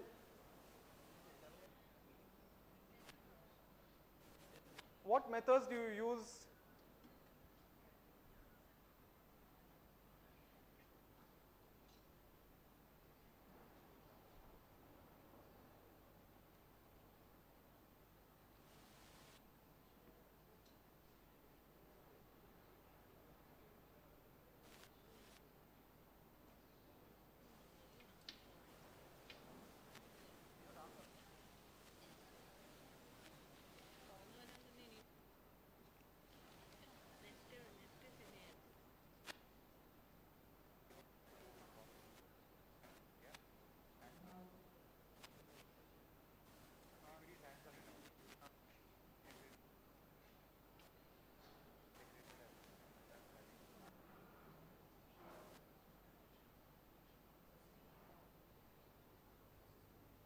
Okay, we've started getting responses. We'll take a look at the teaching learning methods and then take a look at the assessment methods.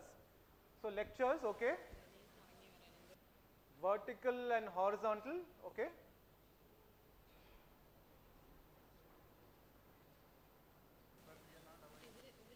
Lectures, okay.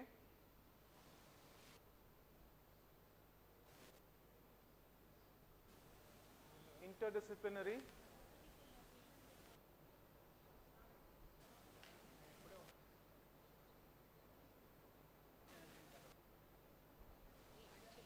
Case-based, yeah, case-based learning is coming out as a method. Case studies.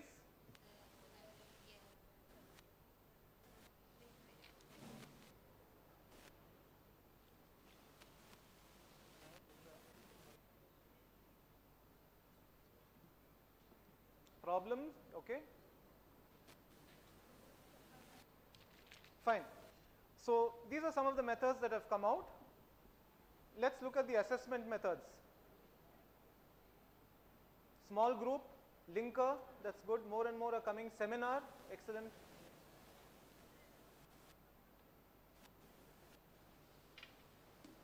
Okay. Now let's look at the assessments. You said MCQs, OSCE, structured essay, reflection papers, OSPE, OSCE. Okay, that's great.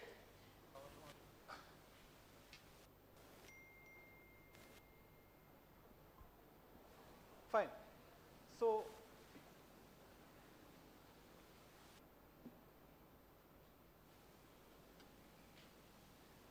let's take a look at some of the teaching learning methods that have been described in the literature and that we have used in St. John's as well.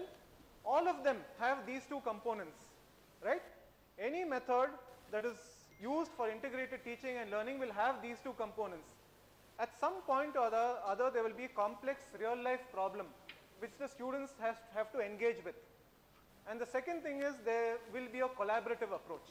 So both these are two key components when you look at teaching learning methods for integration, right? A collaborative approach and a complex real life problem that they have to engage with.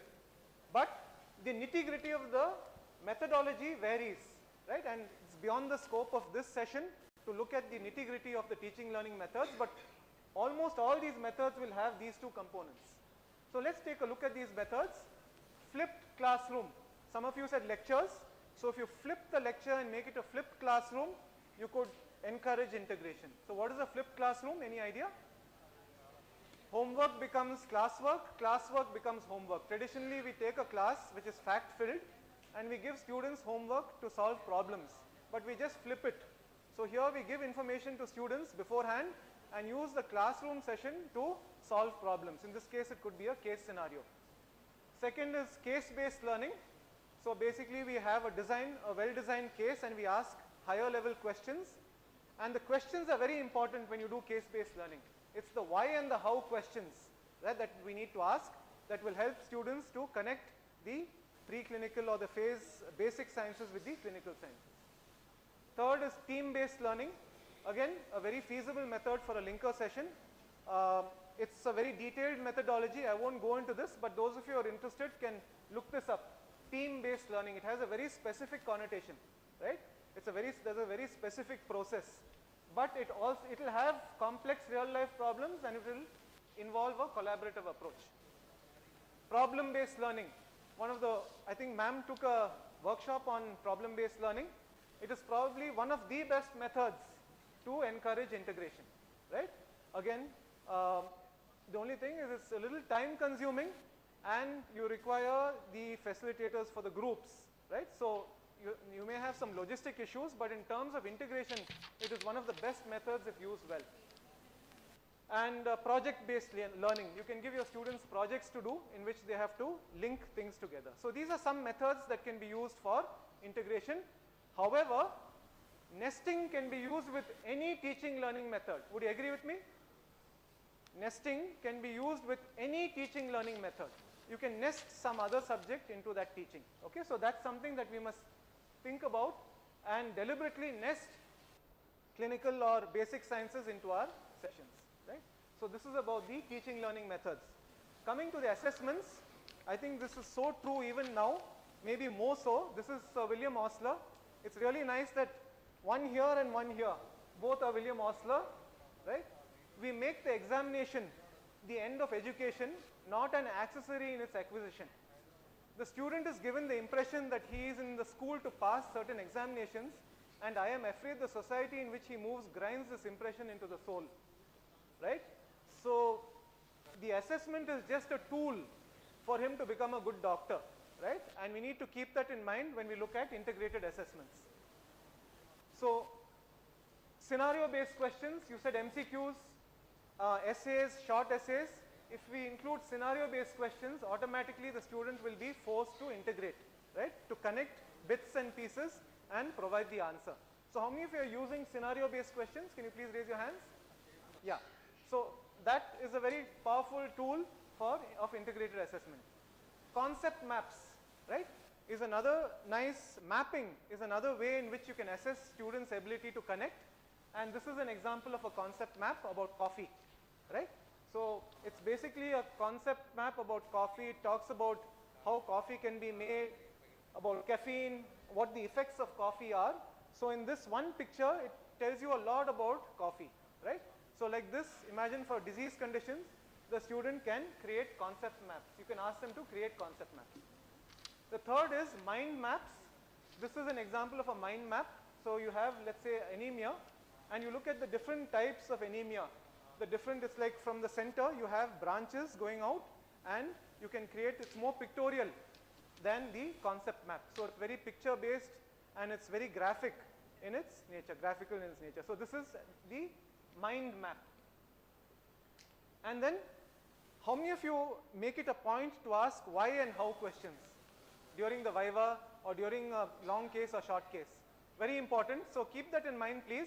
When you're having an oral examination or any practical examination, at least ask one why question and one how question. Okay, that will force the students to connect the clinical and the basic sciences. And finally, of course, you can give them assignments in which, for example, this is right from the NMC module.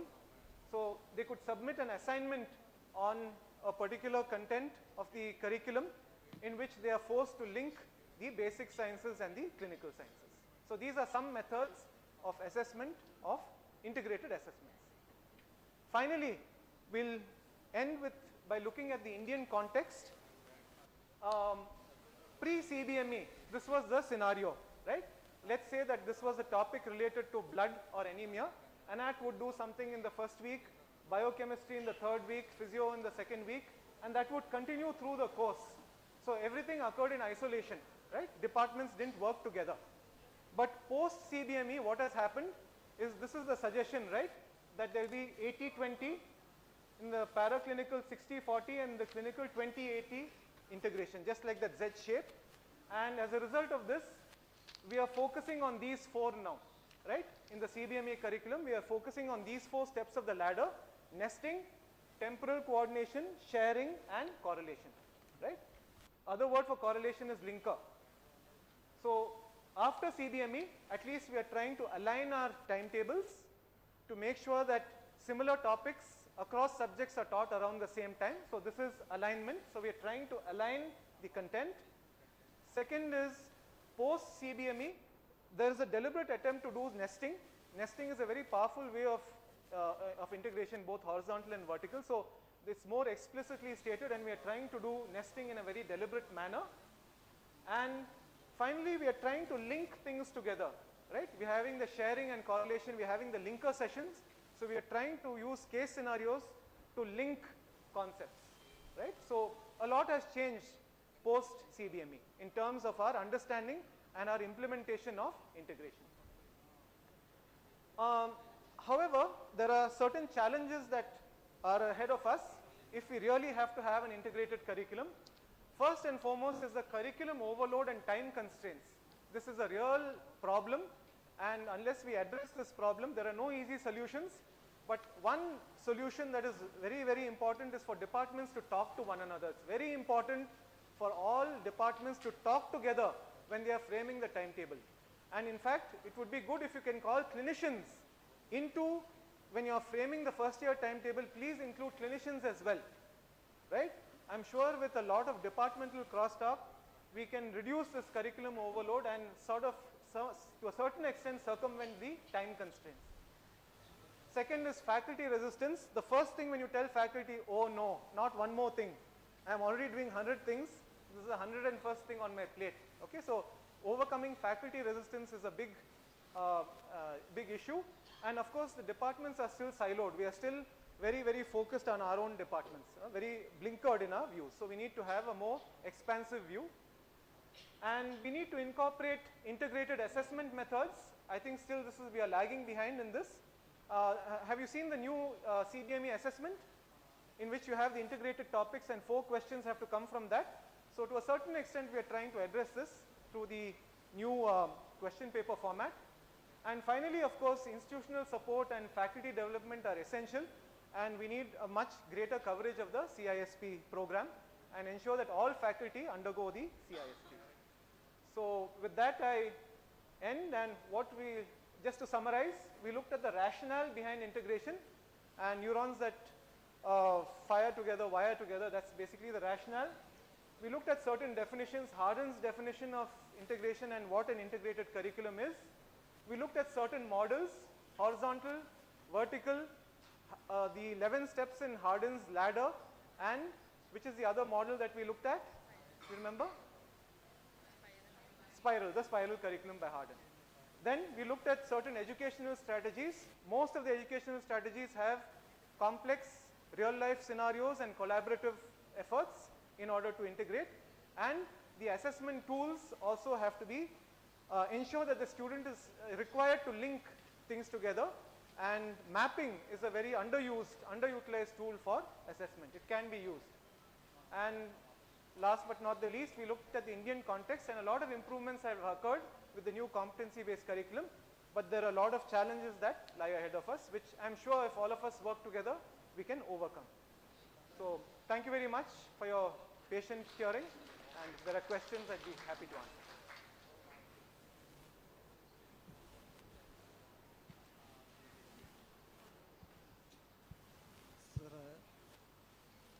Some core topics are selected for vertical integration. Yes, sir.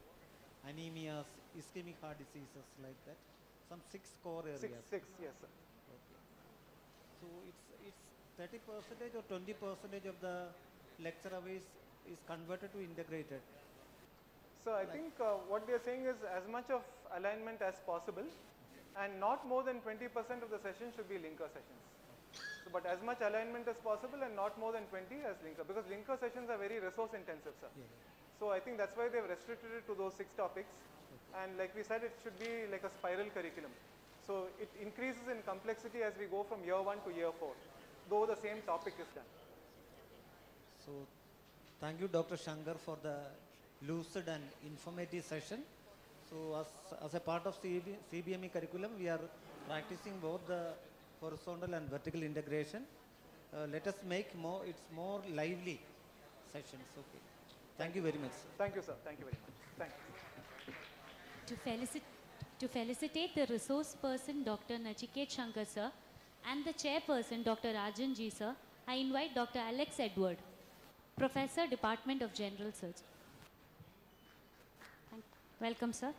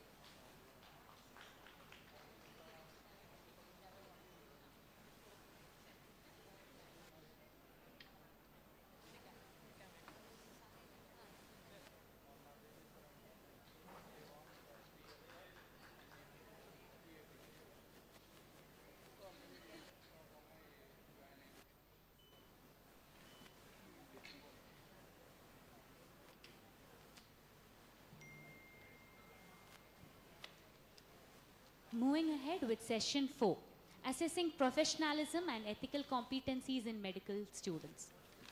I now invite Dr. Deeksha Pandey, Professor and HOD of Obstetrics and Gynecology, a leading consultant with over 19 years of experience in medical education and practice, multiple fellowships and awards to her credit, to chair this session. Hello. Good afternoon, everybody. Before Sir is already here, but before I invite him to the dais, I would like to share a personal story. I think Sir doesn't remember, but I was once upon a time, for 3 days, I was also his student at St. John's, Bangalore. I felt medical education was very complicated, but my institution pushed me to do a 3 days medical education workshop there. And their phones, we were not allowed to use internet throughout these 3 days of course. We were not allowed to use internet either on laptop or on phone. It is way back in 2015 or 2016. And me being me, I was at Myntra at the time. I thought nobody is watching me. And Sir, I don't know from where Sir came, and Sir stood behind that. I was caught red-handed. I didn't want him to remember that, but I thought I will warn you. So be attentive, don't use your mobiles, don't indulge in any activity which is not permitted here, because Sir is a very keen observer, he'll catch you. And with this warning, I would like to invite Dr. Sanjeev Levin, who is a well-known clinician, educator, and healthcare leader. Dr. Levin currently serves We are just one professor. He's Professor of Family Medicine, Professor of Pediatrics, Medical Education and Clinical Ethics at St. John's Medical College Hospital, Bangalore. He is also an adjunct clinical professor of medicine with the University of Maryland Institute of Human Virology and the Center for International Health, Education and Biosecurity, the USA. He has held numerous academic leadership positions, including head of pediatrics, head of medical education, and convener of the Disaster Relief and Training Unit. He has also been a core member of MCI, which is now NMC Expert Group, contributing to CBME, ATCOM, and competency-based learning, which we call as CBME. Dr. Levin has worked extensively, not only across India, but also in Africa with NACO, WHO, and AIDS relief groups. So an empathetic clinician, a skilled crisis manager, a visionary educator, Dr. Levin brings him a legacy of service, mentorship, and innovation. And please join me in welcoming Dr. Sanjeev Levin for the coming session. Welcome, sir.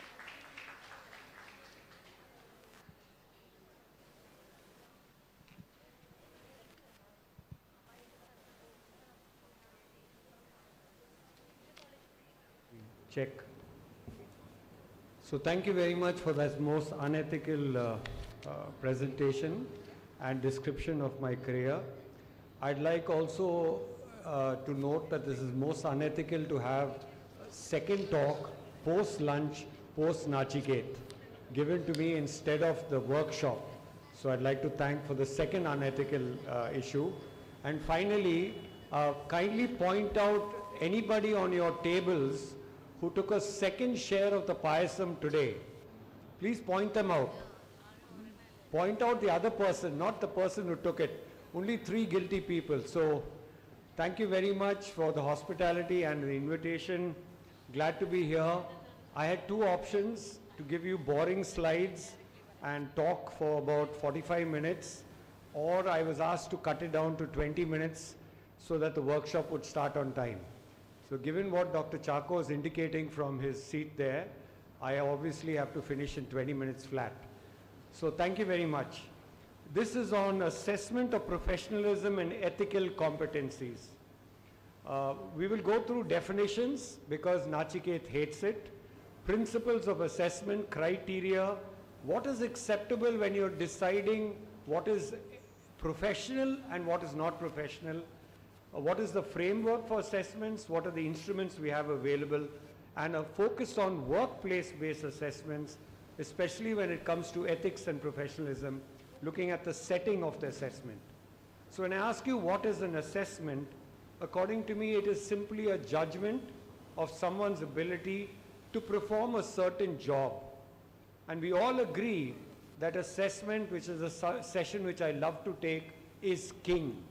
And you can have all the fancy methods you want in presenting how you're going to teach, what you're going to teach, etc. But as long as the examiner, the external examiner, decides the question, the student will learn what I ask. So assessment is king. If you really want them to learn professionalism, communication, and for that matter ethics, you have to be the assessor who asks that question. What is professionalism? I remember clearly from this diagram that professionalism is all about 3 foundations.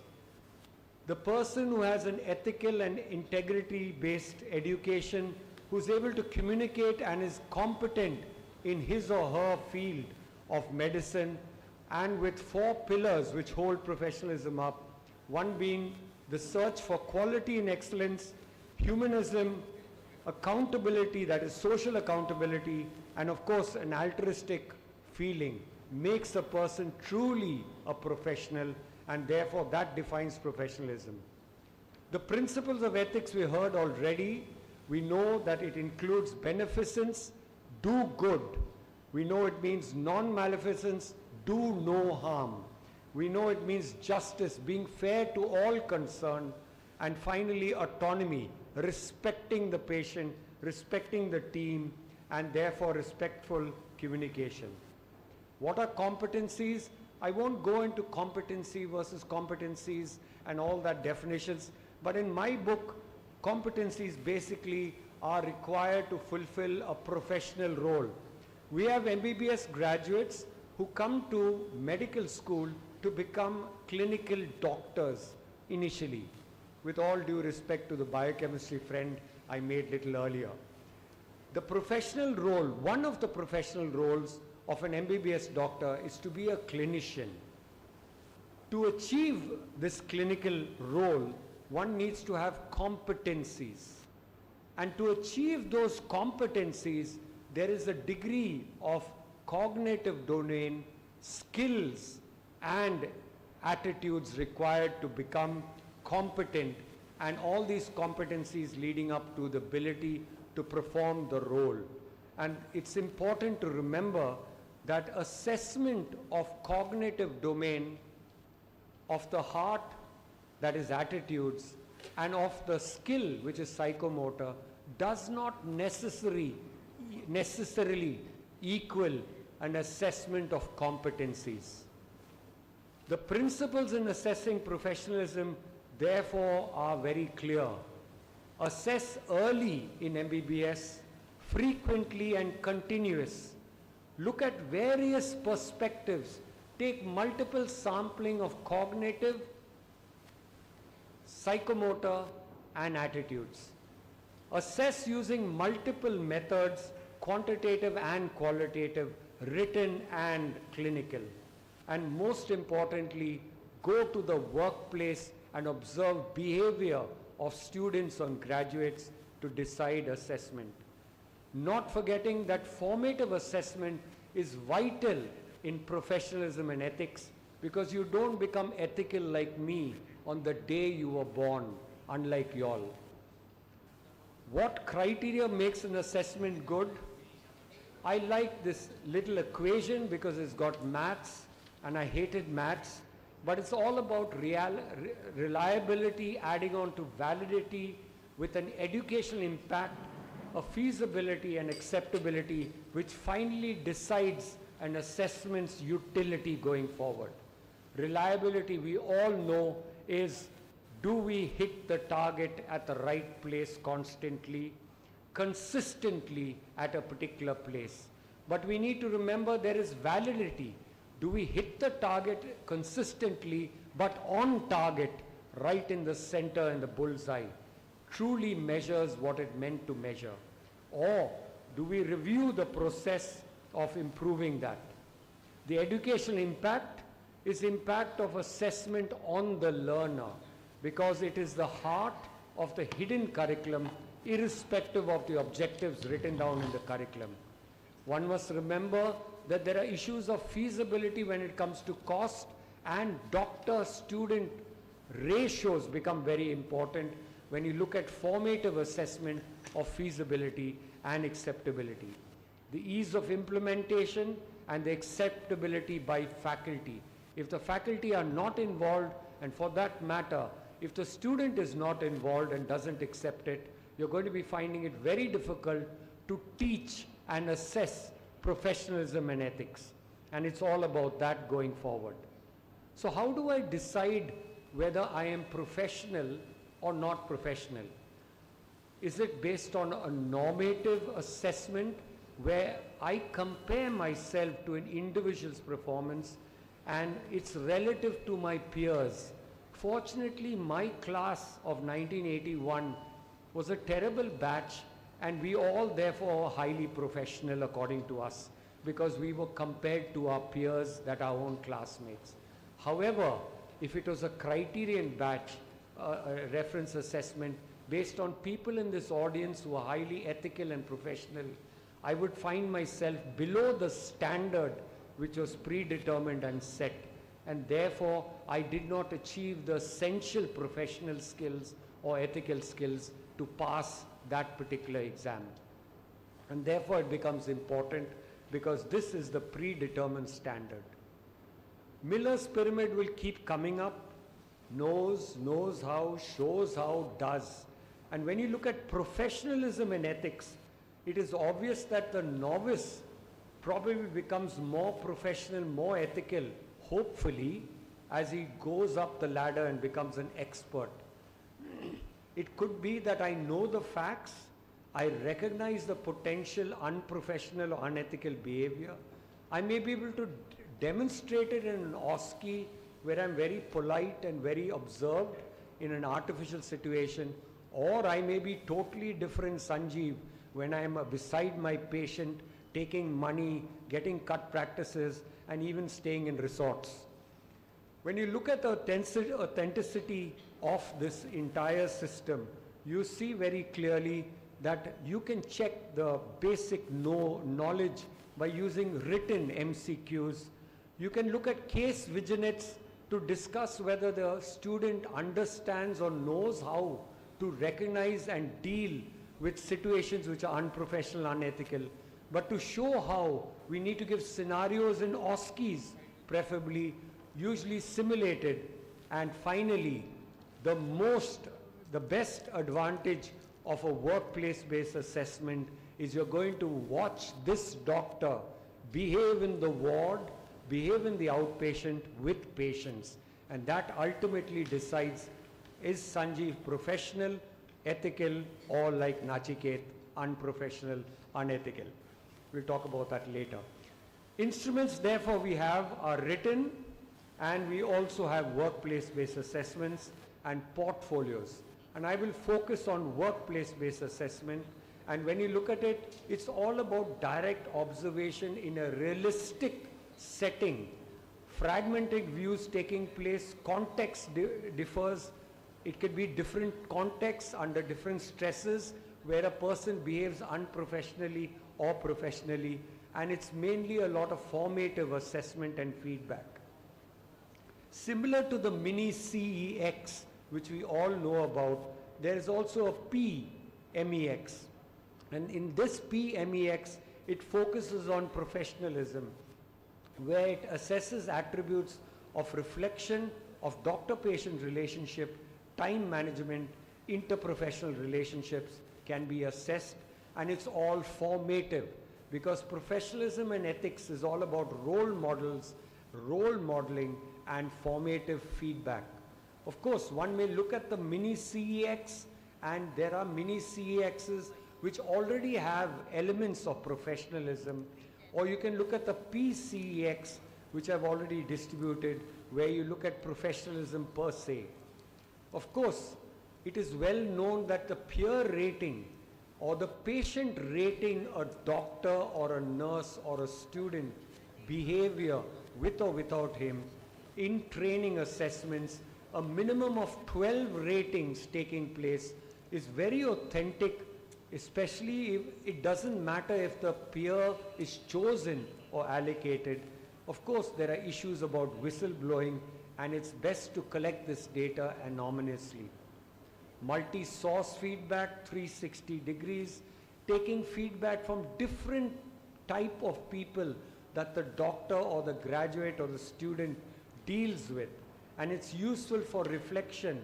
Again, strong tool for formative assessment. Finally, self-assessment, where one assesses one's own performance and facilitates self-awareness. Reliability is questionable, but again, a great tool for self-reflection and formative improvement. Because reflection is most important, and it's very difficult for us to assess reflections, but the focus of reflections is self-directed to improve one's ability to see where we are going, and how we can change our course as professionals and ethical human beings. Another tool with NABH, I noticed that this hospital has NABH, is I hate NABH simply because it's all about paperwork, paperwork, paperwork, and my nurses are only doing paperwork, paperwork, paperwork, leaving my poor patients alone. However, there is one element in NABH which is an excellent teaching tool as well as a formative tool, and it is the critical or sentinel incident reports, where one can get short narratives, discuss it, and even pinpoint areas of improvement. And please have a look at the incident reports in the NABH system. Portfolio goes beyond the logbook. The logbook is, I got up in the morning at 8 o'clock, I had breakfast at 8:30, I I'm not sure whether I had a bath, but okay, we'll go on to that. I reached here at 9 o'clock, I started my session, I had lunch. That is logbook. But portfolios has narratives, it has reflections, it allows me to show whether I've grown through my first year, second year, third year and beyond. And therefore it's a great formative as well as a potential summative tool to take this forward, especially when you look at professionalism and ethics. The setting therefore for professionalism and ethics is not in the classroom, but is beside the patient, because we know the more authentic the setting is, we're more likely to assess professionalism and ethical behavior outside the classroom, but actually in the place of work. And therefore, it is the workplace where you set and you teach and you even formatively assess professionalism and ethics. In summary, assessment is king. It is not mathematical that A, B, and C equals competence. Remember, it should be reliable, valid, educational impact, feasible and accessible. And remember, it is authenticity which matters. Assess them using workplace-based assessments at the place of work when it comes to professionalism. With that, I'd like to thank you for this opportunity.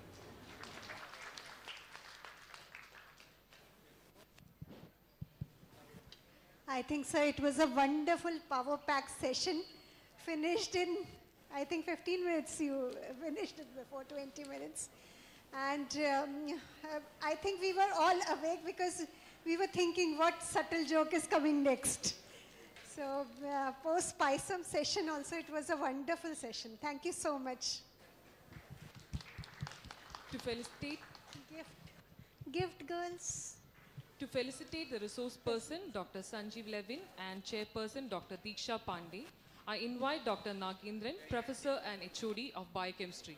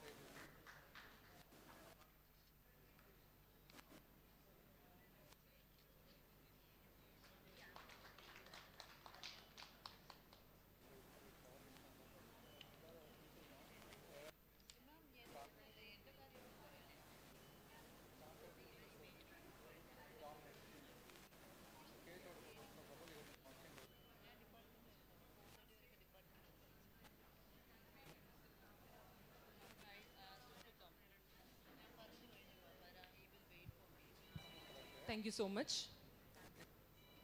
We're excited to kick off one of the most engaging sessions of MedVision 2025, the debate.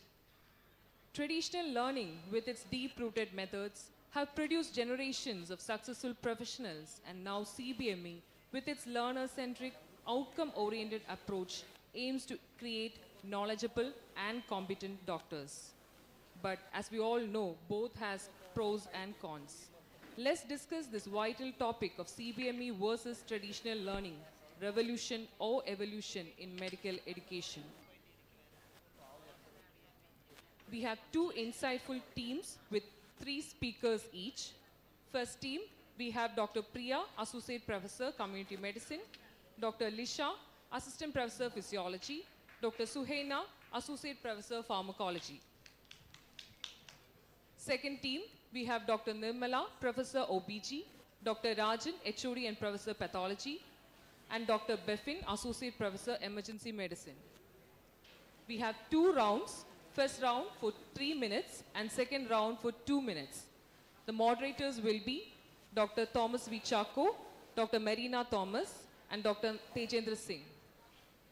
Let's dive in.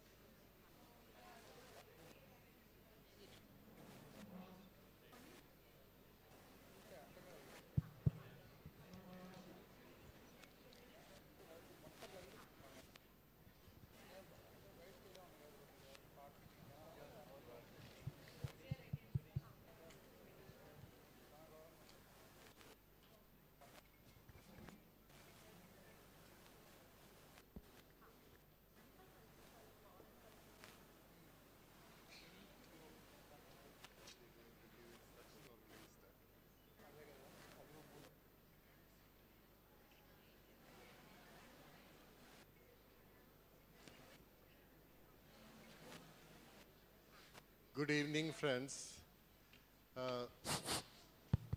As has been promised, we suppose this will be the icing on the cake.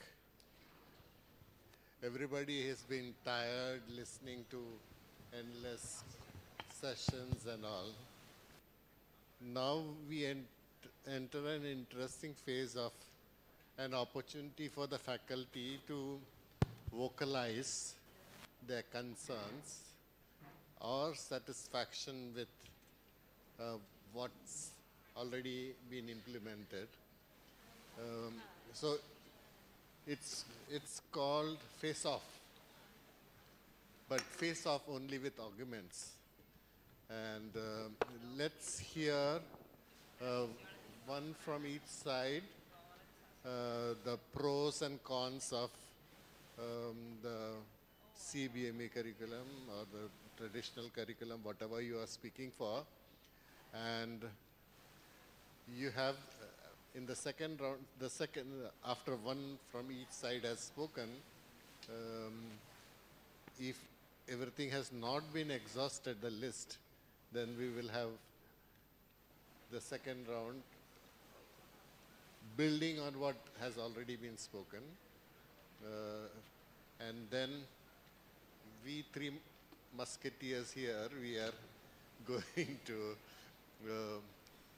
give evidence and counter arguments, and because Tejendra Singh has been involved with the curriculum implementation at the national level, so the thinking behind the scenes only he knows.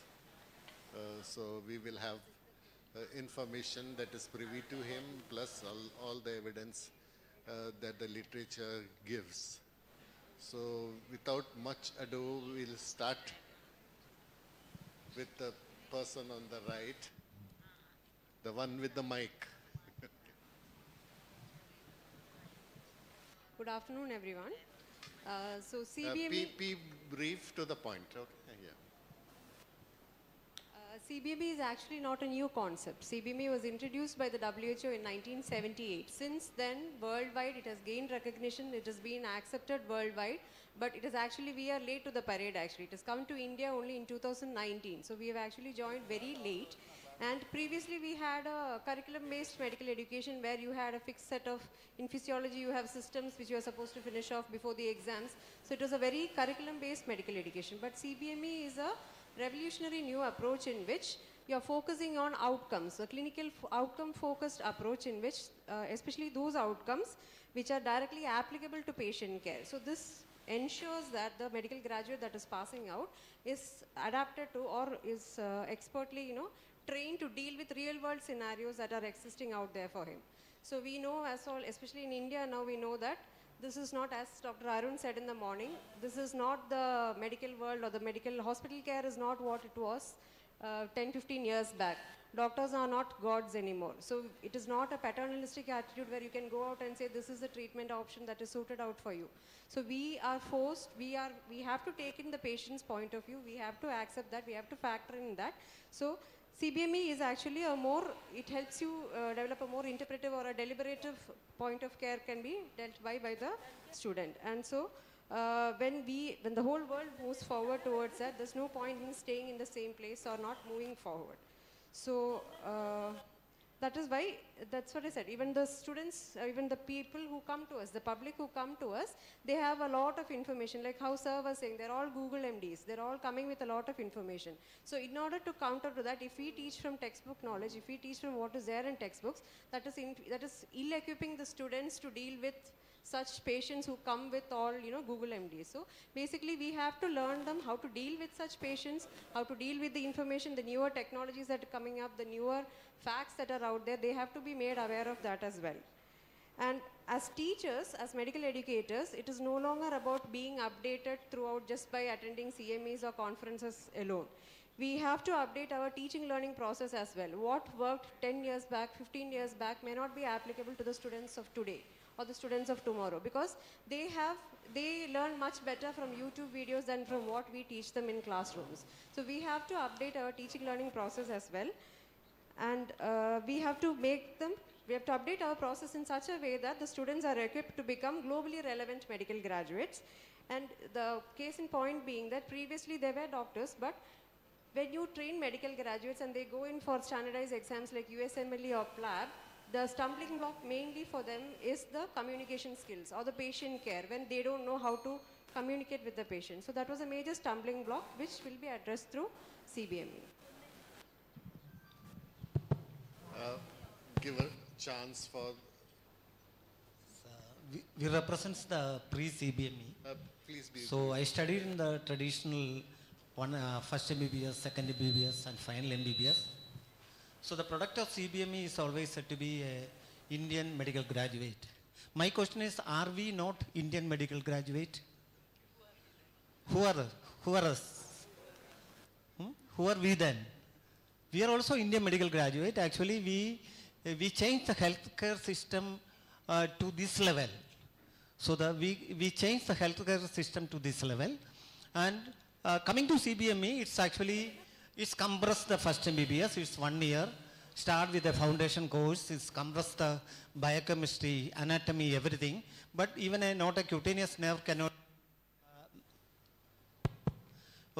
we cannot exempt anything, any muscle or nerves. So it's compressed everything. So they get 9 months teaching instead of the 18 months earlier. And ultimately it ends up with an exam. And thanks to the anatomy, physiology and biochemistry people who actually take a 9 months teaching instead of 18 months, right? So that is the thing. Coming to pathology, I am a pathologist. It is again 1.5 months, 18 months is actually compressed to 1 year. And instead we get 9 to 10 months teaching. Again, you see that there they present core areas, non-core areas. And from the non-core areas, some non-core areas we are actually surprised. A papillary carcinoma thyroid is a non-core area. You cannot actually ask question. You are not supposed to ask question from that area, right? So we will be surprised by seeing some non-core areas. So in a disease, what is the non-core area? Every area is a core, right? You cannot say that this disease is a non-core area. So I cannot diagnose this disease because it belongs to a non-core area, even for a undergraduate. So this is actually very surprising. And coming to the, nowadays they are actually glorified clerks. Okay, you get a lot of log books, right? We become celebrities by signing out autographs. 100 and 150 autographs come, just signing out. We just want to see only one record. Every other record is a replica of the same. Because students are not getting time to write. They are not reading. They are not, they do not understand what they are writing and what they are drawing. So that is the scenario that is. And mentor-mentee is there. See, nowadays all the 100 undergraduate college, they went for 250 numbers. Okay, 250, 200, 150. No 100 undergraduate colleges, I think one in Kerala only. And CMC Vellore is there. That is only one exception. Right? The mentor become mental by doing this. Some 20, 25 mentees are there. How we can actually cope up with the situations? So it's actually not at all practicable. It is an utopian dream. The CBM is an utopian dream. It is actually acceptable to a small number of students like 100. And you see that 250 numbers of undergraduate number, one professor is needed. Some 4 or 5 associate is needed. So there is actually subtle difference in the faculty number. And again, you account the diagnostic work. How much work the clinicians are doing, how much time they allotted for teaching. It is again a debatable thing. So it is actually not possible, it is not practicable. When you read it, you see that it is actually very good, but it is not at all practicable. And I think the traditional teaching is actually a good one, and you can improve by putting some, changing some, or adding something extra to that. Thank Okay, you. thank you. You can put Yes, sir. your points of view, Sir, not I will- necessarily countering Yes. that, but if you have, you can. Yes, sir. I am talking about the time shortage of this physiology, biochemistry, and that within 9 months they have to complete. But I am thinking if they are motivated much, they will be studying better. If they are having enough and more time, they will be relaxed and they will not be studying properly. If we are giving problem-based learning or small group discussions, teaching and all, they will be get motivated. Case-based studies, all these things, so that they will be including into the study by themselves. There will be a self-directed learning also there. So they will be going in deep into the knowledge, basics of knowledge, and they will be coming up with their queries, and they will be increasing their knowledge by attending the professors and all, lecture classes and all other. They will be utilizing it better. Like that I am thinking. So time shortage is not a matter if they are motivated best. Next about logbook, you have told about logbook. So logbook writing, I think if they are writing and they will be rethinking what they have studied is proper or not, they are in the right way or not. So whenever we are doing assessments, they will come to know the competencies they have reached or not. So that they have a chance for them to improve. So the examiners cannot make them fail intentionally, because if they are step by step they are improving. So many tests we will be giving. With one assessment we will not be making him to be a failed person. We will be giving better options, one more test, making them to reach to the coming up to the normal level. That is a competent level they have to reach. At that vision we will be again and again we are assessing. Then mentor-mentee, I don't think all the people need a mentor for all the mentees. Okay, which one is weaker in our class, that person should be find out, and that person should have a good mentor, so that he will also coming up like the other people. That's what I am thinking. Sir, if signing law books now make us celebrities, then when we were doing it, drawing the histopathology records and making sure each diagram was a perfect replica of the one in the textbook, that made us Vincent van Goghs, because there was no sense to it. Not all the MBBS undergraduates would become pathologists, but still we were not even very creative.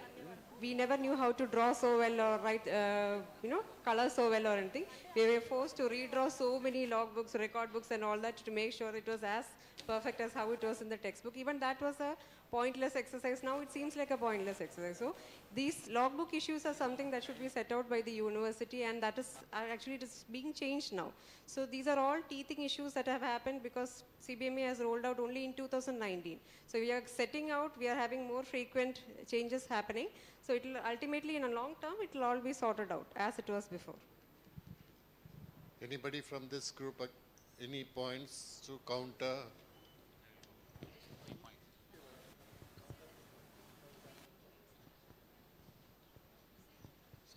So good afternoon one and all. I'll start with a small slogan. தேடல் உள்ள உயிர்களுக்கே தினமும் பசி இருக்கும். தேடல் என்பது உள்ளவரை வாழ்வில் ருசி இருக்கும். That is nothing, though it is in Tamil. Necessity is the mother of invention. I'll just tell a small example. In our traditional times, what happens was when we need to know something, or if a professor gives us some topic, we go to our senior, ask which book to learn, and we go to library, take 3-4 books, and ask expert opinion. Then we have a fear to go and present the situations to the teacher. But now it is very, very simple. It's very easy. You just open the Google, put chat GPT, how to prepare emergency endotracheal intubation. It comes as some 7 points, and the person comes to us directly and presents the 7 points. So what is the fun of doing that chat GPT or Google with the artificial intelligence? That is what the students are doing it now. And assessment forms, I will tell you, PMETs, CEHs, DOPS, SDL, ACE, logbook. In this, most understandable words is logbook. All of the terms, we are all learning process, we do not know how to handle that real situation. So what is happening is, the student is almost like a guinea pig in the newer experiment. And the guinea pig is just running without knowing what he is doing. And that is what which we learn in CBME curriculum. And at the end, student wants to fill the feedback. And he has to finish all the empty papers in the logbook. And he's just trying to fill it. And sir told he will, if you go and open the logbook of all, from A to Z, all the lines will be same. And what is the point of having a logbook like that? And the important thing, the teacher must go through all the logbooks, all the feedbacks. And the teacher would have taken a good initiative to prepare the PowerPoint. And the next day the person will tell, still more information is needed. Hey man, I have searched the whole night and I have taken class for you. So getting feedback. Feedback is always good, but daily feedback, regular feedback, at the end the feedback will always looks like a noise. So I feel the regular feedback is not superb. And for teachers, for all our teachers here, are we really well trained in CBME? How many are well trained in CBME? Yes. So there we already won the show. Okay, so we are almost in a training process. We are not trained. Okay, so what is happening is it has become a hybrid system. It is not a CBME, it is not a traditional one. It is an hybrid system which confuses both teachers and students. And so it is causing more harm to them. And resource dependence, it is very, very important. It needs more time, faculties, simulation labs, assessment tools, technical support, management supports, and etc., etc. And that too, if you consider government settings, it is very, very tough. And recently I saw a petition which a first year MBBS have given. He has told the teachers are not taking class. And when it goes to the court of law, it came like, I don't have enough faculty to take the class as per the NMC. NMC is telling to take classes 9 hours, 10 hours, etc. It is very, very tough. It is not so flexible. And EdCom, yes, attitude, ethics, communication. See the way where we are in a point like where someone should teach what is ethics, what is attitude, how to communicate. No, I don't remember how we learned our traditional. We learned from our teachers. We learned how the teachers are taking class. We went to the patient. We had a good patient-doctor's relationship. That is the way how we learn. But now we are spoon-feeding the students. Everything we spoon-feed, that is the very important problem. And traditional to CBME, ma'am started with it. Yes, all our points we have already done. The traditional people have done everything. And now we have given some few fancy terms in CBME, and we are telling that we have done a new thing. And the last point, but not least, I'll tell about real life heroes and the living examples. That is our director, chairman, our trustees, all learned from our traditional learning point, and they are having a good, very institute in South India, one of the best institute in South India, and I think all are from traditional. I think they didn't learn CBME curriculum and come. Okay? Thank you very much. Lot of arguments presented. Let's see if there are more points to counter that. Yeah, good afternoon, respected judges. When I see my fellow debaters, only one Tamil song is coming onto my mind. உலகமே speedo ஓடி போகுது ஆனா வண்டி நம்ம வண்டி மட்டும் puncture ஆகி நிக்குது. That will be the situation if we still keep following traditional teaching method, because we as medical educators, we want those students to see the local communities, meet the local healthcare needs. So by following traditional healthcare methods, that is not being implemented, because these EdComs, your attitude, ethics, communication, those are helping in meeting all those local healthcare needs, which is very essential. And moreover, like Sir said, EdCom in the traditional method was largely overlooked. That is what I can see. But now these students are being exposed to what is empathy, what is compassion, and that has happened because there was an entire generation which emerged with limited skills and effective communications. We can, of course, our teachers were great. They taught us so many things, but as a communicator, were we good enough? Were we assessed properly when we were pushed onto the real world? Were we ready to face those situations? I doubt it. And next, I want to put forward a question to my fellow debaters.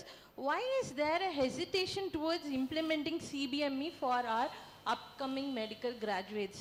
Is it because you are resistant to new ideas, or do you think that the way you were taught is the only way to learn and succeed? So, fellow debaters, you must give this some thought. And next thing, about the assessments. Some of you might recall that even me, as an undergraduate, securing good mark often depended on staying on the good books of our professors. Yes or no? Unfortunately, personal biases also played a role during that time, and students who weren't favored would find themselves unfairly targeted, and they would even fail in their final exam. But now, due to CBME, it has become very transparent, and you cannot fail a student, even if you hold personal grudges even. So, CBME is helping the students a lot, and it is not something that should be resisted. And one more thing I would like to say is, change is inevitable. So you must accept the change, and we must move forward if we want to have a change in our medical education. If we want our medical undergraduates to become successfully qualified doctors, we have to accept CBME, and we have to push ourselves ahead. It is not like I do not know and I don't want to move ahead. So this is for our future medical undergraduates, we have to do. Thank you, ma'am. Okay, with respect to all the proponents of CBME, I know that all of us have come out with progressive. As Dr. Priya said, way back in 1978, WHO said go ahead with CBME.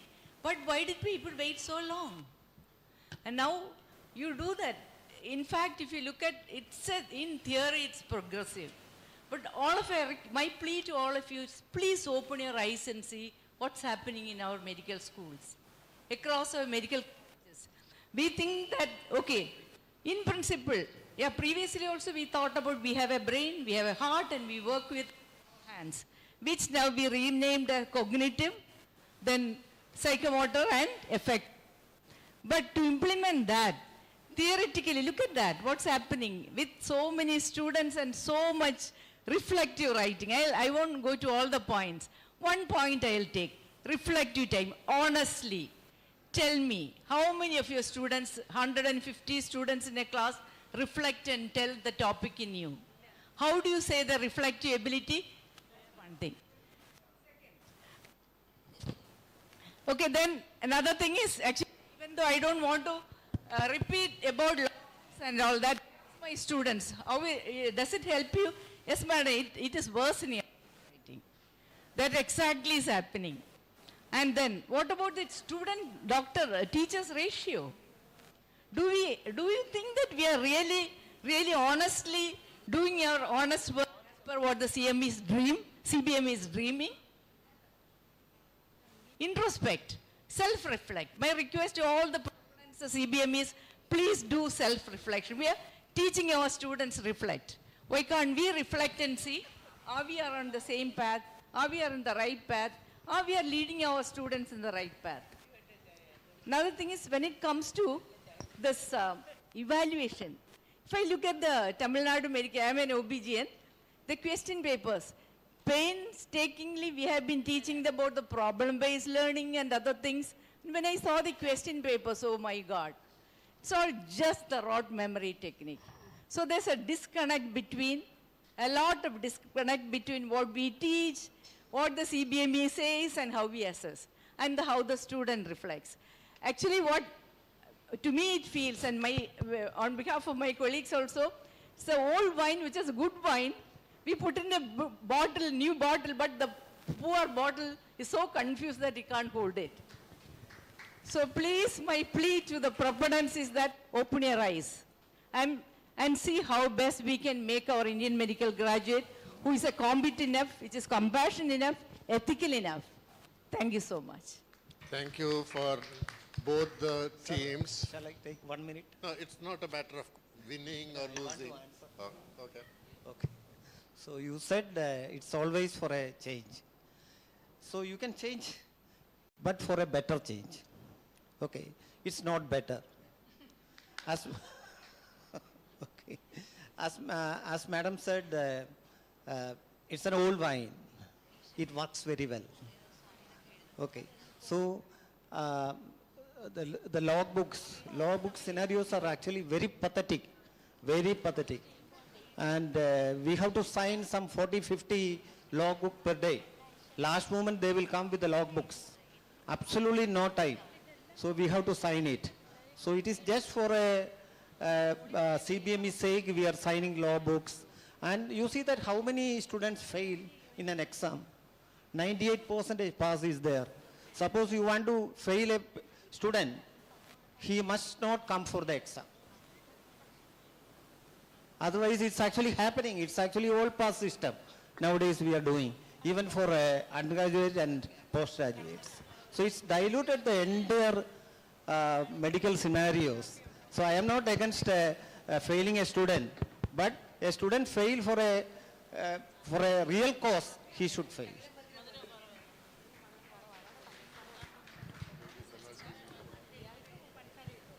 Change for the better, you said, sir. So what we are saying is, if you remember the story of Ignaz Semmelweis, he was a doctor who advised his fellow colleagues to start hand washing before doing deliveries. After coming back from the autopsy room, please wash your hands, do all this before you go on to conduct deliveries for the pregnant ladies. At that point of time, he was ridiculed for the same thing. What do you think you know this? We have been doing this for so long, nothing has happened. There is no problem in whatever was happening so much. So always, when Dr. Atul introduced the checklist system post-surgery, to make sure that everything is there, to check the mob count. When he introduced the checklist system, again the same thing.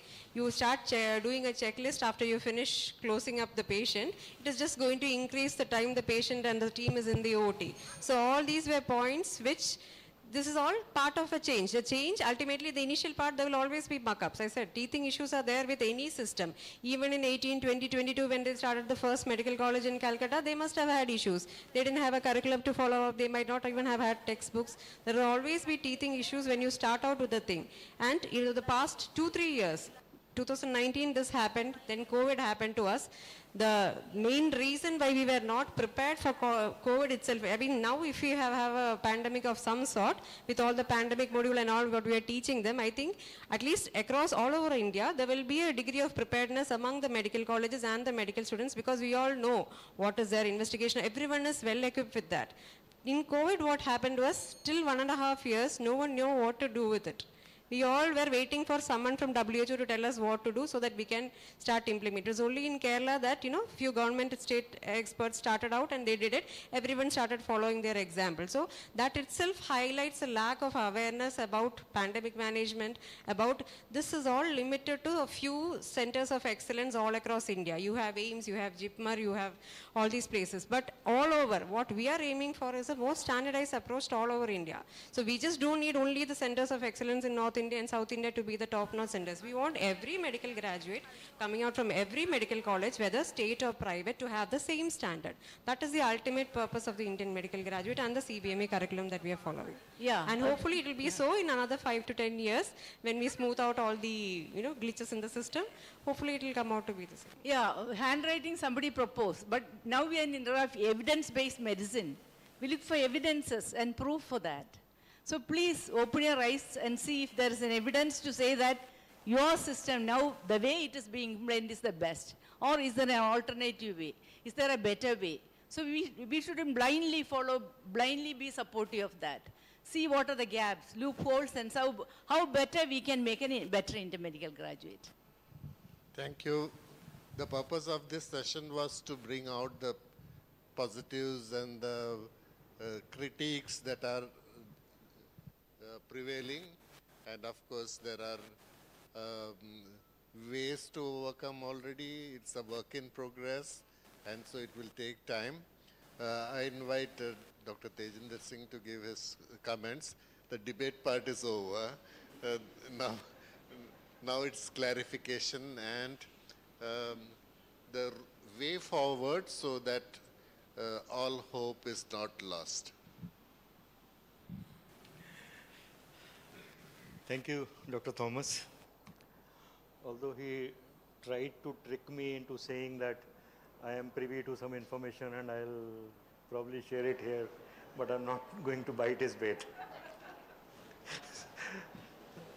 What I'm going to talk to you is about the concept of CBME.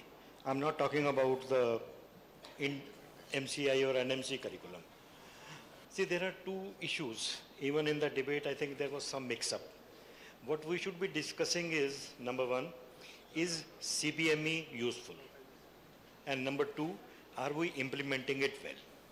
Now, these are the two issues which we have to discuss. Now, coming to the first part, is CBME useful? Unfortunately, in spite of having been introduced somewhere in 1970s, and in some countries where it is supposed to be running very well and very satisfactorily, no one has been able to produce any evidence till date that CBME produces better graduates. Not a single evidence to say that CBME produces better graduates. It's all, CBME will produce better graduates. Everybody will say it will produce better graduates. But is it producing? Nobody knows. And there is a lot of power of narratives. You can, like for example, we know that cholesterol causes heart disease. So for each one paper which says that cholesterol causes heart disease, there are 3 other papers published which say cholesterol does not cause heart disease. But unfortunately, those 3 papers never get the recognition they deserve, because everybody is after cholesterol and heart disease. Same thing happens with CBME. So the paper which says CBME is good gets published. Paper which says CBME is not good gets rejected.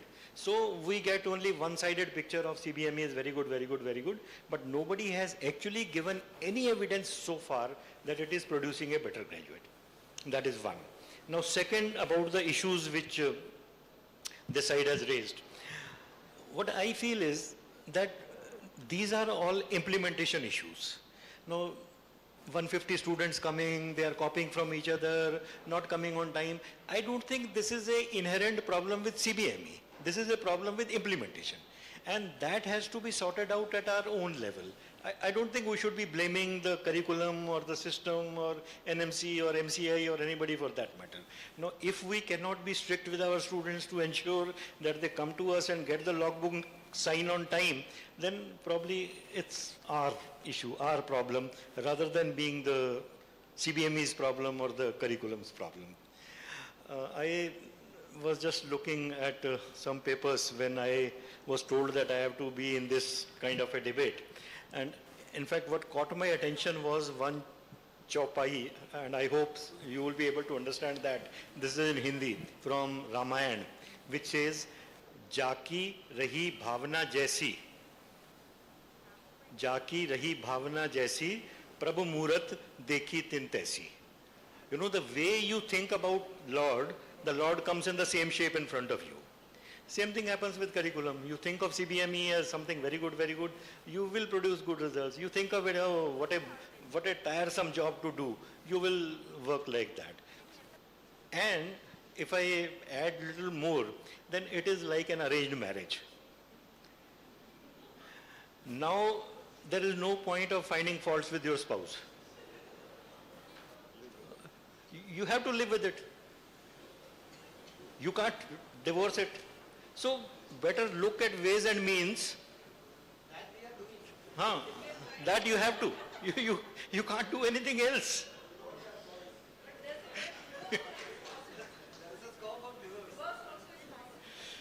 So, what we should be doing is, no, not suffer. So what we should do is, we should actually find out ways and means as to how best we can utilize this. You know, when we say, in fact, there has been some kind of a mix-up. And since Thomas said so, let me say it out. Some kind of a mix-up. Foundation course, electives, ETCOM, integration. These are not part of CBME. They have nothing to do with CBME. They are part of good teaching practices. Any curriculum should actually have integration, it should have ETCOM, it should have attitudes, it should have communication. What prevents us from doing that? Is it written anywhere that traditional model will not teach communication? No, it was our own interpretation. So what happens is, we started believing that ETCOM is part of CBME, which it is not. It can be part of new curriculum, that is all right. But ETCOM is not part of competency-based model. So let's be clear on that. And now that this opportunity has come our way, that ETCOM has come and other things have come, so let's make best use of it so that the students can learn, the patients can benefit, the society can benefit. That's all I can say. So a lot of people have spoken. My better half has not yet spoken, so I give her a chance to speak. Otherwise, I will have no sleep. So she as a teacher implementing the new curriculum, some words of wisdom and experience. Over to Marina. Thank you. For me, what I feel is this CBME curriculum has been brought in to conform to global standards in medical education. So the NMC has brought in some changes. What I understand is, because of the problems raised, we are not able to be true to what is expected, because of, not because we are lazy or anything, because as was mentioned about faculty-student ratio. See, if you want to have a proper logbook assessment, you should have more faculty. We can't be signing 40, 50 in a day. Not possible. And if you, now small group teaching is a must, like 30% should be small group. So do we have faculty? So as Dr. Singh was saying, it is about implementation. If we implement, it is meant for a good purpose. If we implement it, and it will become better as we want to. We don't want the IMG to become any lesser than the earlier ones. And we are all here for improving standards. And let's look at the positive points, and improve and make our IMG a better graduate. And I feel we need more training in education, like medical graduates. As soon as you become an MD or MS, you are a qualified teacher. You become a qualified teacher. But we don't have any qualifications in teaching. Whereas you see other MSc nursing, they have a segment of education in their curriculum, postgraduate, so that the moment they become MScs, they become qualified teachers. But for us, it is not like that. So we are all here to learn teaching, and when we learn teaching, most of these problems will be sorted out. Our mind will be more ready, and we will know how to assess logbooks, what we should look into, what is reflect. So many things are there, minor things in that which we don't know. So we have to learn, we have to train, and automatically things will change. And we have to aim for, because all these things needs more faculty, more hands are required. So we have to, the NMC should think of allotting more faculty for these purposes. I think this is my small views. Thank you. Let us also hear the voices of other important stakeholders, the students, the learners. And now we have some of them who will be expressing their feedback on the way they learned and their concerns. And after that, we will have the conclusion of the session. Okay, now we have our students to share the opinion about CBME and traditional teaching methods. Firstly, Dr. Megha, JR, General Medicine.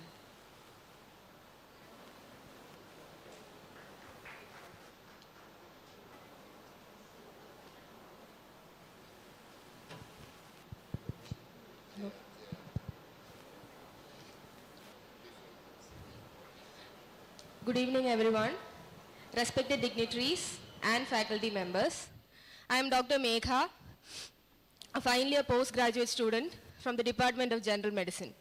So I stand before you all today as a proud product of what I like to call as the OG, that is the original gangster of the field of teaching medical science. That is the traditional MBBS teaching schedule. So, and I stand before you as someone who has survived my 5 years of MBBS learning the traditional way. And let me tell you, I may not be perfect, but I turned out just fine. There were no portfolios, no plastic mannequins, no reflections after taking vitals of my patients. It was just solid teaching with real life patients, real life case scenarios, and a basic exposure in clinical knowledge to know the difference between medicine and melodrama. So I am pretty new to the field of CBME, and I came to know that students actually have to write a long paragraph on their feelings after they have attended their clinical postings and ward rounds. And this actually made me confused, because the only feeling I had after my ward rounds was confusion, exhaustion, and hunger. I never had to write long paragraphs, and I never had to reflect on my feelings. I just had to think about how I was surviving and how I had to recover from the aftermath of my ward rounds. And I was never made to write a 500-word journal on how whether I took care of my patients or not. I knew that I cared for my patients from the way I was taught by my teachers and my professors. I was not made to take BP on a plastic arm with no pulse, with no feelings, that never squirmed or squinched or complained when we examined it. I learned it on real patients, and the real patients actually had emotions, but that didn't do us any harm. I was new to the concept of workplace assessments as well, where a group of people stand around you and ask you to do a clinical demonstration while they secretly stare into your souls. and you are just standing there sweating like crazy as if you are trying to defuse a bomb. So that was new to me as well. And another important concept, another important main difference I felt is we were never introduced into our ward rounds during the early days of our UG life. At that time when we never even knew how to spell the word clavicle. So it would have been straight up emotional damage for if I was thrown into wards before I knew whether the pancreas was in the chest or the abdomen. So that was also pretty confusing for me as a student. So from my perspective, I feel that I was taught medicine the proper way. First the theory and then the practicals. In that way, my professors and the traditional teaching methods made sure that we knew our stuff before we faced real life patients and real life scenarios. And coming to the most important point, my work ethics. My work ethics was shaped by my professor's angry glares and ward rounds. I never had to attend a definitive module known as 8Com to learn about the basic decency that we should show while we were communicating with our patients or their bystanders. And what surprises me the most is those who implemented CME, they were actually trained the traditional way. And the professors that they are making to follow CME, they still follow the good old school methods of teaching. So there is a huge controversial point in that. So let me make one thing very clear. I'm not speaking against CBME. I'm not saying that it is bad. I'm not against renovation. Of course, we need renovation, innovation, and evolution. But I think that we shouldn't fix something that is not broken too much. And there is no point in considering, it is not right to consider traditional learning methods as being obsolete just because a newbie like CBME is emerging. Especially because all the main teachers, the great clinicians, the great doctors that we know of have been shaped only by CBME and not the newbie. So I would like to conclude my words by saying that I personally feel that traditional methods of teaching doesn't need much reformation. And it is not the method, but the mentor and the attitude and the mindset of the students that help shape great doctors. Thank you. Okay, now let's hear from the experience of the student who is undergoing CBME. Over to the student. Thank you, Dr. Meka. Now let's hear from Nitish, final year MBBS student.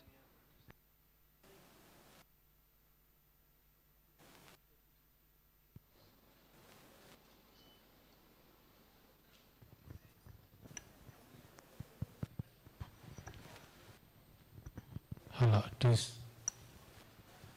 Ma'am, it feels so hard to stand in the stage where the room is fully air conditioned. And that's what this debate and battle has set the stage on fire. And I feel like a small rat in front of the giants sitting in this room. So before that, good evening, respected dignitaries, all the delegates and my esteemed faculties. I'm Nitish Kumar, final year MBBS student at SMIMS. And if someone would have told me in the first year that I would be standing here and speaking at a medical education conference about a curriculum, literally I would have laughed at them. But today, it is both an honor and responsibility to stand before you, not just as a critic, but as a product of this CBM. I speak today not just for myself, but for an entire generation of learners who have been molded under this transformative curriculum. CBME, as we know, the competency-based medical education is not merely a shift in its structure. It is a redefinition of purpose. It dared to ask, what kind of doctors are we making? Not just one who can just recollect and recall the information, but who can communicate, who can collaborate, who can analyze, and who can act with sympathy and precision. Coming to my perspectives, in our very first year, early clinical exposure brought all the hospital cases directly into our classrooms. We discussed these cases along with our anatomy or physiology, and suddenly the brachial plexus, which wasn't a diagram alone, it was a reason why someone couldn't lift a cup of tea. And this connection between what we learned and why we learned it is what CBME makes it. This part, the relevance to the stuffs that we learned, retention to the concept, and most importantly, respect for the patient's experience. 3 R's made this ECE: retention, relevance, and respect. Then came the self-directed learning. At first I thought, why are they making us to do so much on our own, where I have just come from my school, which has been spoon-fed. But later, over the time, I realized that it wasn't just about studying alone. It was about growing. It taught us that we are not here to be spoon-fed, but to be self-made. Then where all the small group teachings that we have here, which this learning isn't a monologue anymore. It is a dialogue. So then came the superhero, that is the EdCom, where we didn't just learn just how to speak to the patients. We learned how to listen to them, how to pause, how to respond with humanity. It taught us that being a good doctor is not just knowing about the cure. It's knowing about the care that we give to the patient, which no other textbook would teach. This EdCom learning experience would take us to the family adoption program, where we share emotions with the families and we make a bond for this entire 5 years. Then came the electives just before my final year entering. Actually, it wasn't a break. It was a breakthrough. For the first time, I chose what I wanted to explore. So I saw how this nephrology department and EMD department shaped my confidence, clarity, and clinical common sense. This feedback-oriented thing that we have in CBME doesn't only just benefit the students. It has become a both mirror for the teachers as well. It allowed both the learners as well as the facilitators to evolve together, to refine together, to reflect, and to reimagine the learning process itself. CBME made the learning interactive, integrated, and most importantly, intentional. Skill labs taught us to make mistakes in a safer zone. And these feedback sessions didn't just show us where we are. It instead showed that where we have to move forward. And the additions of all this pre-test and post-test in the lecture hall brought a clarity to learning in my point of view. Because all this pre-test which we do in our final year helped us to recognize our blind spots before the class has been taken. Whereas this post-test, it reinforced what we gained after that 1 hour of teaching. And for teachers, once again, it has become a mirror, revealing the clarity of their delivery and effectiveness of their methods. This two-way diagnostic tool made our classroom more dynamic than a static one. So CBME has brought us one of the most beautiful thing, that is horizontal and vertical integration, where departments were no longer taught in silos. They all taught in sync.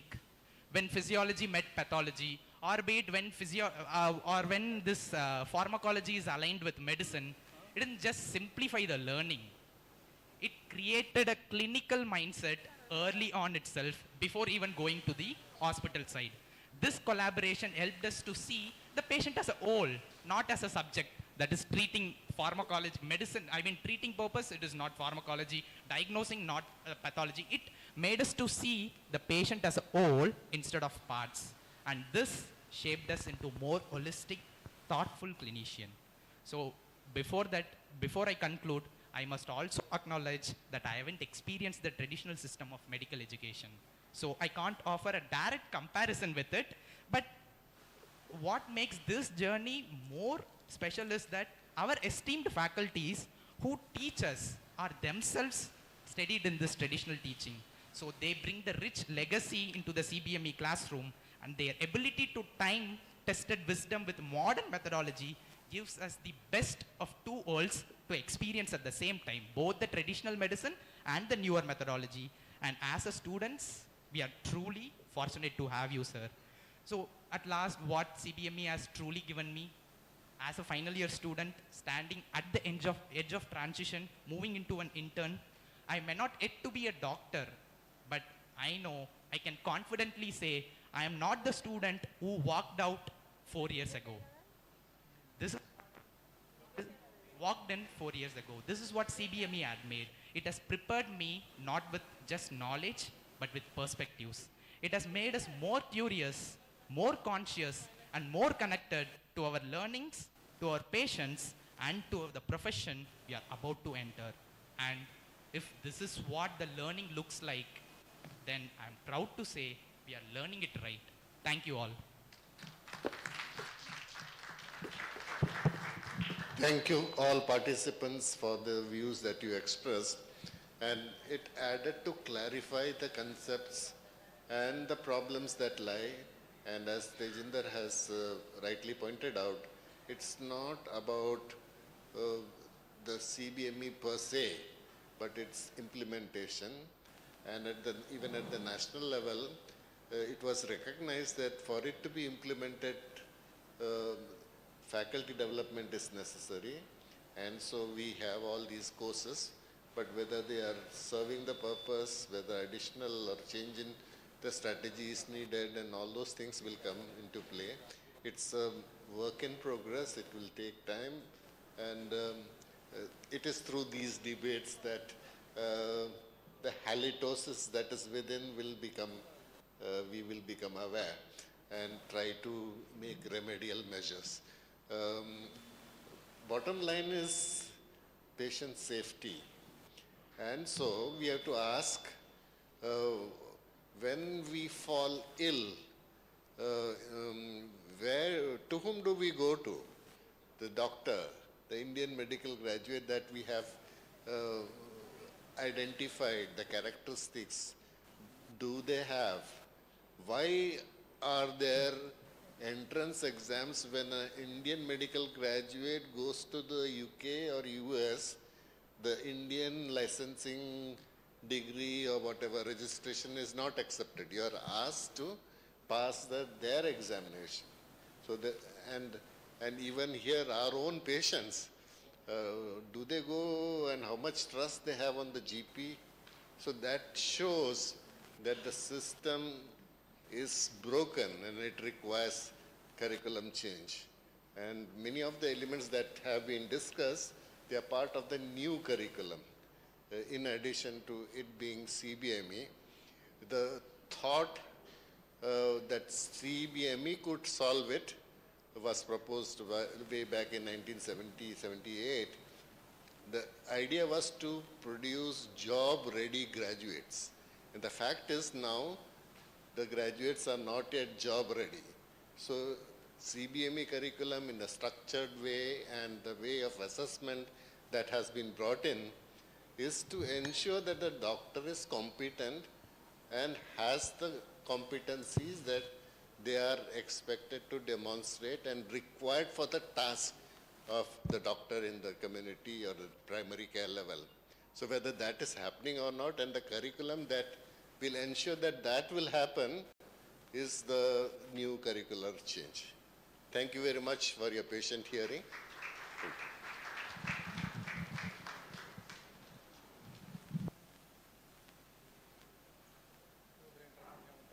Thank you so much for the very interesting debate session. As we conclude today's sessions, we have not only explored the future of medical education, but also taken meaningful steps towards shaping it. Let's carry this momentum into tomorrow's discussions. Until we meet again, have a restful night and a good evening.